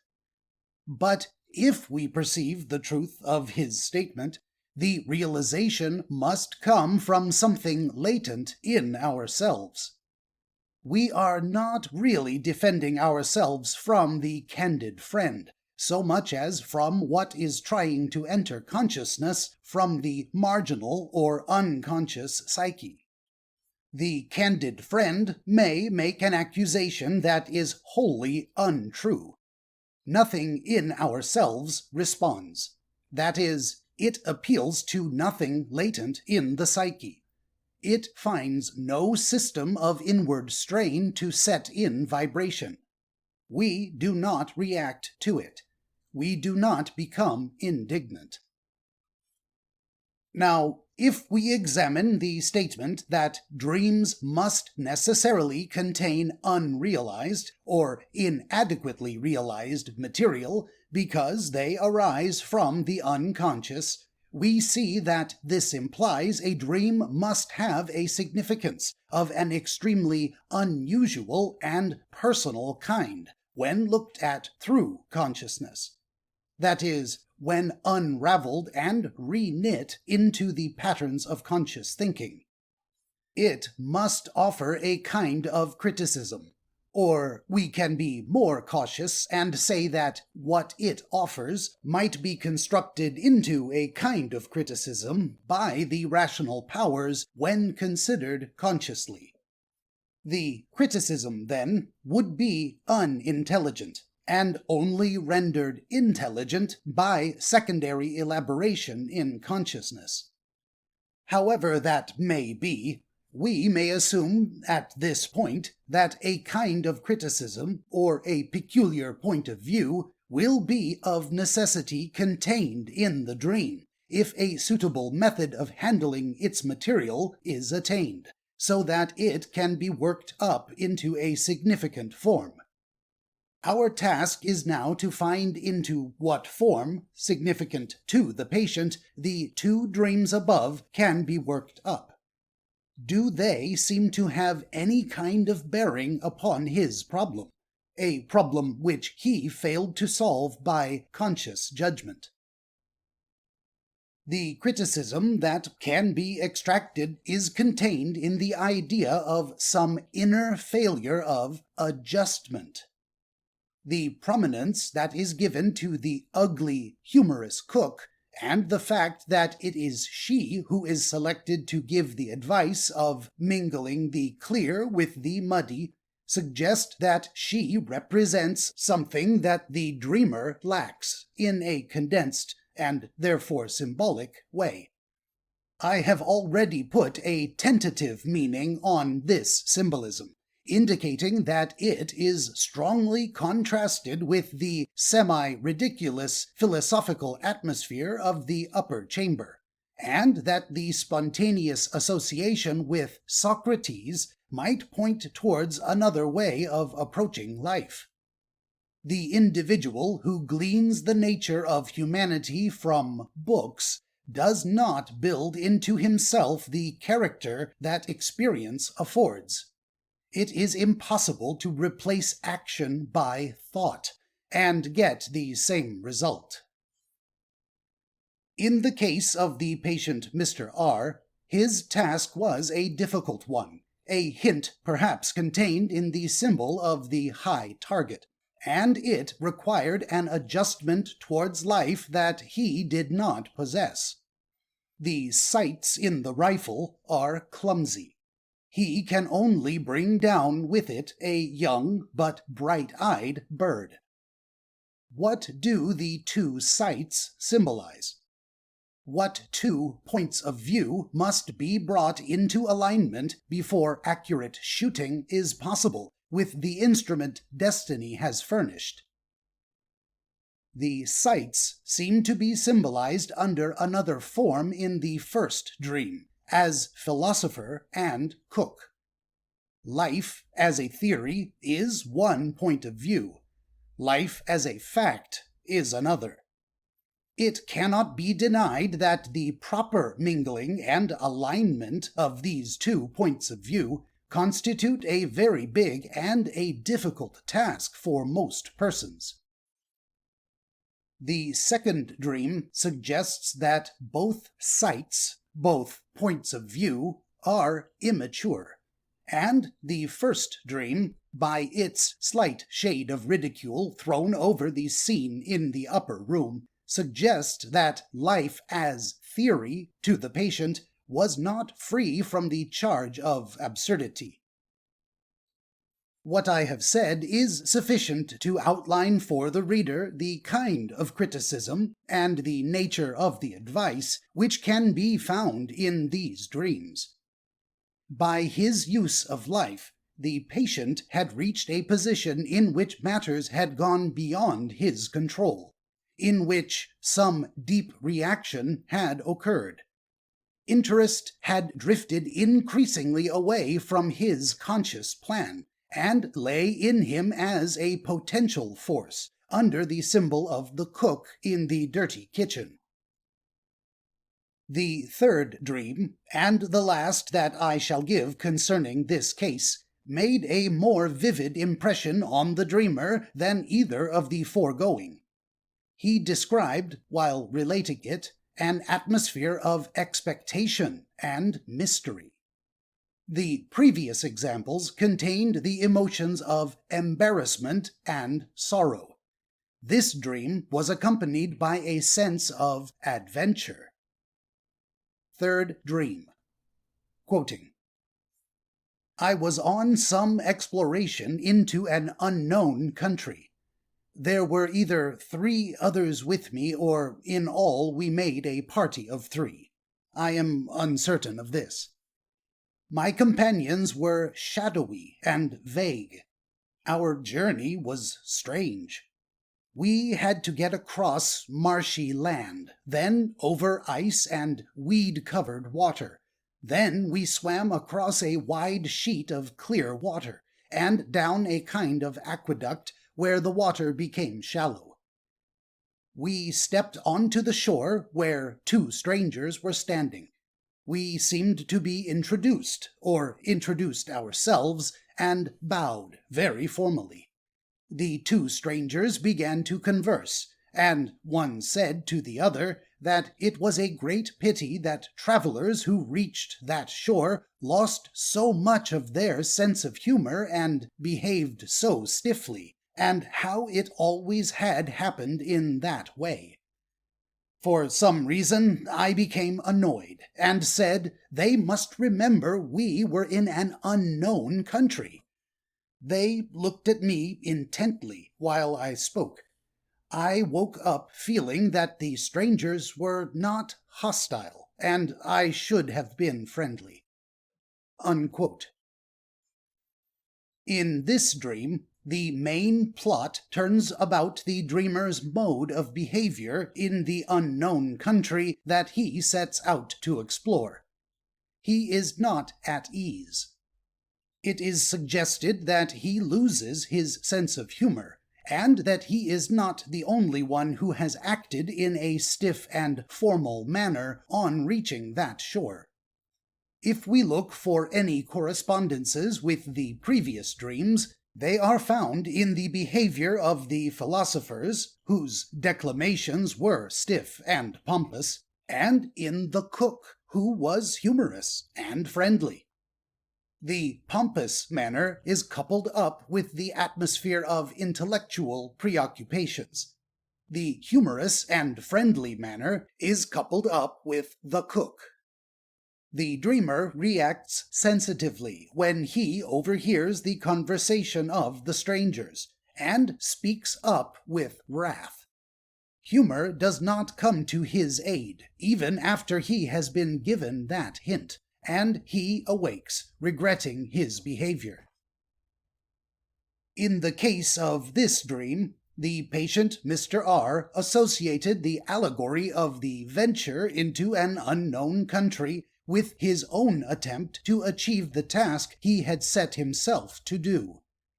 One hesitates to go so far as to say that the intellectual mood, in general, tends to exclude humor and friendliness. But in this particular case, it is suggested. In these 3 dreams, there is a great variety of symbolism and scenery, and I have only attempted to pick out those similarities which bring them into line with one another, and give them an initial interpretation. The material lying behind them, as I conceive it, has been traced in the broadest outline, without any detail. My aim is to show that these 3 dreams have a common theme, and a kind of meaning or criticism that does bear directly on the problem of the patient, Mr. R. If this meaning or criticism has a purpose, it would seem to be a particular purpose, whose object is to open up another and new channel, foreign to the dreamer, along which interest should flow. It would appear that the unconscious had gathered itself into a definite attitude, and was throwing it upon the dream stage in many forms and varieties of symbolism, and laying the emphasis on different aspects, but always in a comparatively veiled way. A point must be remarked on here. The patient began to dream more vividly and coherently than usual after the onset of his trouble. That is, after his adequate control of interest had left him. When the force which reveals itself as interest deserted conscious levels, the activity of the unconscious, as shown in the dream life, became distinctly increased. The damming back of that force, or the checking of it, acted as a stimulus to unconscious activity. This might be expected on the principle that force must be somewhere, in some form. If it leaves the theater of conscious application, it would not be improbable to find it active in the unconscious psyche, behind the scenes. The dream psyche began to weave a number of unusually clear pictures, which, as we have seen, might be given a special and purposeful interpretation, the purpose being to get rid of or eject that dammed back force in a particular direction shunned by the patient.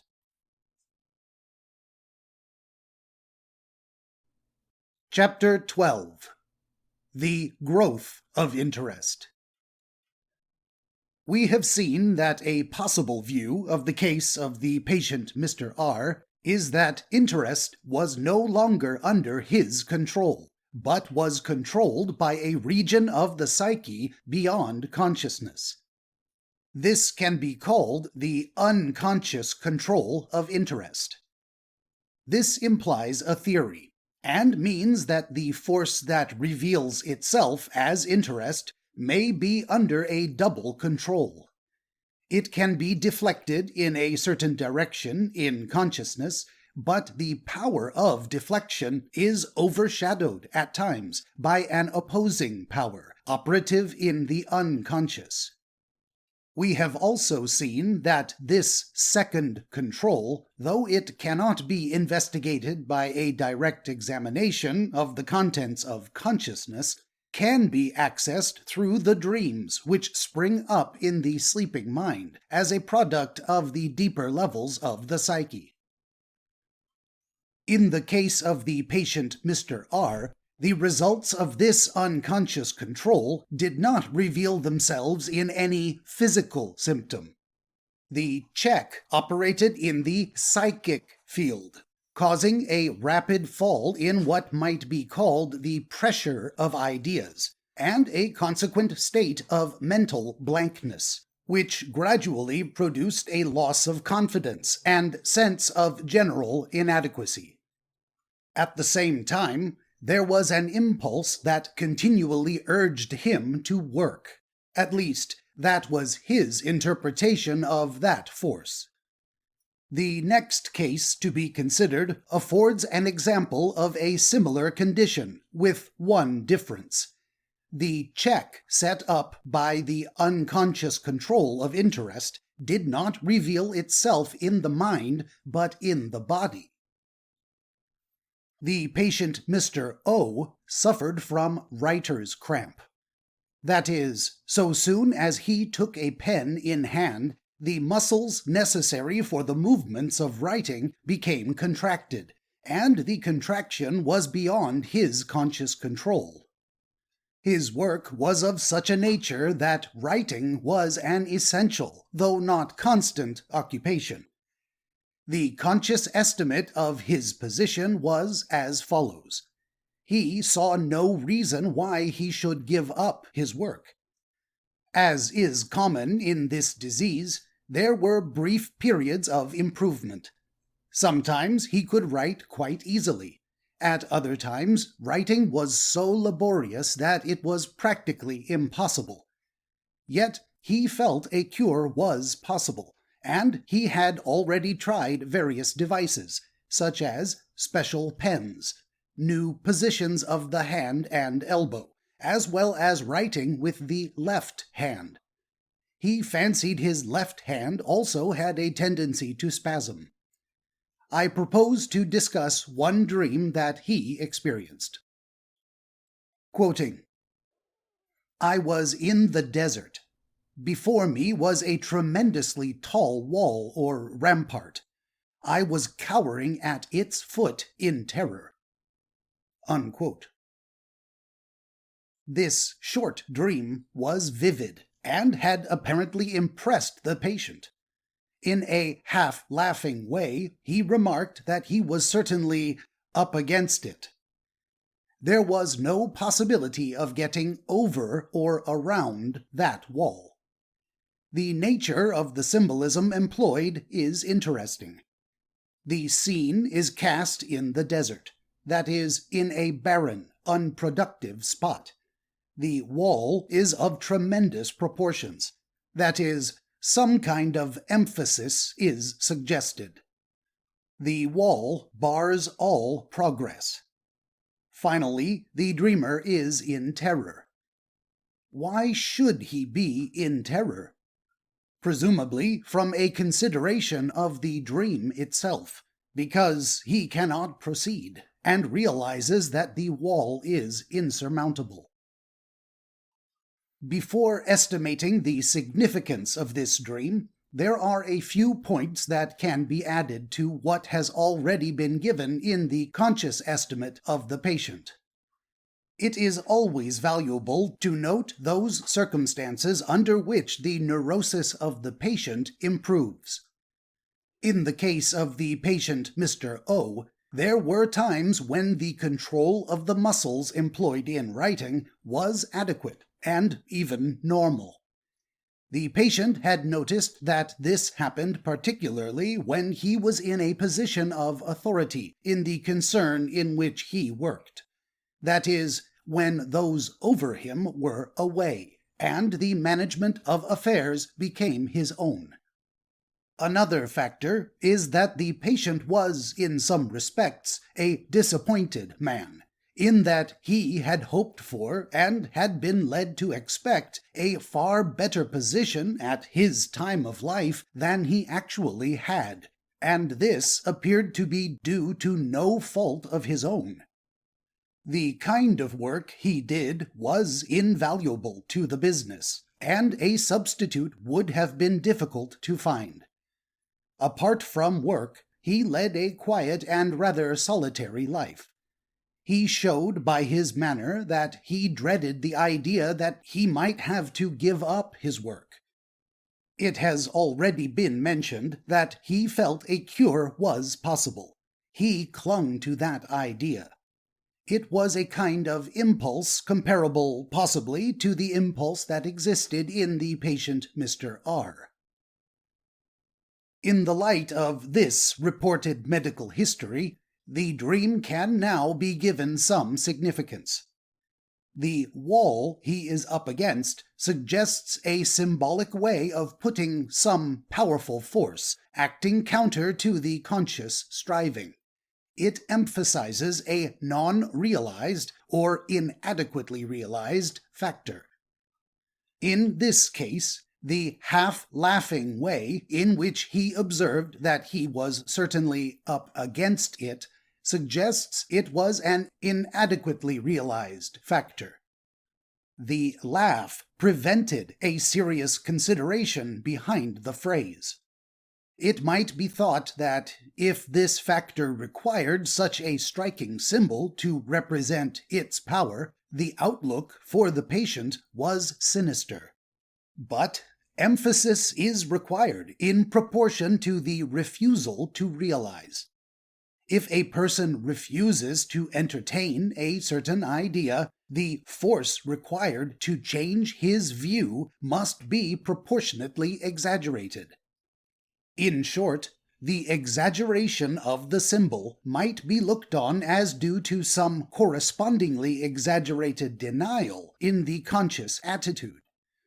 That, at least, is a tentative explanation of some kinds of emphasis in dreams, but it does not explain all. In the biblical dream of Nebuchadnezzar, the immense tree whose branches covered the whole earth was an emphatic way of representing an emphatic and relatively actual state of affairs. It was simply a graphic summing up of a situation that had gone beyond some limit, or of an overdevelopment in some particular direction.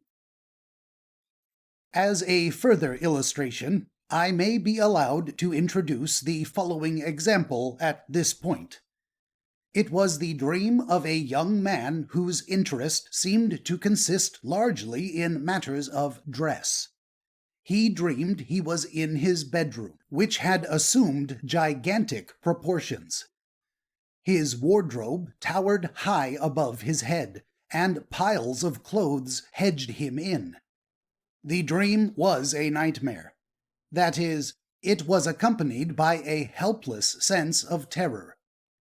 In this, we might see simply a graphic way of representing an actual situation, a symbolism portraying vividly the application of his interest in one direction, and by introducing the emotion of fear, suggesting it was very much too emphasized to be normal. In the case of the patient Mr. O, the wall is not quite so easy of interpretation, and must be approached simultaneously from several points. The common expression that a man is ramming his head against a brick wall when he persists in some foolishness is, like most slang, a piece of intuitive symbolism. This is relevant here in some degree. The kind of situation which that phrase usually describes is one in which a man persists in going along a path that leads nowhere. It refers to a certain mixture of dogged obstinacy and narrow vision. The possession of these qualities makes it very difficult for a man to reverse a decision or deviate from a path. It therefore favors the condition of staleness. Staleness cannot be directly controlled. A man who does the same thing everlastingly becomes stale, however keenly he strives to avoid it. The only way to avoid it is to do something else. It is possible to distinguish two kinds of staleness. There is the staleness that is accompanied by full realization, and a cessation of all interest in that direction. An example of this is the staleness that afflicts a man when he has overtrained, or when he has worked too hard at one subject, or when he has, as an actor, appeared too often in one part. It is this kind of one-part staleness that is most easily recognized, and there is no impulse to continue. But there is another variety, and this is a non-realized staleness. The candid friend may realize it, the victim does not. In a sense, the patient Mr. R was a victim of staleness, but it was a more subtle kind of staleness, connected with the non-realization of unexpressed interest. To avoid this more vast, yet more subtle kind of staleness, which is a sort of starvation or arrest of growth, there is a certain standard arrangement that is found in most spheres of work. It consists simply in the fact that, as a man works on, he rises higher, and by rising higher becomes capable of a wider, or at least different, range of interests. This is normal development.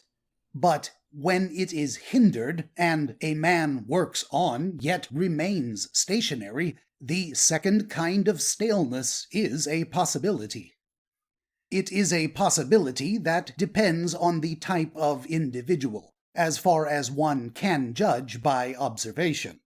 And if it develops, it can be regarded as a sign that the man is superior to his destiny. By this I mean that a limited and mechanical mind may develop no great staleness, although the character of the work remains unchanged to the end. But a more impressionable and reflective mind may become a victim of it at an early stage. When a man works on and rises in his work, he gains some kind of authority. Authority is difficult to define, but its effect is definite. One aspect of its effect is a certain inner gratification. It responds to and satisfies some inner demand. There is a school of psychological medicine, that of Dr. Adler, which takes this as the central pivot of life, and traces all disturbances in the psyche to this source alone. It is a sense that is developed far more in some than in others, and I do not think it false to say that authority of all kinds is not a necessity to some individuals. The growth of self and authority are two different things. One may be an inner experience and have no visible relation to the world. The other belongs to the world only. But the magnification or amplification of self does constitute an essential experience, even though it means nothing but a small rise in salary, or an extra servant, or a motorbike. It is the outward and visible sign of growth. Now, when a man has worked hard and sincerely, with some ambition behind him as regards material prospects, and finds nothing happens, save in the sense of promises, he is up against a force in himself just as much as he is up against an adverse combination of affairs in the world. In such a case, it is not the adverse combination of affairs that produces the neurosis. It is the demand within himself. It is the starvation or thwarting of something in the man himself that causes the physical disharmony which begins the neurosis. In the case of the patient Mr. O, we have seen that his neurosis was in abeyance when he was in a position of authority. He could write with greater ease. But when he was not in a position of authority, which was his right, according to his inner sense of right, then his neurosis prevented him. He was inferior to himself in such a position, and, in the deepest sense, a wronged man. Authority, with its wider responsibilities, often cures a man of petty defects. That is a fact of experience. Some people say that war has cured Europe of neuroticism. That is untrue. It has probably produced as many neurotics as it has cured. But the idea behind this statement is perfectly sound. Responsibility, when it puts a man in a position where he can be equal to himself, may effect a cure by widening the conscious horizon and letting interest flow in hitherto unopened or unused channels. But responsibility may act in a reverse direction when it puts a man in a position that makes him too superior to himself. Adjustments may become no longer possible, and a neurosis may theoretically result. If the neurotic is a neurotic because of some failure in conscious development, then there must theoretically exist an ideal combination of circumstances in which his cure would be most likely, and the neurotic usually feels this as a vague impulse of restlessness. It is like finding a key to fit an obscure and hidden lock. But supposing the key, in the sense of an external combination, can be found, it does not follow that this key will turn the lock. That turning depends on something which is not always mechanical, nor can it be forced by another hand. The finding of the key is the aim of psychological medicine. When found, it may turn automatically. Sometimes it will not. Since the neurosis of the patient Mr. O appeared to vanish when he was in a position of authority, it suggests that the key lay in this new combination of circumstances. In his case, the key turned automatically.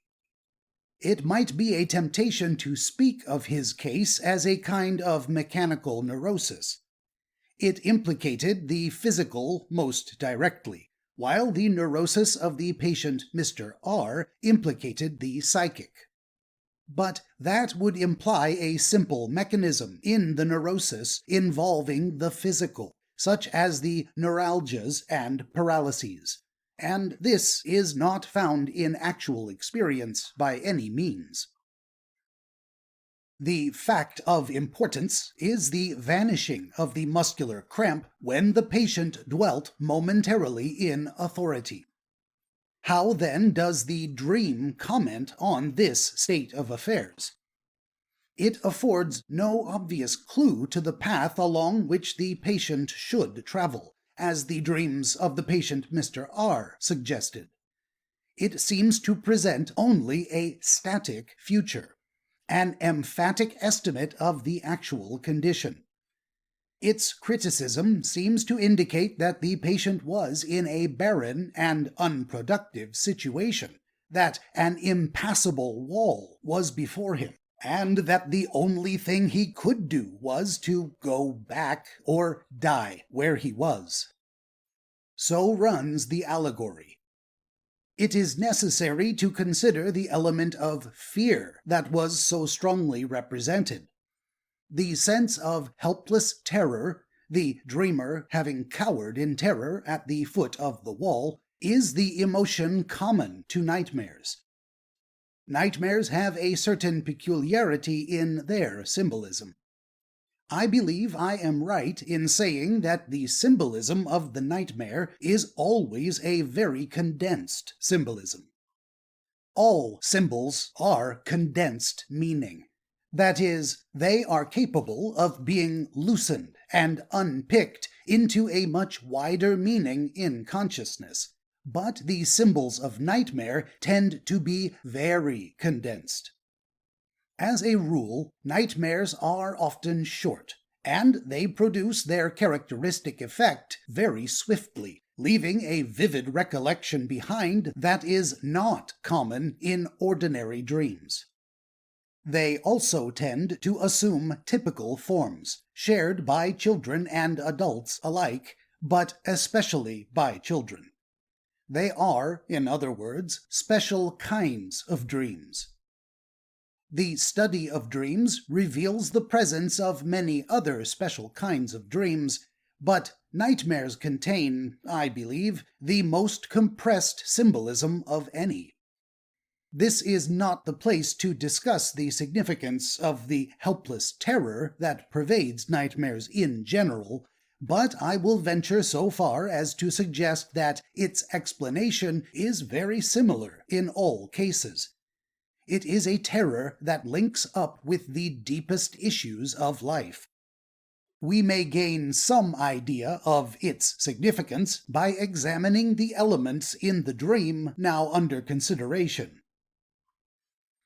Initially, we might see in it nothing but a reflection of the dread that was discernible in the patient at the prospect of having to give up his work.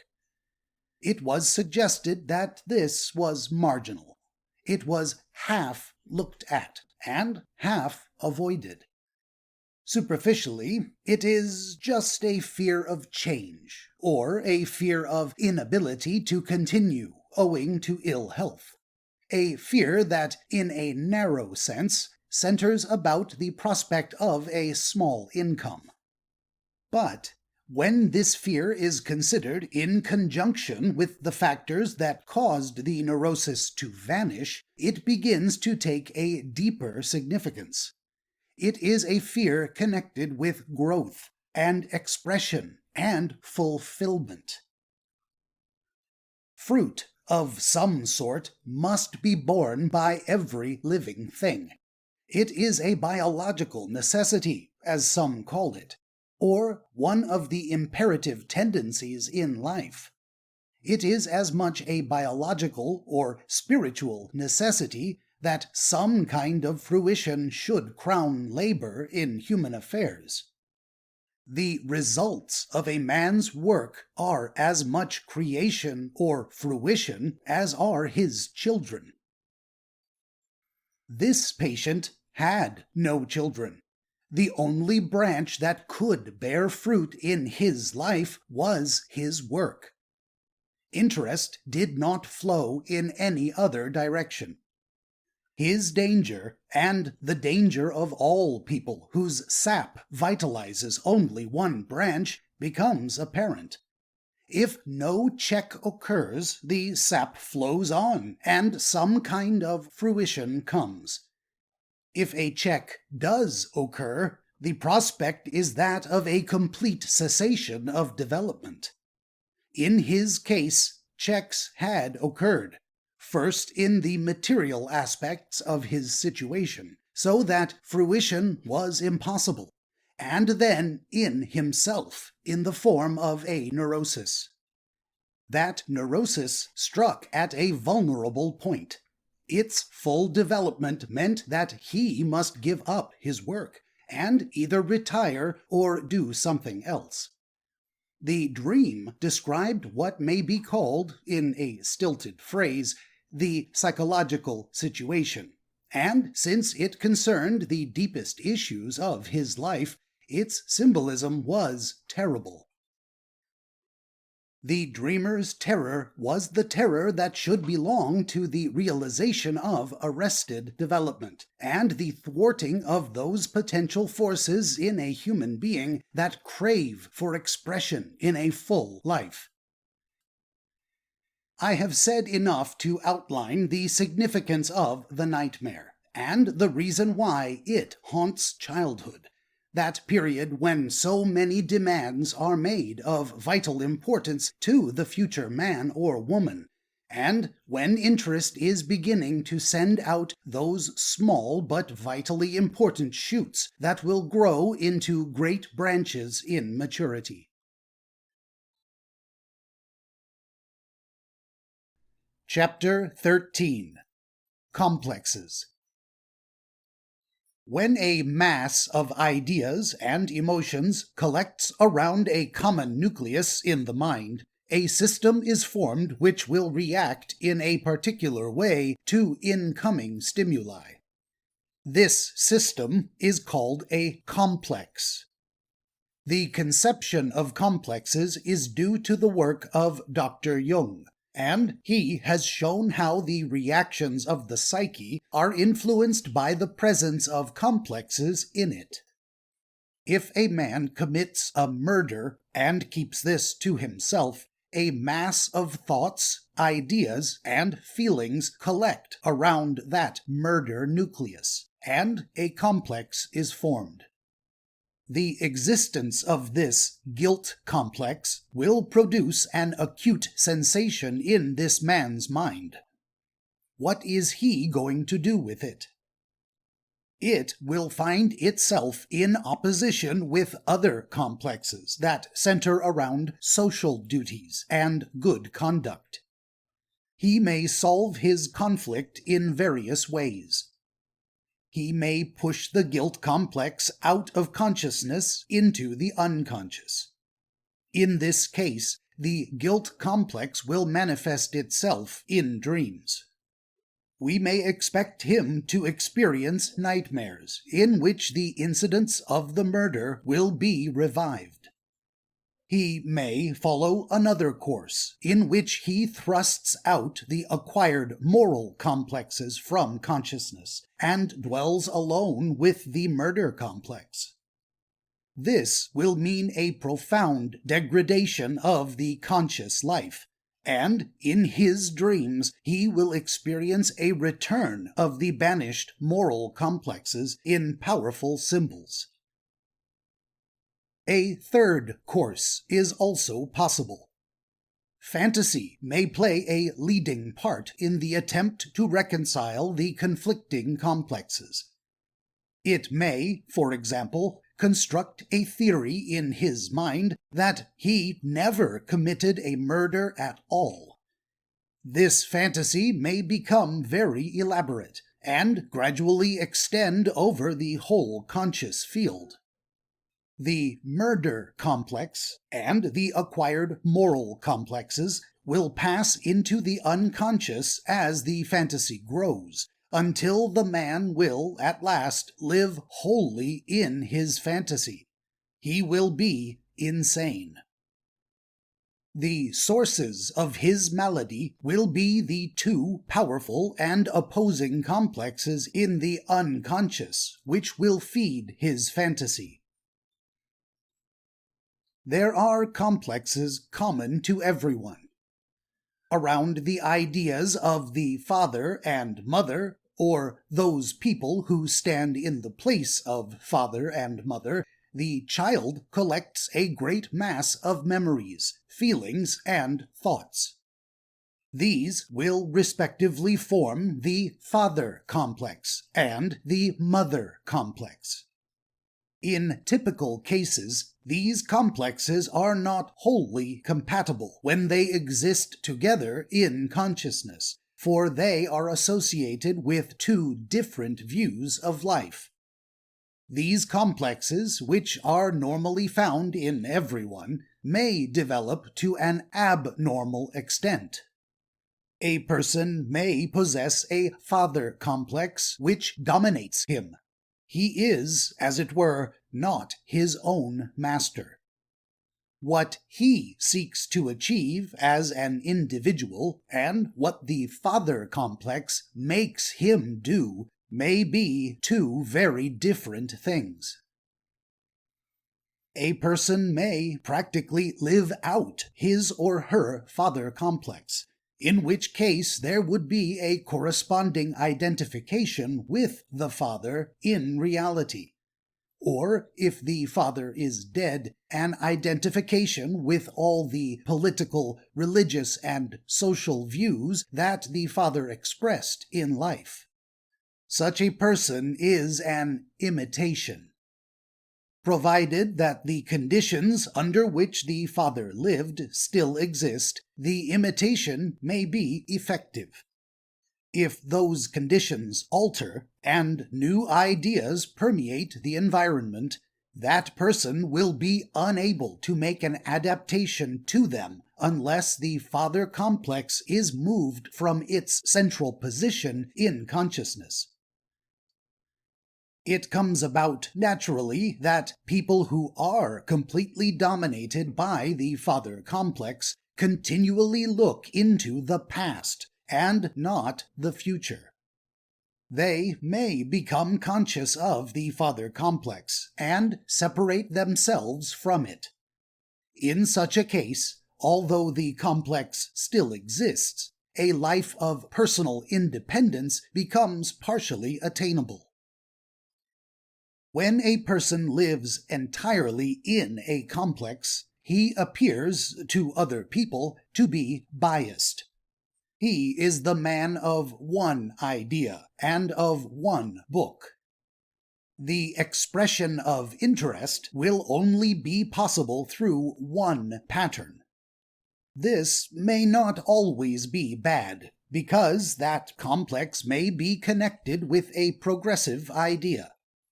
The man may conceive of some injustice existing in society, and amass a great quantity of thoughts and feelings around this idea. If he then lives in this complex alone, he may bring about some reform that is valuable to humanity, but people will regard him as biased. The influence of complexes upon the reactions of the psyche has been studied by Dr. Jung by means of the association method. If a person is asked to give an immediate association with a word, a certain time elapses before that association is given. If a man is asked to give an association with the word rose, he may, after the space of a second, say red. But if he is in love with a girl of that name, the word will cause the whole system of feelings and ideas centered around that girl to vibrate. This may cause him to blush or stammer or hesitate. He may be at a loss to find any single association, and the result will be that a considerable time will pass before he says anything. This delayed reaction of the psyche will point to the existence of a complex. It is thus possible to gain some idea of the main complexes in his psyche by selecting a list of test words and asking a patient to make associations with each one in turn. The disadvantages of this method lie in the kind of inquisitorial atmosphere it produces between the patient and the physician. The use of any method that borders on the mechanical gives an unnatural result. Some investigators have sought to record the reaction time of associations with minute accuracy by the aid of electrical and clockwork devices, without taking into consideration that they interpose machinery between themselves and the patient by this method. At different times of the day, different complexes tend to enter into the conscious field. In general, the morning brings the business or practical complexes into a central position, and interest discharges itself through them. In the evening, social complexes dominate the field, and interest flows through them. This process is comparable to different slides being put into a magic lantern, altering the pattern of light energy on the screen.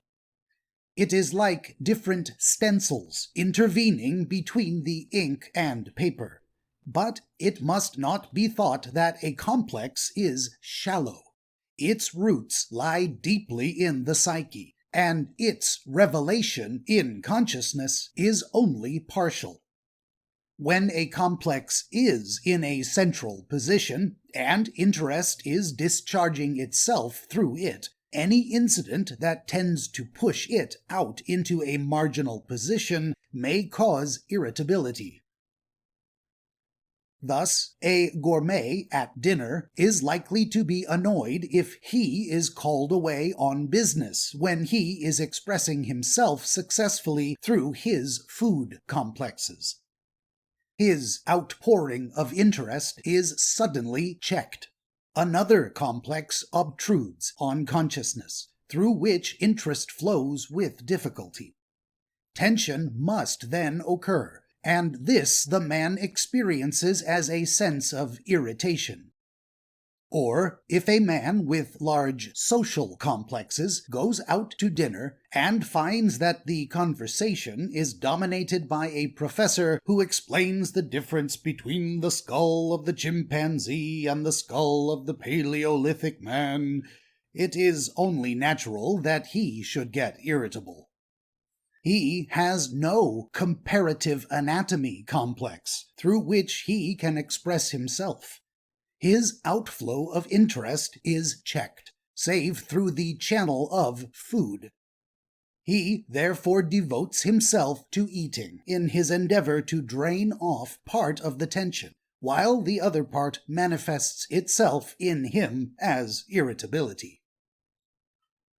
Now suppose that the gourmet had been invited to dine with the professor alone. What would his feelings have been during that dinner? I think I am right in saying that, in such a case, he would not feel irritable, but only extremely bored and wearied. At the end of that dinner, alone with the professor, he would feel relief. But at the end of the larger dinner party, he would still feel irritable. If we look at this from the point of view of complexes, what explanation is to be found which will account for these two differing sensations? Why should it arise that we sometimes feel weariness and sometimes feel irritability in positions where the outflow of interest is checked? In the case of the man with the large social complex, his irritability is caused by the fact that a certain expected outflow of interest is blocked. Expression through the social complex is checked by the professor's conversation.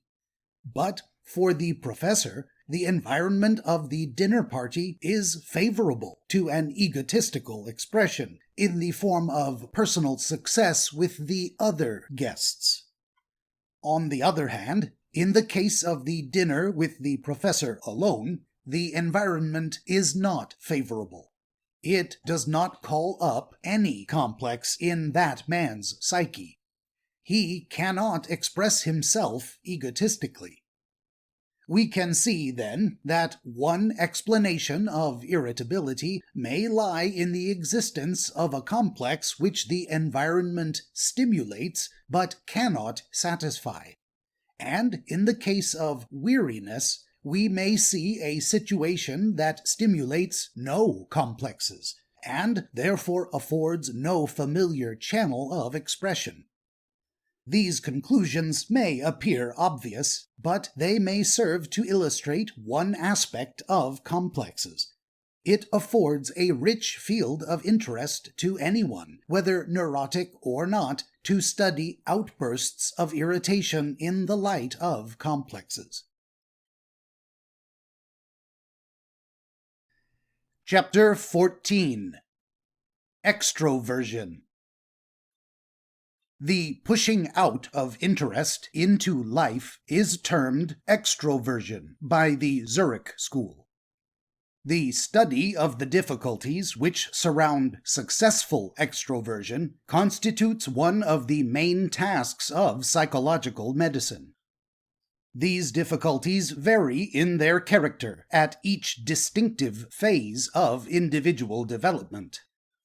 Special tasks are concealed in the environments that surround the successive stages of growth, each one demanding a special adaptation of that force which reveals itself as interest. If there is a failure, then that failure can be looked upon either as a partial arrest of growth or as the persistence of a pattern in the individual that should be obsolete. A pushing out of interest means a coming into contact with life. A new toy attracts a child. The child's interest flows out in cries of joy and activity. After a time, interest wanes. Then the toy becomes inadequate as a source of extroversion. Potential interest accumulates and sets up tension which the child shows by irritability and fretfulness. A new toy comes along. Extroversion once more occurs, and the child is radiant. The fact that we become accustomed to a thing necessitates that channels of extroversion must be continually found.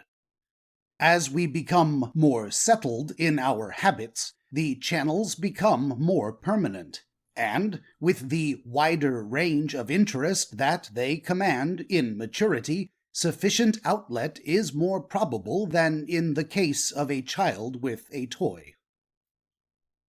Extroversion presents no difficulties to some people. They come in contact with life eagerly, spontaneously, without preparation or plan. If they show any timidity at all, the slightest encouragement has an immense effect upon them.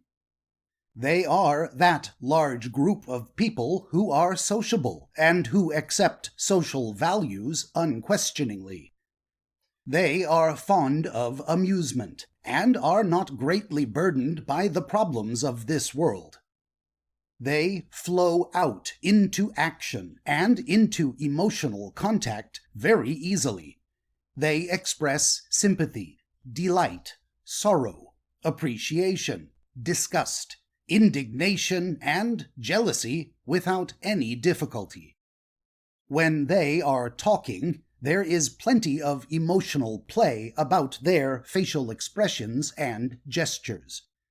They love movement, bustle, and excitement, and respond to what is going on around them with great facility. Studied closely, it is possible to see that there is little or no barrier between their feelings and the expression of these feelings. The most perfect example of natural extroversion is seen in the behavior of a lively young fox terrier. There is a complete emptying process going on. One might also call it evaporation rather than extroversion. This natural capacity to extrovert spontaneously is found in the great majority of young growing things during the periods of imitation and play. When adults who possess this natural capacity are studied, a definite type, which Dr. Jung calls the extrovert, begins to take form. The secret of their character seems to lie in the slightness of the barrier that intervenes between feeling and its expression. The life of emotional experience is one in which the effect of things plays a much greater part on the individual than the meaning of things. It is essentially a surface life, but what it may lack in depth and analysis, it gains in breadth and synthesis. The extrovert is always destined to undergo a series of typical experiences because of the littleness of the barrier between feeling and its expression. He must constantly plunge into situations where previous thought would have deterred him. He does not regret this, because it is by this method that he learns. He must feel, not once but constantly, that he is right, and everyone else is wrong, because he is being guided by his feelings. These feelings he may throw out into rough-shaped thoughts, although it may be in brilliant phrases. He must do deeds of valor and madness or sheer impossibility because he feels an immense impulse to act, and because any remarkable situation draws him into the heart of it as an ardent co-operator and not as a cold spectator. In a sense, he never attends anything. He assists at everything, as the French say. He rarely does anything so cold and detached as to merely attend a function. He assists at a spectacle, at a speech, at a party, because he feels it all, without any check to the expression of his feelings. He is constantly employed in devising fresh forms of activity. He likes to see before him a number of engagements. He likes to tell people that his free hours are entirely booked up, but that, if possible, he will try to squeeze in their invitation. And this is because he confirms to himself the sense of his own existence solely by his activities and feelings. Naturally, there are extroverts of all grades and abilities, and amongst them are found some of the most capable and useful public characters of the day. The great actresses, most of the great popular actors, all the great rhetorical speakers, and the majority of the great preachers are of extrovert psychology. They are essentially public people. They are in contact at once with the crowd. They work up their audiences without difficulty, without knowing how they are doing it, and almost without preparation. They speak what they feel rather than what they think, so that if anything occurs to change their feelings while they are speaking, they may appear to contradict themselves. They form, in their best expression, ideal agents for bringing about change in the world. Because of the brilliance of their feelings when they think a wrong exists, they move heaven and earth to get that wrong righted. The danger of this may perhaps be found in the fact that they rarely go to the root of anything. Their intense life of feeling entangles them in outer aspects. It is for this reason that their lives invariably show inconsistency, often to a remarkable extent.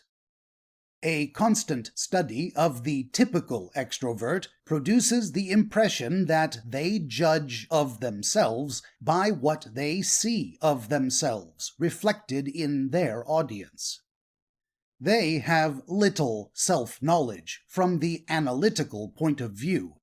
They know themselves by the effects they produce in the external world. In this, they show a kind of hiatus in their psychology, a blind spot, as it were. This is one of the profoundly important peculiarities in extrovert psychology. It may be asked how it comes about that the extrovert should ever be successful in life, if feelings play the main part in determining his actions. For to most people, feeling must seem a capricious, if not a blind, guide. But there are qualities of the mind inextricably linked with feeling, and these are instinct and intuition. Instinct, in its limited area, is a sure guide. Intuition, in its infinite area, is a much more subtle force. If we make intuition too conscious and mix it with intellectual processes, the resulting product will be confusing. But in some individuals, particularly in high types of extroverts, intuition plays a supreme part. The highly developed extrovert, although he may not think consecutively, is aware of some activity which is equivalent to, and much more swift than, pure intellectuality. The startling things he sometimes does, whether it be in the selection of the precise moment for action, of the exact phrase to win the mob, or of the right man for the job, are not the outcome of thought, whether it be in invention, policy, or business. They are the outcome of a certain feeling very finely graded, which impels him in a certain direction. These feelings arise suddenly and spontaneously as inspirations, and when they arise, the extrovert is constrained by them, even when they lead him to do apparently rash things. Because of their inability to see themselves, average extroverts are able to live in intimate contact with remarkable inconsistencies. It is only the extrovert who can get up on a platform and appeal to the audience for a subscription of £100 for charity, and speak passionately for an hour when his own income is 100,000 a year. Their value in holding certain weak and faulty parts of the social fabric together is thus apparent. It is amongst extroverts that we must search for the prodigious, the amazing, and the incredible in history. The great adventurers, the great bluffers, the great squanderers and humbugs, the people who seem to stand beyond the reach of reason and logic are extroverts. Argument does not touch them. Their serenity and invulnerability to certain classical cases are little short of miraculous. The attitude of the unconscious is definite towards those whose psychology is typically extrovert. The conscious situation is one in which the outpouring of interest, in the form of feeling and action, is too easy. The compensating action of the unconscious, therefore, will theoretically seek to put a check on this kind of excess. The following dreams illustrate the nature of this attitude. A woman of great activities and many interests, who was constantly engaged in organizing meetings and never spared herself a journey or visit if there was a chance of obtaining a recruit for one of her many societies, frequently experienced this dream. Quoting, "I am in a room in the midst of packing. I have to catch a train, and the floor is covered with many things I want to pack. I cannot get them all into the trunk, and in a state of agitation I run out into the street. There is a great crowd of people outside, and I realize that it is hopeless to attempt to get to the station on time." Unquote. The idea contained in this dream is one of numerical excess. There are too many things to pack, and too many people in the street. She is called upon to catch a train, and it is revealed to her that she cannot do so, owing to these multiplicities. Excessive extroversion, in the form of too many activities and interests, is symbolized by the articles on the floor and the people in the street, which prevent her from getting near her true object. She misses the train. Another dream will serve as an amplification. It is recorded in a book of travel which deals with the North American Indians. The writer came across a chief wearing women's clothes. On inquiring for the reason of this, he was told that the chief had been a great warrior, and many scalps had fallen to his hand. At the height of his fame, he had gone on an expedition and brought back a large number of fresh scalps. On going to sleep, he dreamed that the great white spirit came to him and told him he was to become a woman. The chief, impressed by this vision, assumed the dress and life of a woman. It is possible to see in this dream an attitude of pure compensation taken up by the unconscious. Extroversion, along the line of scalping and forays, had reached an extreme point. To become a woman is a symbolical way of suggesting a line of behavior opposite to the one on which he had been engaged. The chief took the dream literally. He assumed the dress of a woman.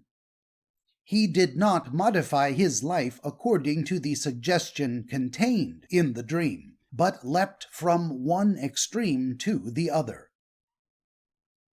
In practical work, it is necessary to distinguish the extrovert. In the hysteric, we can see an extreme extroversion.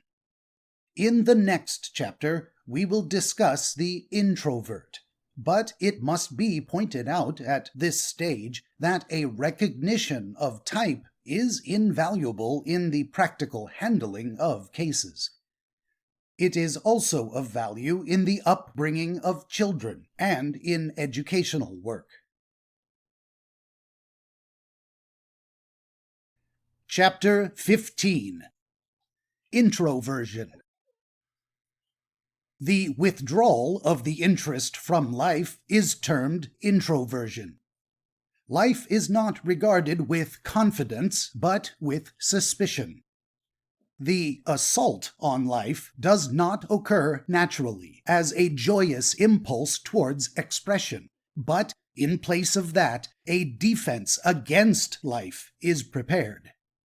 Such people are called introverts, and they correspond in some degree to the undercompensated type discussed in the 8th chapter.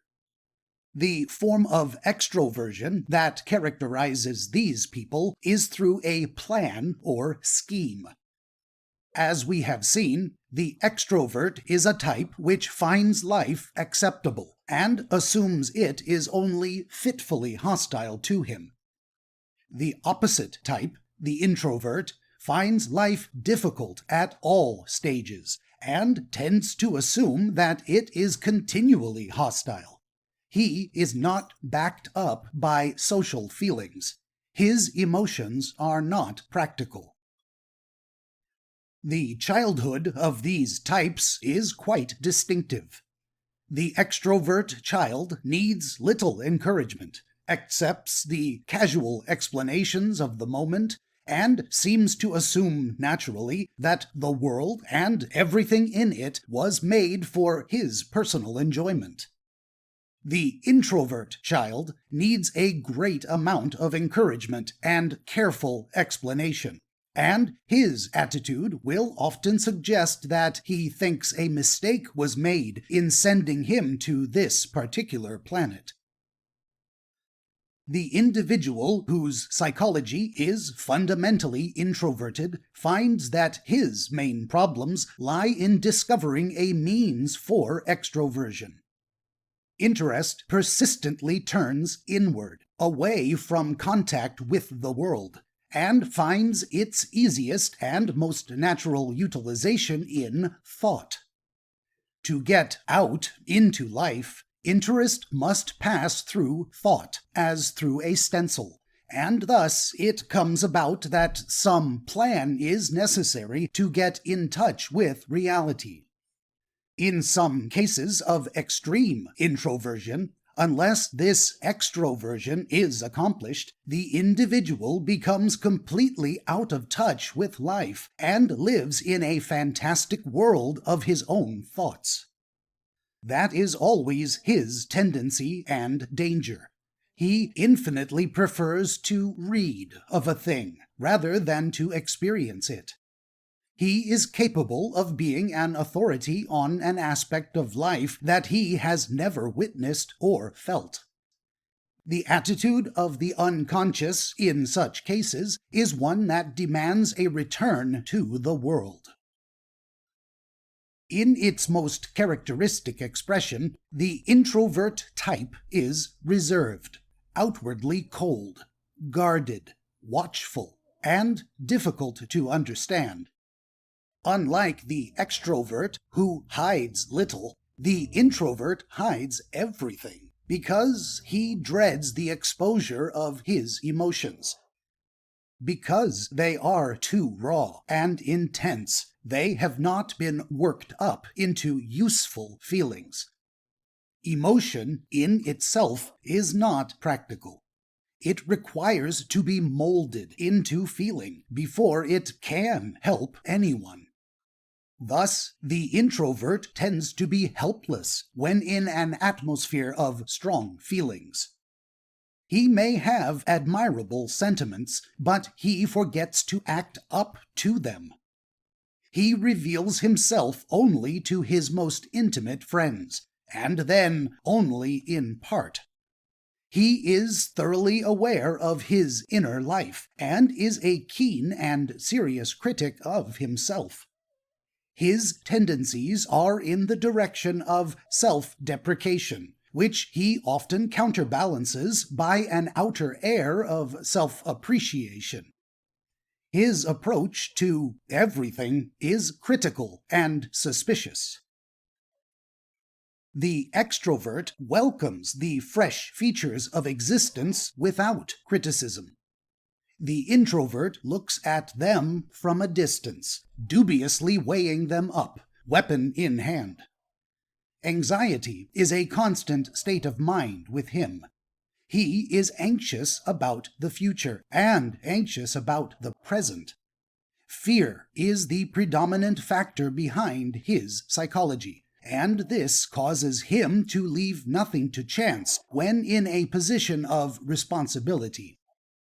His plans are exhaustive and cast with an eye continually fixed on the possibility of failure.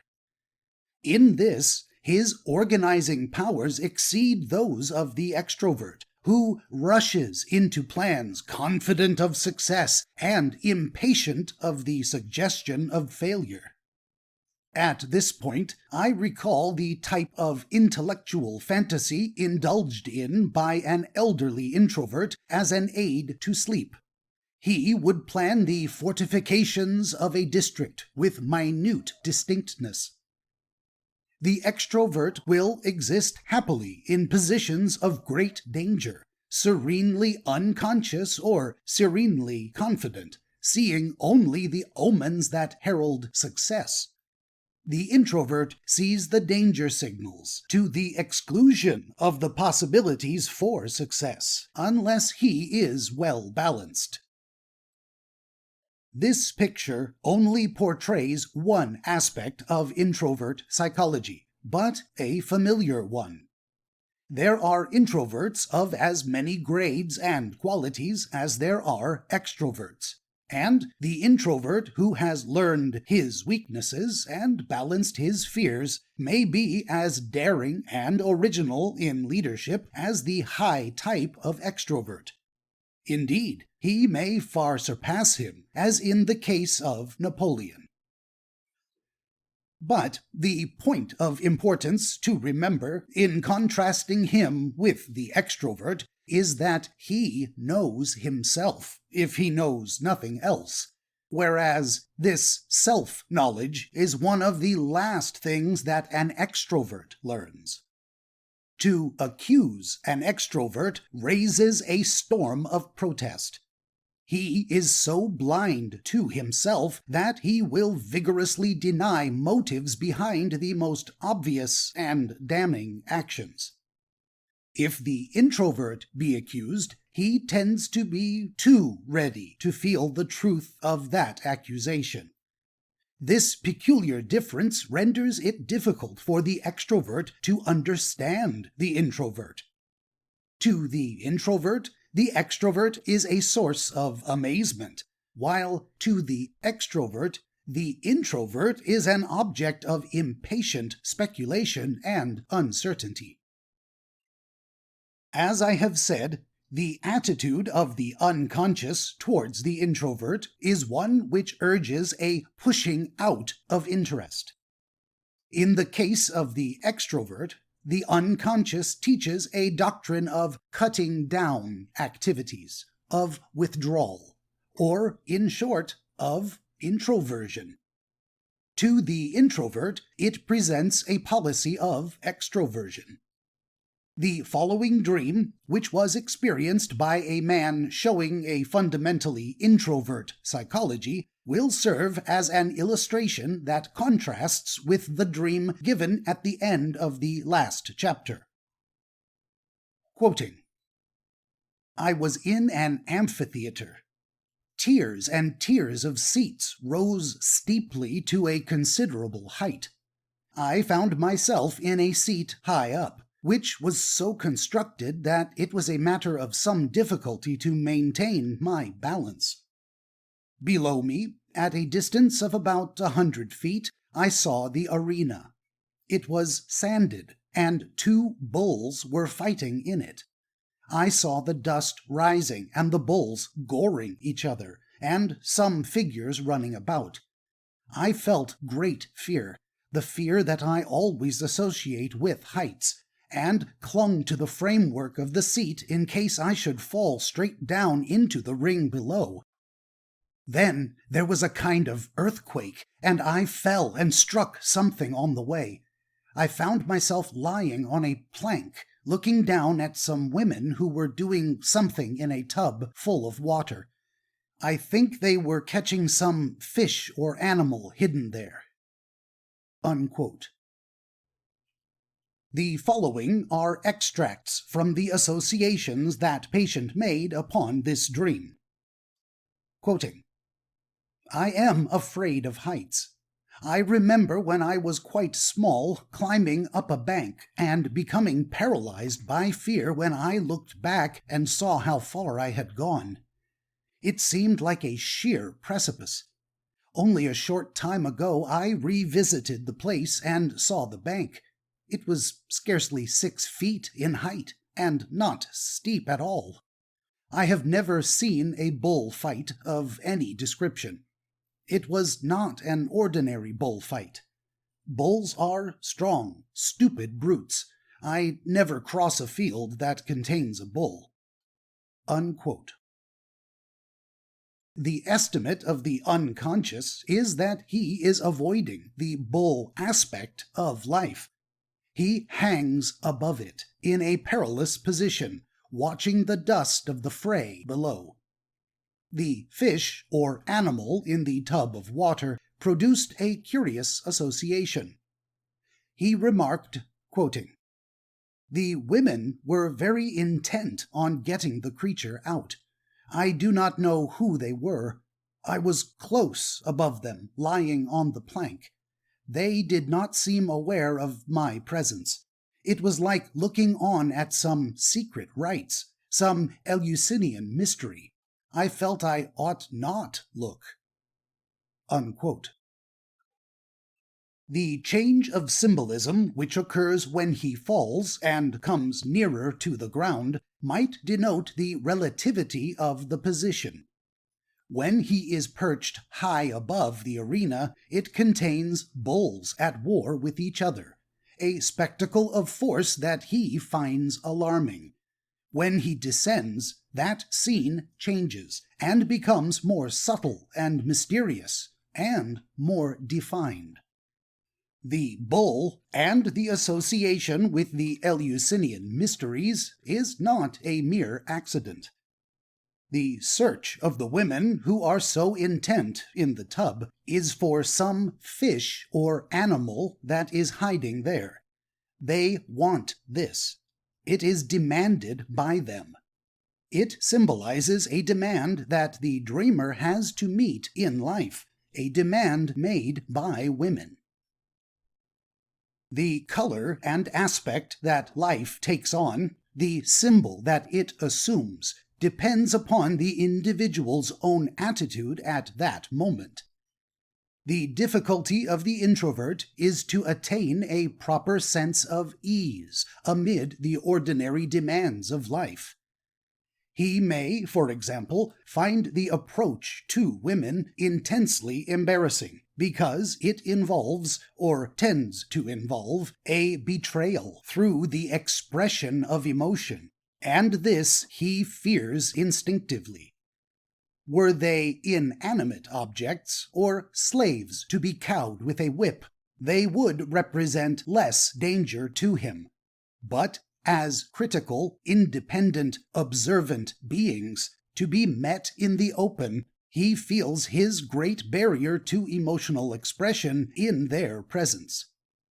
It is his ignorance of the ordinary language of emotion that embarrasses him. Feelings are a weakness from the point of view of his unconscious, one which it will try to open out. In this case, the dreamer is shown a certain mystery and experiences embarrassment in a deep piece of symbolism, and this suggests at once that his conscious attitude in this respect is faulty and constitutes a source of weakness in his character. There is some adaptation to be made. He should be standing in the arena. When interest accumulates within around a problem, it oversensitizes the mind in everything connected with that problem. The proper approach to all the main facts of life is a gradual one, a gradual extroversion. In this way, a gradual process of becoming accustomed to such things is established, and nothing very remarkable is noticed. This type of approach is the familiar way of the normal extrovert, who, as has been said, is at home with life. The facts of existence grow insensibly upon him, so that he really does not know what they are. That is, he could not easily write about them directly. He would portray them unconsciously, with ease, if he wrote a novel. They become a part of him, as unquestioned as his arms and legs. But the introvert has difficulty with these adaptations, and, in part, this difficulty comes from oversensitization, caused by initial hesitation and questioning. It must be noted that the dreamer referenced above, in his associations, connected the perilous position above the bull ring with an incident of his childhood, when he became a victim of panic. On revisiting the scene, he realized how immensely his imagination had exaggerated the danger. Working from this association with danger, it will be seen that the unconscious is putting the idea of exaggeration into the dream. The situation above the bull ring causes fear. This fear reminds him of the fear experienced in a certain incident of childhood. He now realizes the fear was exaggerated. Therefore, the fear he feels concerning the bull ring is exaggerated. It is due to his imagination. Once he had grown up and gained experience, the precipice of his childhood became a 6-foot slope. The unconscious here suggests the same succession in experience. The problems peculiar to the introvert give rise to dreams that bear a certain stamp about them, which makes it possible to deduce the type of psychology without knowing the dreamer. The same thing may be said with extrovert dreams. Typical cases of each class form a kind of antithesis. The unconscious takes up opposite attitudes. In the extrovert, as already mentioned, it has a tendency to curtail activity. In the introvert, it urges activity. In the above case, the symbolism suggests that the recipient of the dream was an introvert. The bull symbol, which occurs frequently in dreams and allies itself closely with introvert psychology, represents something which has found its expression under this form in many phases of human history. The first general associations given by the dreamer have already been recorded. The bulls in the arena, from which his position is so aloof and perilous, represent the strong, stupid side of life which he fears. We have seen that it is necessary in the investigation of any dream to pay special attention to the circumstances under which the dream has arisen. That is to say, to those immediate incidents of the day that the dreamer has experienced. A dream has usually a special and a general application. The special application arises out of the immediate situation.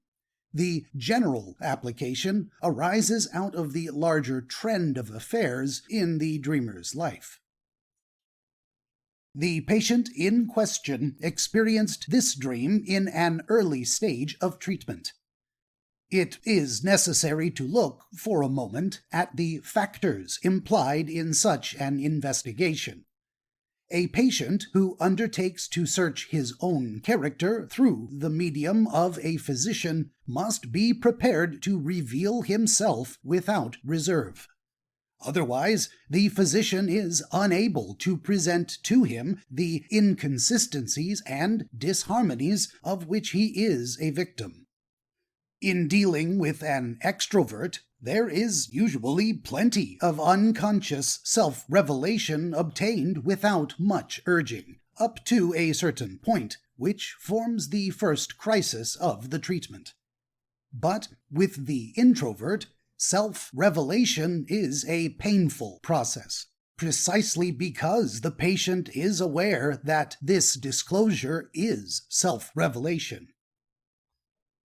Now, the bull dream arose at a stage when the patient had shirked a certain task he was to perform. The bull part of the dream is linked up with the incident of the women searching for something in a tub of water. Linking up, or juxtaposition, in dreams is important. The unconscious may see some fundamental similarity between them, and so draws them together. What is this similarity in the present example? The patient shirked a certain side of life on his own admission.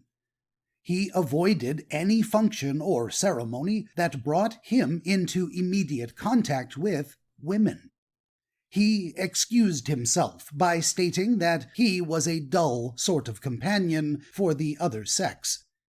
He then added that he enjoyed taking an upper seat at the opera and looking down at the scene from a distance. His avoidance is therefore not due to an aversion, but to a sense of embarrassment or fear. The second part of the dream indicates a demand made by women. He feels embarrassment from that. This demand assumes the symbolism of something hidden, which the women search for. The unconscious corrects the view that an avoidance of women was any solution to the patient's timidity. Women, and all they stand for, are not passive. They, from their own side, bring a force to bear on the patient. From his remarks, it became evident that he could not properly assimilate this idea. He was incapable of getting women into their proper perspective in the scheme of things. He usually clung to some extreme and ideal view, but swung too far in the opposite direction at moments. He remarked that there was something intensely unpleasant to him in the way they searched for the hidden fish in the tub. If we look for a moment at the bull portion of the dream, a certain difference from the fish part becomes evident. Here, two bulls are seen goring each other, and some vague figures running about. There is no apparent symbol which corresponds with the women, but If the fish and the women be contrasted as antagonists in the latter part of the dream, then the contrast in the first part lies between one bull and the other. That is, in one part the antagonist is male, in the other female. What is the male antagonist? The patient had remarked that up to a certain point in the course of treatment, as long as the physician's attitude was sympathetic, he had enjoyed the process. The connection and interdependence of things was interesting. Here, perhaps, we see the immediate situation responsible for this dream. In his relationship with the physician, he finds that he is more or less at ease, as long as the latter maintains a sympathetic, uncritical mood towards him. For instance, the patient leaves out an important part of his narrative, and nothing is said at first. But as soon as a demand is made for him to be more honest, so soon as a suspicion of the blunt and matter-of-fact creeps into the physician's tone, the patient retreats sensitively. In such retreat, patients usually avail themselves of a number of excuses, some of which will refer to the manner of the physician. But in this case, the unconscious shows him bulls goring one another as a symbol referring to his situation, while he hangs perilously above them, and thus it puts the blame on himself. So frank and unrestrained an encounter as bulls fighting finds no parallel in his sensitive relations with his physician. He fears a knock, and fears to knock. Such an attitude will not help him. It contains something in it that is similar to the other problem dealt with in the second part of the dream, for each of the pieces of symbolism centers around the necessity of a fearless emotional encounter.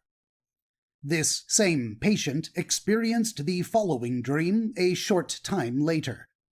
Quoting, "I was in charge of a store, it seemed, and was wearing pajamas. I wondered if it was odd to be in pajamas. A woman, whom I did not know, entered and asked for a piece of redwood furniture, a cabinet, I think. I thought I had one, but failed to find it. I searched in the catalogue for it, seeming to have no stock actually on hand, and feeling rather embarrassed. I found it described in the catalogue, something very exquisite and rare, in antique red lacquer, but she seemed annoyed and left the store." Unquote. Here again, in different symbolism, one sees the motive reproduced of some demand upon the dreamer made by women, something which he only possesses in a catalogue, and not actually.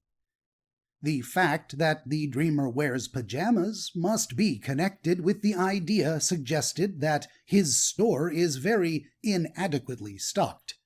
He seems, indeed, to have no stock at all, only a catalogue. I have already mentioned that the introvert much prefers to read of things than to experience them. That tendency is indicated here. His position is ridiculous from the point of view of his unconscious. His dress is unsuitable, and he has nothing to sell when it comes to the test. The next dream occurred on the same night as the one above, and deals with the same theme, but, again, in different symbolism. Quoting, "I possessed an essay in French, which I had composed, apparently, though I do not remember doing so. It was written in very fine, perfect handwriting on parchment, like some rare old official document. Old Colonel X took it and began to cross out some words. He made some disparaging remarks about my use of the reflexive with the verb séparer, and asked me where I got some words from, and without waiting for a reply, and quite uninterested, threw it over me. I wondered how he knew, or if he knew, French at all, and resented his interference and manner." Unquote. In reflecting on this dream, the patient picked out the rare old official document and linked it up with the red lacquer cabinet. They were both symbols of something rare and perfect. Concerning Colonel X, he said, quoting, "He is a fat, coarse, matter-of-fact sort of man, very blunt and ungracious, with a thick red neck." Unquote. There is a similarity here to the bull symbol in the first dream. The associations around the French essay were mainly in three directions. First, he had observed Colonel X the day before with a French weekly paper, and felt a certain amusement at the sight, for he was certain the colonel knew no French. 2. His thought wandered to French women, about whom he knew little, but for whom he felt admiration. And 3. He felt the French had, by some trick, attained an outlook on life that made many problems easier, and reduced the complexities of living to a minimum. He had often wished to be in France, where he was sure one was allowed to exist just as one pleased. In the last two trains of reflection, one must perceive an attitude that haunts introvert psychology. The demands and responsibilities of life, they think, will be less in another country, where people are strangers, and where one is unmolested. They forget that they carry their problems with them wherever they go. There is a fairy tale in the Brothers Grimm collection which is called The Frog Prince. Its plot concerns a young princess who is in the habit of playing with a golden ball in the neighborhood of a pool. One day, the golden ball rolls out of her hand and into that pool. It is recovered by a frog and handed back on certain conditions. The princess, once that golden ball is again in her possession, disregards her promise. Her father, the king, is inexorable, however, and the upshot is that she has to marry the frog, who eventually turns into the beautiful prince. I introduce this symbolic story at this point because it has some connection with the dreams under consideration. Here we see something precious, the golden ball, placed at the mercy of something ugly and commonplace, the frog. It subsequently turns out that the princess has been deceived in thinking that she could escape her compact, and also that she made a mistake in looking on the frog as merely a repulsive creature. When she has overcome something in herself, owing to the pressure brought to bear on her by her father, she finds the frog is a prince. The idea of antiquity is associated with both the red lacquer cabinet and the official document written on parchment, as well as the idea of value. In the fairy story, it is not indicated if the plaything of the princess is antique, but it is made of gold, and she is shown to be playing with it carelessly. In the dreams under consideration, the dreamer is not shown as playing with the symbol of value, but in one case the symbol is demanded of him, and to his surprise, is not within his reach. And in the other, the symbol is being played with by a very blunt, matter-of-fact type of man, and this the dreamer resents. The blunt man calls the dreamer's attention to the idea of separation, or separating himself. In this observation there lies a clue.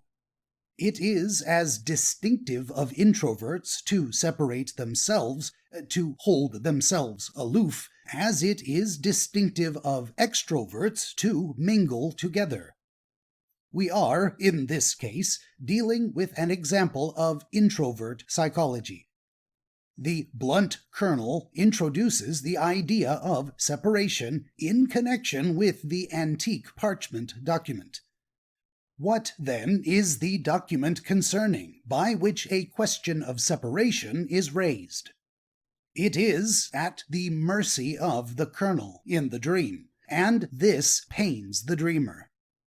From his point of view, he thinks the kernel has no claim to it, but his unconscious has another point of view. In a way, the idea of separation is contained in the red lacquer dream. Here, the dreamer finds the cabinet is separated from his store when he thought it present. It is far away. The woman customer is annoyed because it is not on the spot, as she apparently expected.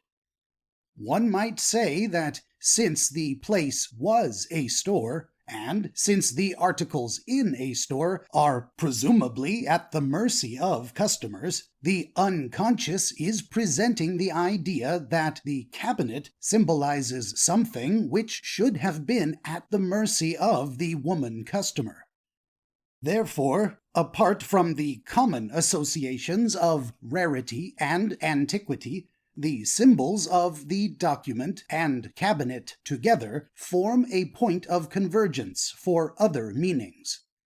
If they symbolize one and the same thing, how comes it that they differ so much in outward form? Each dream may present only one aspect of that thing which stands behind the central symbol. What is it that should be more at the mercy of the world, as symbolized by the woman and the kernel? What is it that the introvert separates from the world? With what rare and antique thing is the unconscious so occupied in these dreams? The answer is the force that reveals itself as interest. The cabinet and the document, as well as the fish and the golden ball, are aspects of the primal energy in a special application. The delicacy of the symbolism in the Frog Prince fairy tale lies in the manner in which the introduction of the unsuspecting princess to another life is indicated. The golden ball, played with so carelessly and lightly day after day, suddenly falls into the pool, and so she becomes enmeshed in womanhood. The keeping of the golden ball tightly in the hand, so that it may never roll away and vanish into one of the many snares waiting for it, is the natural instinct of the introvert. And this is what the unconscious is harping upon in the above dreams. It is possible to play too carelessly with that golden ball, perhaps, but it is equally possible to be too careful about it. It must be flung about a little in the world of adventure. Interest must be pushed out and entangle the self in some romance or business. Otherwise, the plot of life cannot come into operation.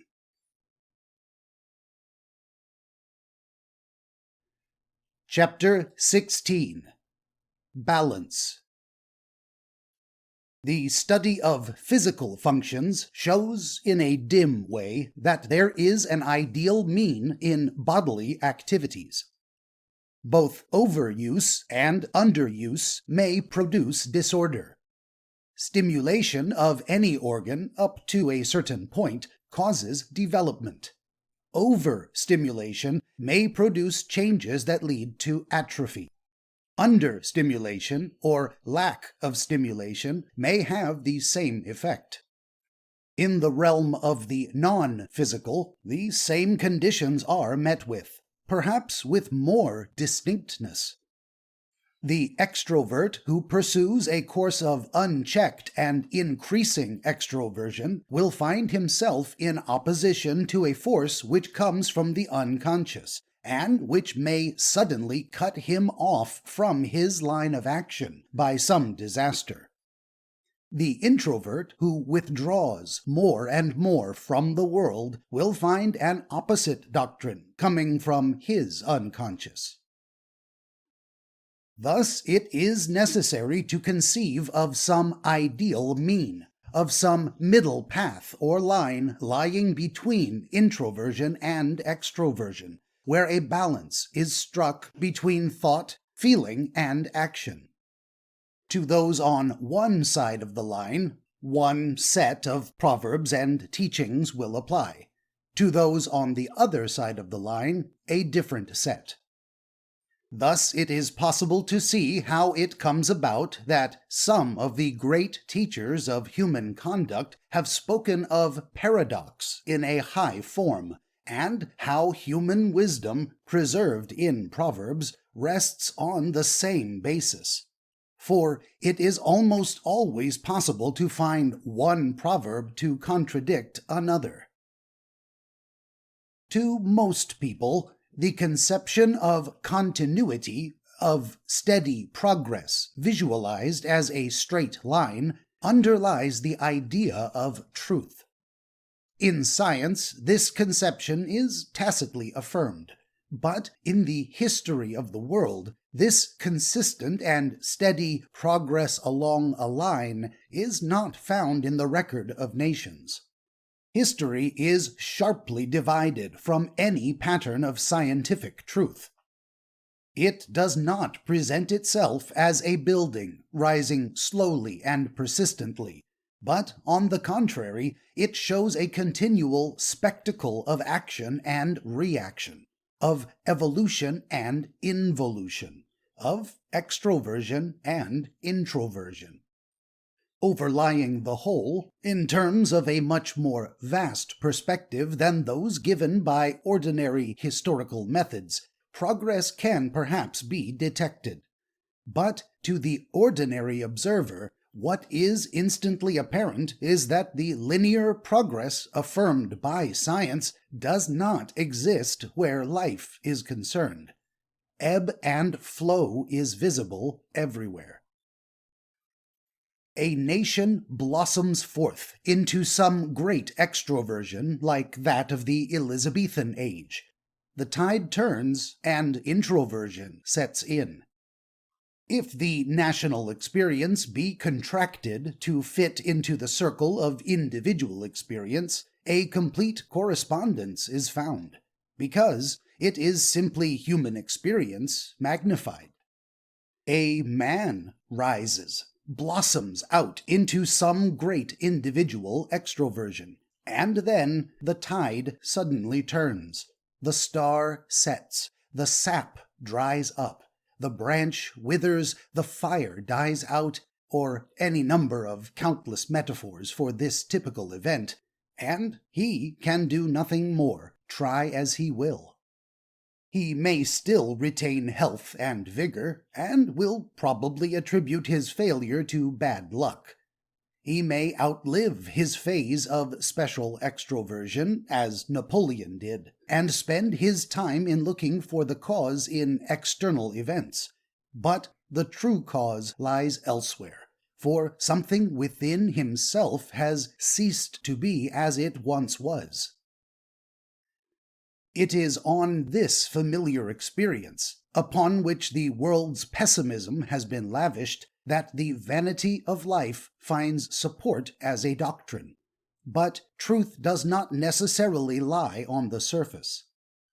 A man who spurs himself on to attain some high pinnacle of fame and comes down with a crash need not be taken as a last word on life, but serves rather as an introduction to the study of life.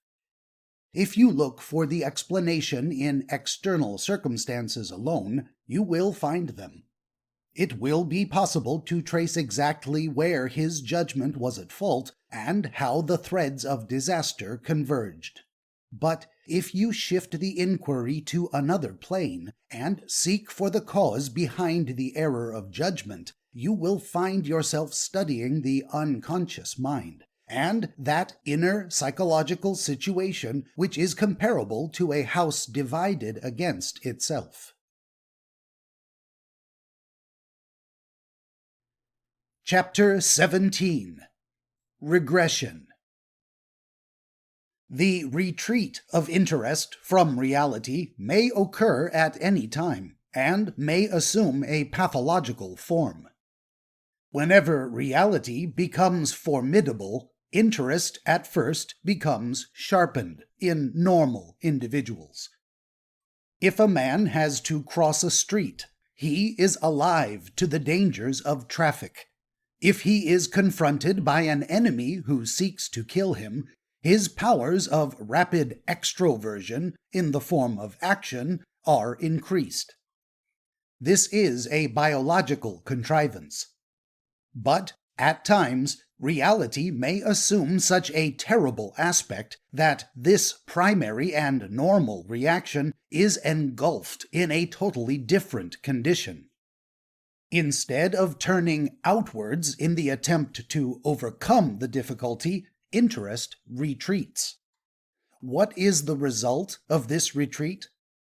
It can best be studied by examining that condition known as shell shock, for here we can see the effect of the excessive impact of reality on the individual. The onset of the symptoms may be sudden or gradual, but the picture these cases ultimately present in hospital is typical. They lie in bed in a state of helplessness. This helplessness is of varying degree. They may be paralyzed, blind, deaf, or dumb, and this loss of function does not depend on local injury. As often as not, no kind of injury can be found. They are incapable of any kind of effort. They cannot concentrate their attention on anything. Their memory is clouded, often to an extreme degree. Frequently, they cannot take any nourishment, save in fluid form. Their emotions are uncontrolled. They are always fretful and sometimes tearful. The condition may persist for many months. If an attempt is made to interest them in anything, a difficulty is experienced. They shun company, and they dread to go out of their rooms. Their fear or anxiety fastens on the smallest things. For example, one patient, a well-grown man, was extremely upset by a bird which perched on a branch outside his window. He conceived the idea that many other birds might come and create a disturbance or do him some injury. Now, all this reminds us of childhood. We say instinctively that these people behave like little children. But when we say this, we do not realize with sufficient clearness that this description is remarkably true. They are not only like little children, but some of them are like infants, and some are even like infants unborn. They are alive, but they cannot see, hear, or speak. All those forms of interest that are associated with adult life have vanished, and in place of them we have interest expressing itself in the simplest forms of infancy. The force that reveals itself as interest has retreated down to levels that belong to the first years of human life. This process is called regression. The conception of regression belongs very intimately to Dr. Jung's views of the formation of neurotic symptoms. In contradistinction to Freud, Dr. Jung looks for the combination of circumstances immediately responsible for the neurosis in the present moment. Reality suddenly becomes formidable, in that it presents a difficult problem that requires solution. The outcome may be a neurosis, and the symptom that characterizes it is to be looked upon as a reanimation of a past attitude or activity belonging to childhood or infancy caused by regression. Regression is never complete along all the paths through which interest has progressed. It may be complete in one and partial in others. In these cases, the symbolism found in dreams may be significant. A patient who was suffering from shell shock and had made no progress for many weeks dreamed that he was half buried in the earth. The lower part of his body seemed to be merged with the earth. We can see in this a symbolic picture of his psychological condition, that is, of his partial return to the beginnings of life. The earth here is a symbol of source or mother. Any failure of adaptation causes some degree of regression.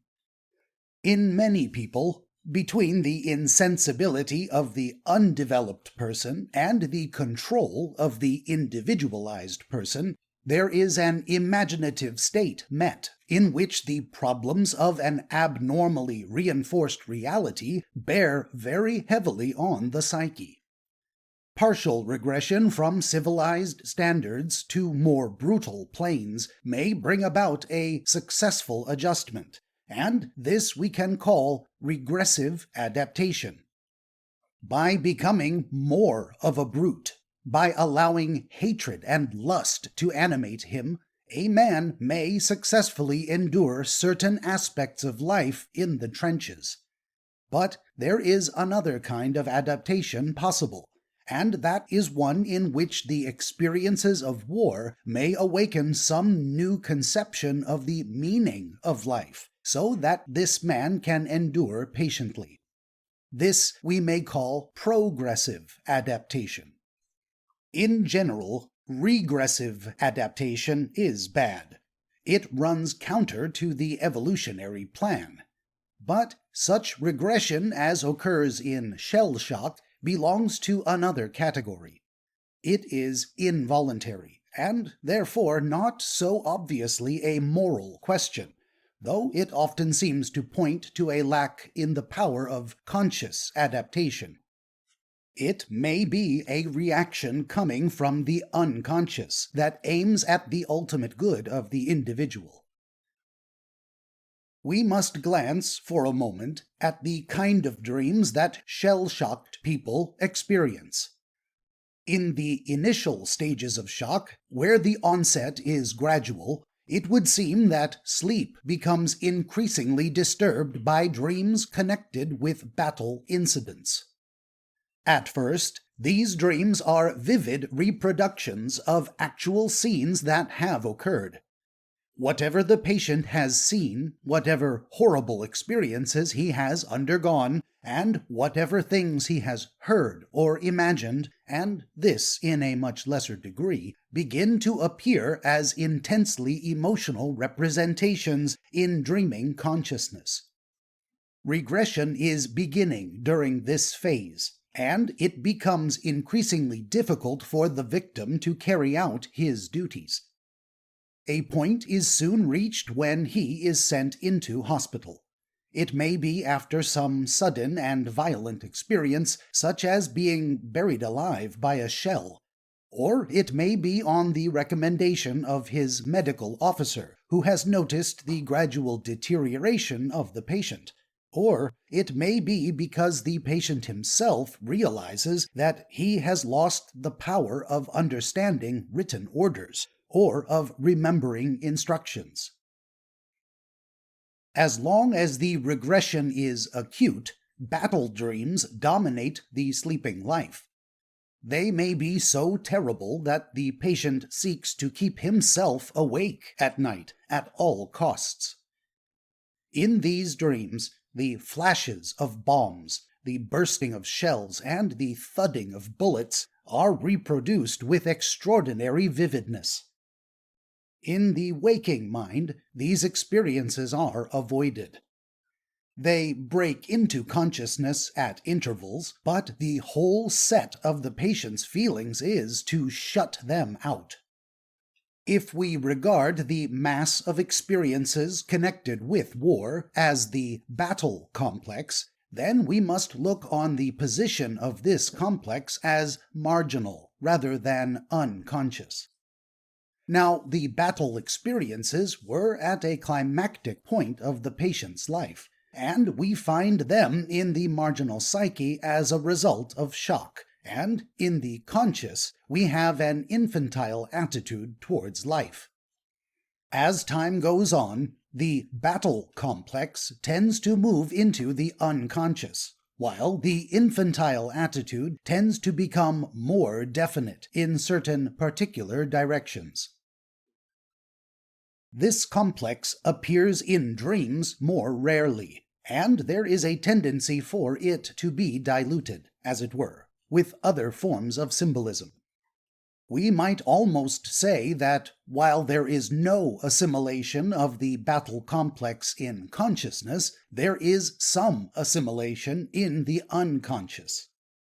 The nature of this assimilation reveals itself in dreams in symbolisms.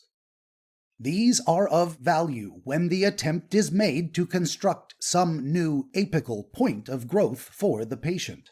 For it is not only reality in the form of war that keeps up the regression, but it is a concentration of all those factors of reality that the patient finds difficult. In a sense, he has to retread the path of his own development in order to recover, in much the same way as the embryo retreads the path of evolutionary development in a recapitulated form. This may occur without help. Sometimes it does not occur, and in these cases help must be given. The assimilation of the battle complex in consciousness may be regarded as an effort towards healing. The unconscious cannot influence the conscious will, save in an indirect fashion, and therefore cannot bring about a reconstruction of the adult attitudes in consciousness. In one case, the patient who had suffered from a regression neurosis for many months and had remained in a helpless condition experienced the following dream. Quoting, "I was in a trench. My great toe, with the nail, had come off, and I was debating with another soldier whether I should put it on again. I felt that I ought to." Unquote. This patient had formerly suffered from pure battle dreams, but in the above example it is possible to see a considerable degree of assimilation of the battle complex into a form of symbolism which, apparently, deals with some possibility of choice. In regarding this dream, we must remember that the will operates most definitely at the apical point, or growing tip of life, and that the effect of shock is to introvert or cut off this terminal point or bud. The great toe, if cut off, severely cripples the individual, since the ball of the toe supports the weight of the body in walking.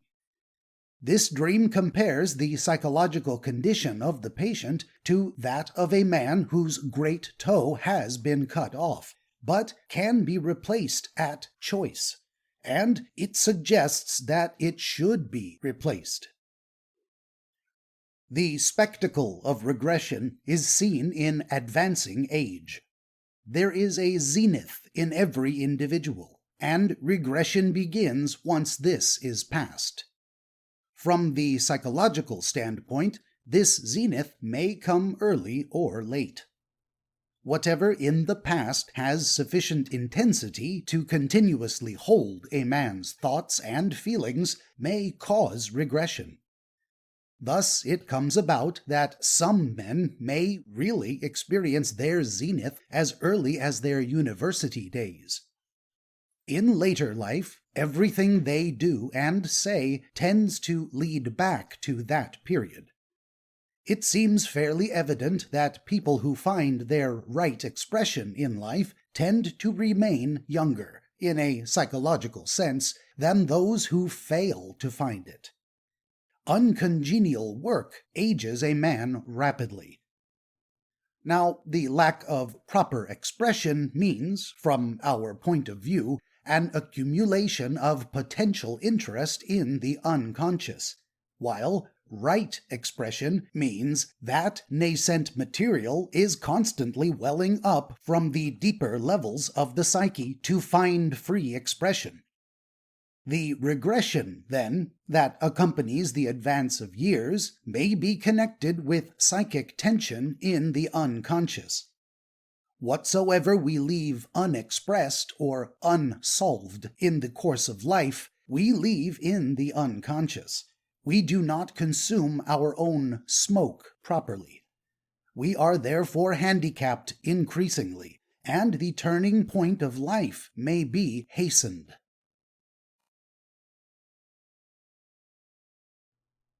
Chapter 18. The Nature of the Unconscious. We can conceive of a preparatory stage in the history of an idea that precedes its appearance in consciousness. In previous chapters, we have spoken of nascent or unfocused interest in the unconscious. This view is based upon the conception that the force which reveals itself as interest wells up from the deeper levels of the psyche, or, in other words, that the unconscious can be identified with source. In dreams, consciousness descends, as it were, from the focused arena of waking life to the unfocused planes beneath it. And here it meets nascent interest, under the form of a symbol. It meets that which is coming up, and it meets it in that form which belongs to the stage of development of that particular level of the psyche. It is embryonic thought or feeling, and it develops progressively as it passes upwards towards consciousness, until it assumes a form that is immediately comprehensible to the conscious life. It becomes focused. Its meaning now becomes clear. This process may be compared to the growth of a seed buried in the ground. From the surface of the ground, it is impossible to tell what is coming up, save by digging down and examining the earth. If we find a hyacinth bulb, we can predict that a hyacinth will appear in the process of time. The bulb is the nascent form of the hyacinth. If we look on the bulb as a symbol, then it is a symbol with a prospective meaning. In the same way, the symbols that are encountered during sleep in the deepest levels of the psyche are the germinating seeds of the flowers that will appear in consciousness. The conception that the unconscious contains primitive ways of thinking which belong to the evolutionary background of man is supported by the myth formations that are found in dreams. The prevalence of myths that are identical in the history of races that are widely separated geographically is to be explained on the grounds of a psychological similarity rather than on the grounds of a propagation by word of mouth. They are innate in the human psyche as tendencies that clothe themselves in forms of expression which belong to environment. Thus, they appear to differ in their outward symbolism. In the same way, in the case of the individual, the tendencies in his unconscious clothe themselves in symbols which belong to his own environment. The dream makes use of the incidents of the day in much the same way as people make use of the costumes and draperies in an ordinary house when they suddenly decide to play charades. All their elaborate, silent pantomime merely symbolizes the meaning of a word, which the onlookers must guess by interpretation.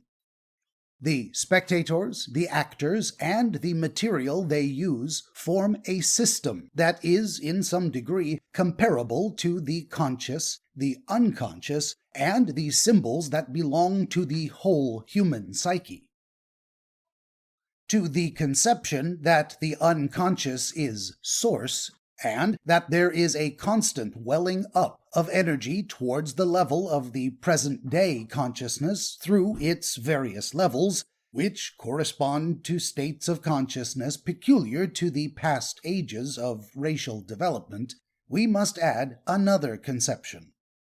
Whatever we neglect or avoid, whatever we dislike or fear, whatever disgusts or irritates us, tends to pass out of consciousness. We may push it out by forcible process of repression, or it may disappear as the result of a process that is not directly conscious. Some sensitive types repress only with great difficulty, while some tough extrovert types get rid of what is disagreeable so easily that it seems scarcely correct to say that they repress. Where does repressed material go? It goes into the marginal psyche, or into the unconscious, and it may reappear in dreams.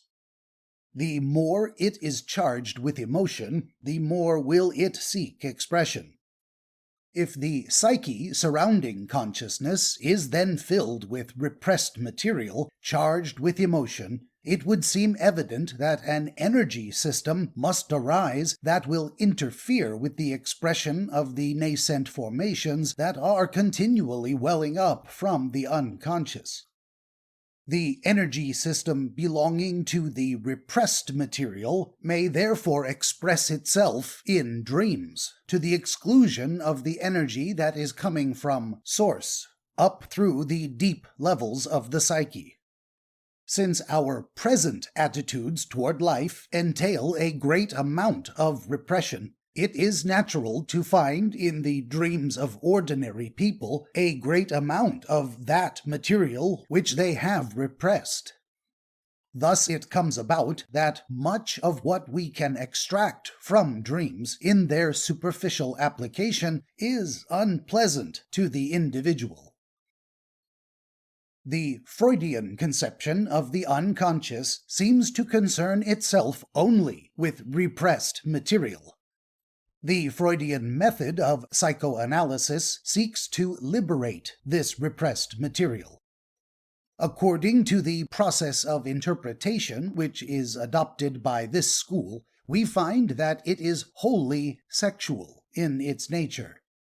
The most interesting example of this process of interpretation may be found in the opening dream in Freud's Interpretation of Dreams.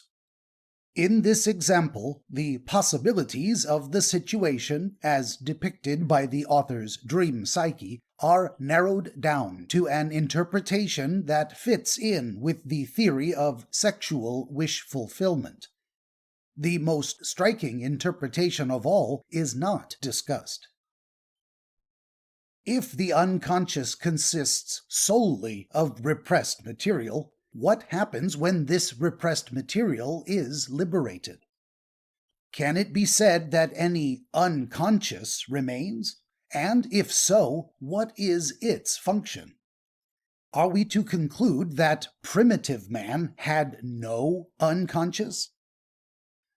From the teleological point of view of the Zurich school, when the repressed psychic material surrounding consciousness is liberated and properly assimilated into the conscious life, there remains the unconscious.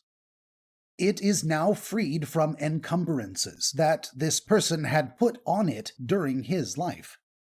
The nascent material traveling towards consciousness will now form the material of dreams without confusion, and so we may expect that a foreshadowing element will enter into the dream life.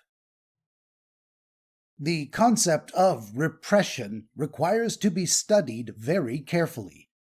It is not possible to take up the view that accumulations in the unconscious result only from what has been thrust out of consciousness, for it is evident that non-expression may produce the same effect as repression. An illustration from the Italian philosopher Benedetto Croce can be given here.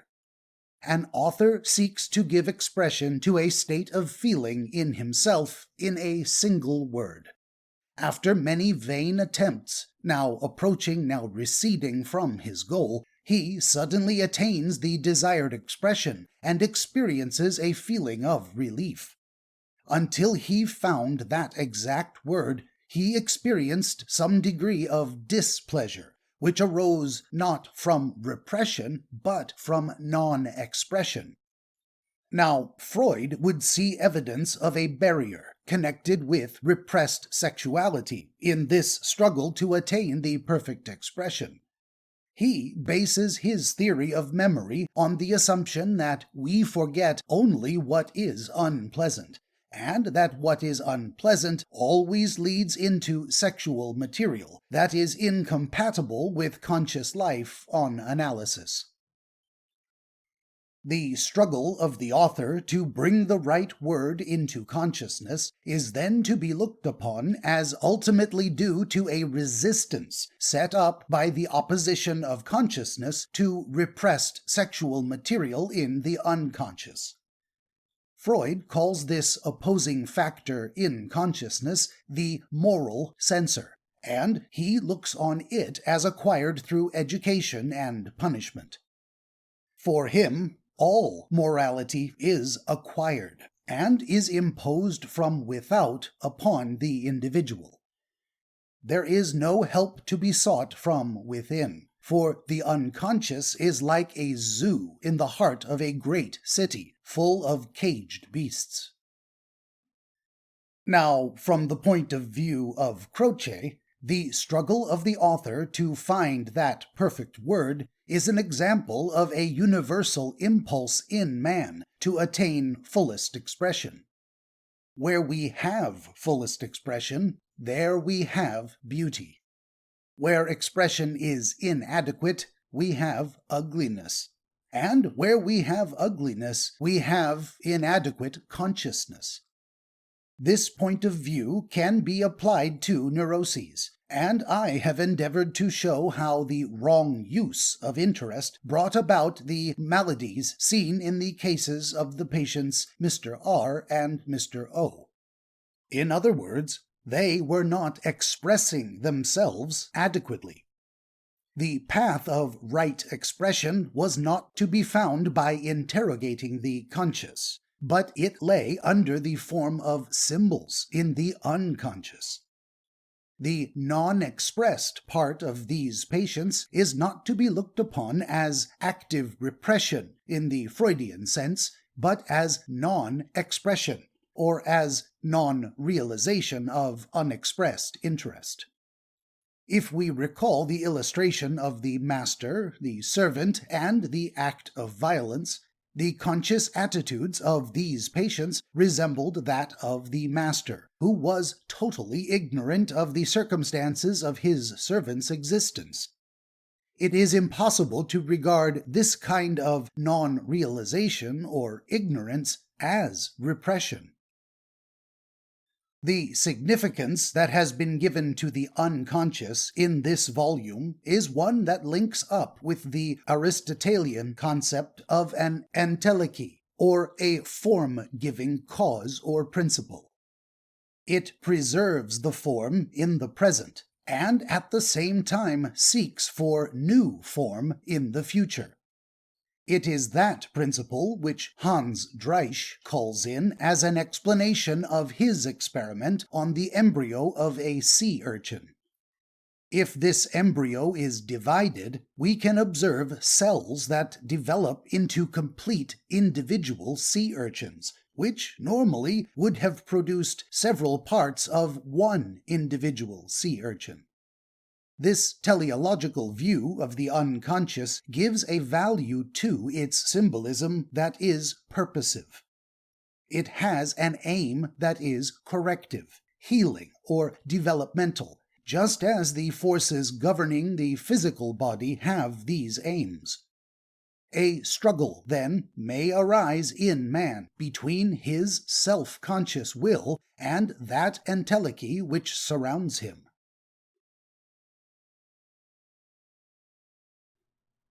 Chapter 19.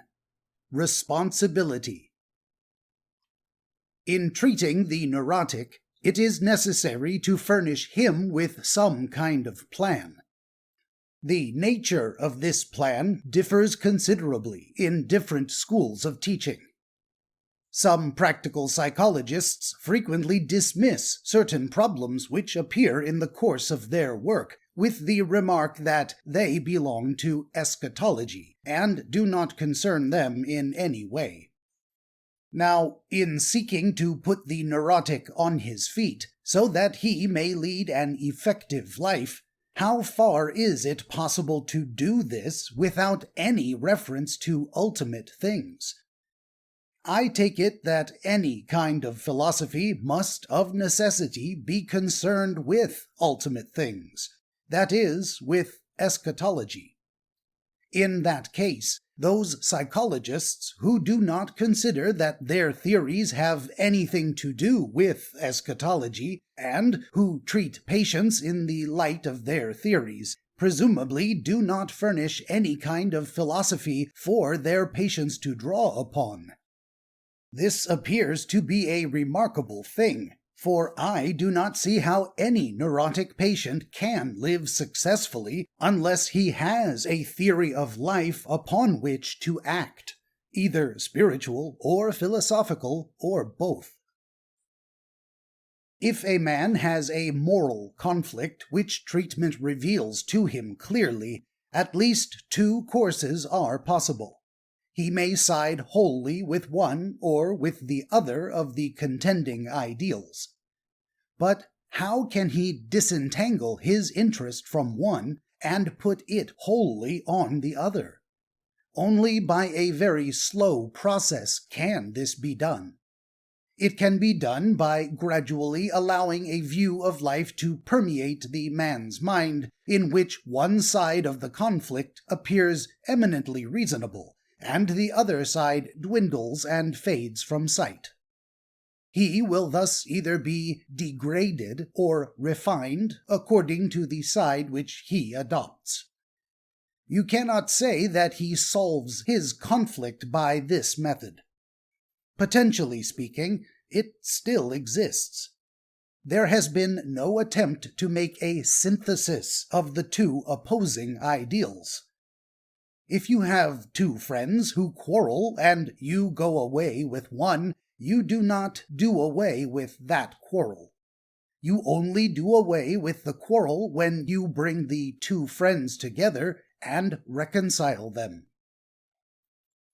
If we have to treat a neurotic with a conflict, our aim should be the reconciliation of those two ideals, and not the magnification of one at the expense of the other. If a man has a conflict between the celibate ideal and the ideal of unrestrained sexuality, we do not want to give him a view of life in which he can see nothing but sexuality. Nor do we wish to magnify the celibate ideal until he entirely fails to see that sexuality has a place in life. We must aim at synthesis. A middle, controlled path is the practical ideal. But how is this to be done? Are we to impose our fantasies on his fantasies? If we endeavor to solve this conflict for the patient by thrusting our own particular view of the world down his throat, then we are doing him a moral injury. That kind of interference will find no place in the future, for our view may be very helpful and necessary to us, and wholly injurious to the patient. The patient must solve his conflict for himself. The conflict must become fully conscious, and he must therefore get in touch with his unconscious. It is here that help can be given to him. When he is in touch with his unconscious, his task of synthesis begins. In this task, eschatological questions will continually arise, and these must be regarded not as if they were absurd and unscientific matters, but as factors of supreme importance in the future development of the patient. For as the patient slowly adjusts the life of experience and the life of the unconscious, so will that philosophy of personal responsibility gradually emerge, which will give him his fullest and best expression. No man who is fully and rightly expressing himself is ever neurotic. How, then, are we not all neurotics, seeing that none of us attain this ideal? The secret seems to be in the meaning that we give to the idea of right expression. We must escape from the fixed views that seek to organize humanity as if its individual members were all capable of expressing themselves according to a set plan. This view produces results that are satisfactory for the moment, but it eventually produces those appalling and dismal cataclysms of which the present war is an example, because it necessarily shuts off into the unconscious so much that should find expression. I do not think it possible for anyone to study neurotic patients from the standpoint of the unconscious without gaining the idea of special tasks. There appears to be a particular line along which fullest expression is most easily experienced in every individual. Along this line, the point of excess is not soon reached. On the contrary, it would appear that there is a backing from the unconscious. Right expression, therefore, must be something that is connected closely with this line, and it might be possible to regard the average neurotic as one who had failed to discover his special line. There is also another consideration, and that is the quality of sensitiveness. The sensitive person has many more problems than the non-sensitive person, and his adjustments are more exhausting. A person who lives in close contact with the unconscious may acquire a very high degree of sensitiveness. The balance between the conscious and the unconscious varies in different people, and where a sensitive person might develop a neurosis under adverse conditions, a non-sensitive person might scarcely feel anything beyond temporary anxiety. Any system that enforces suppression or encourages avoidance at once begins to thrust into the unconscious a psychic energy that should escape by a gradual process. Accumulations in the unconscious are evidently dangerous. As I have already said, they cause cataclysms in human history. All that should have found expression gradually comes forth in a sudden, violent eruption.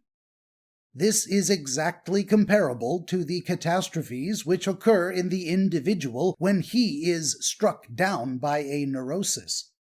Not until he has brought out from his unconscious all that has accumulated there, and not until he has synthesized it with his conscious life, will he be cured. I have endeavored to show that what comes from the unconscious is not necessarily always the murderous, or the incestuous, or the lascivious. Civilization demands that these things should remain unexpressed. The majority of people simply repress them.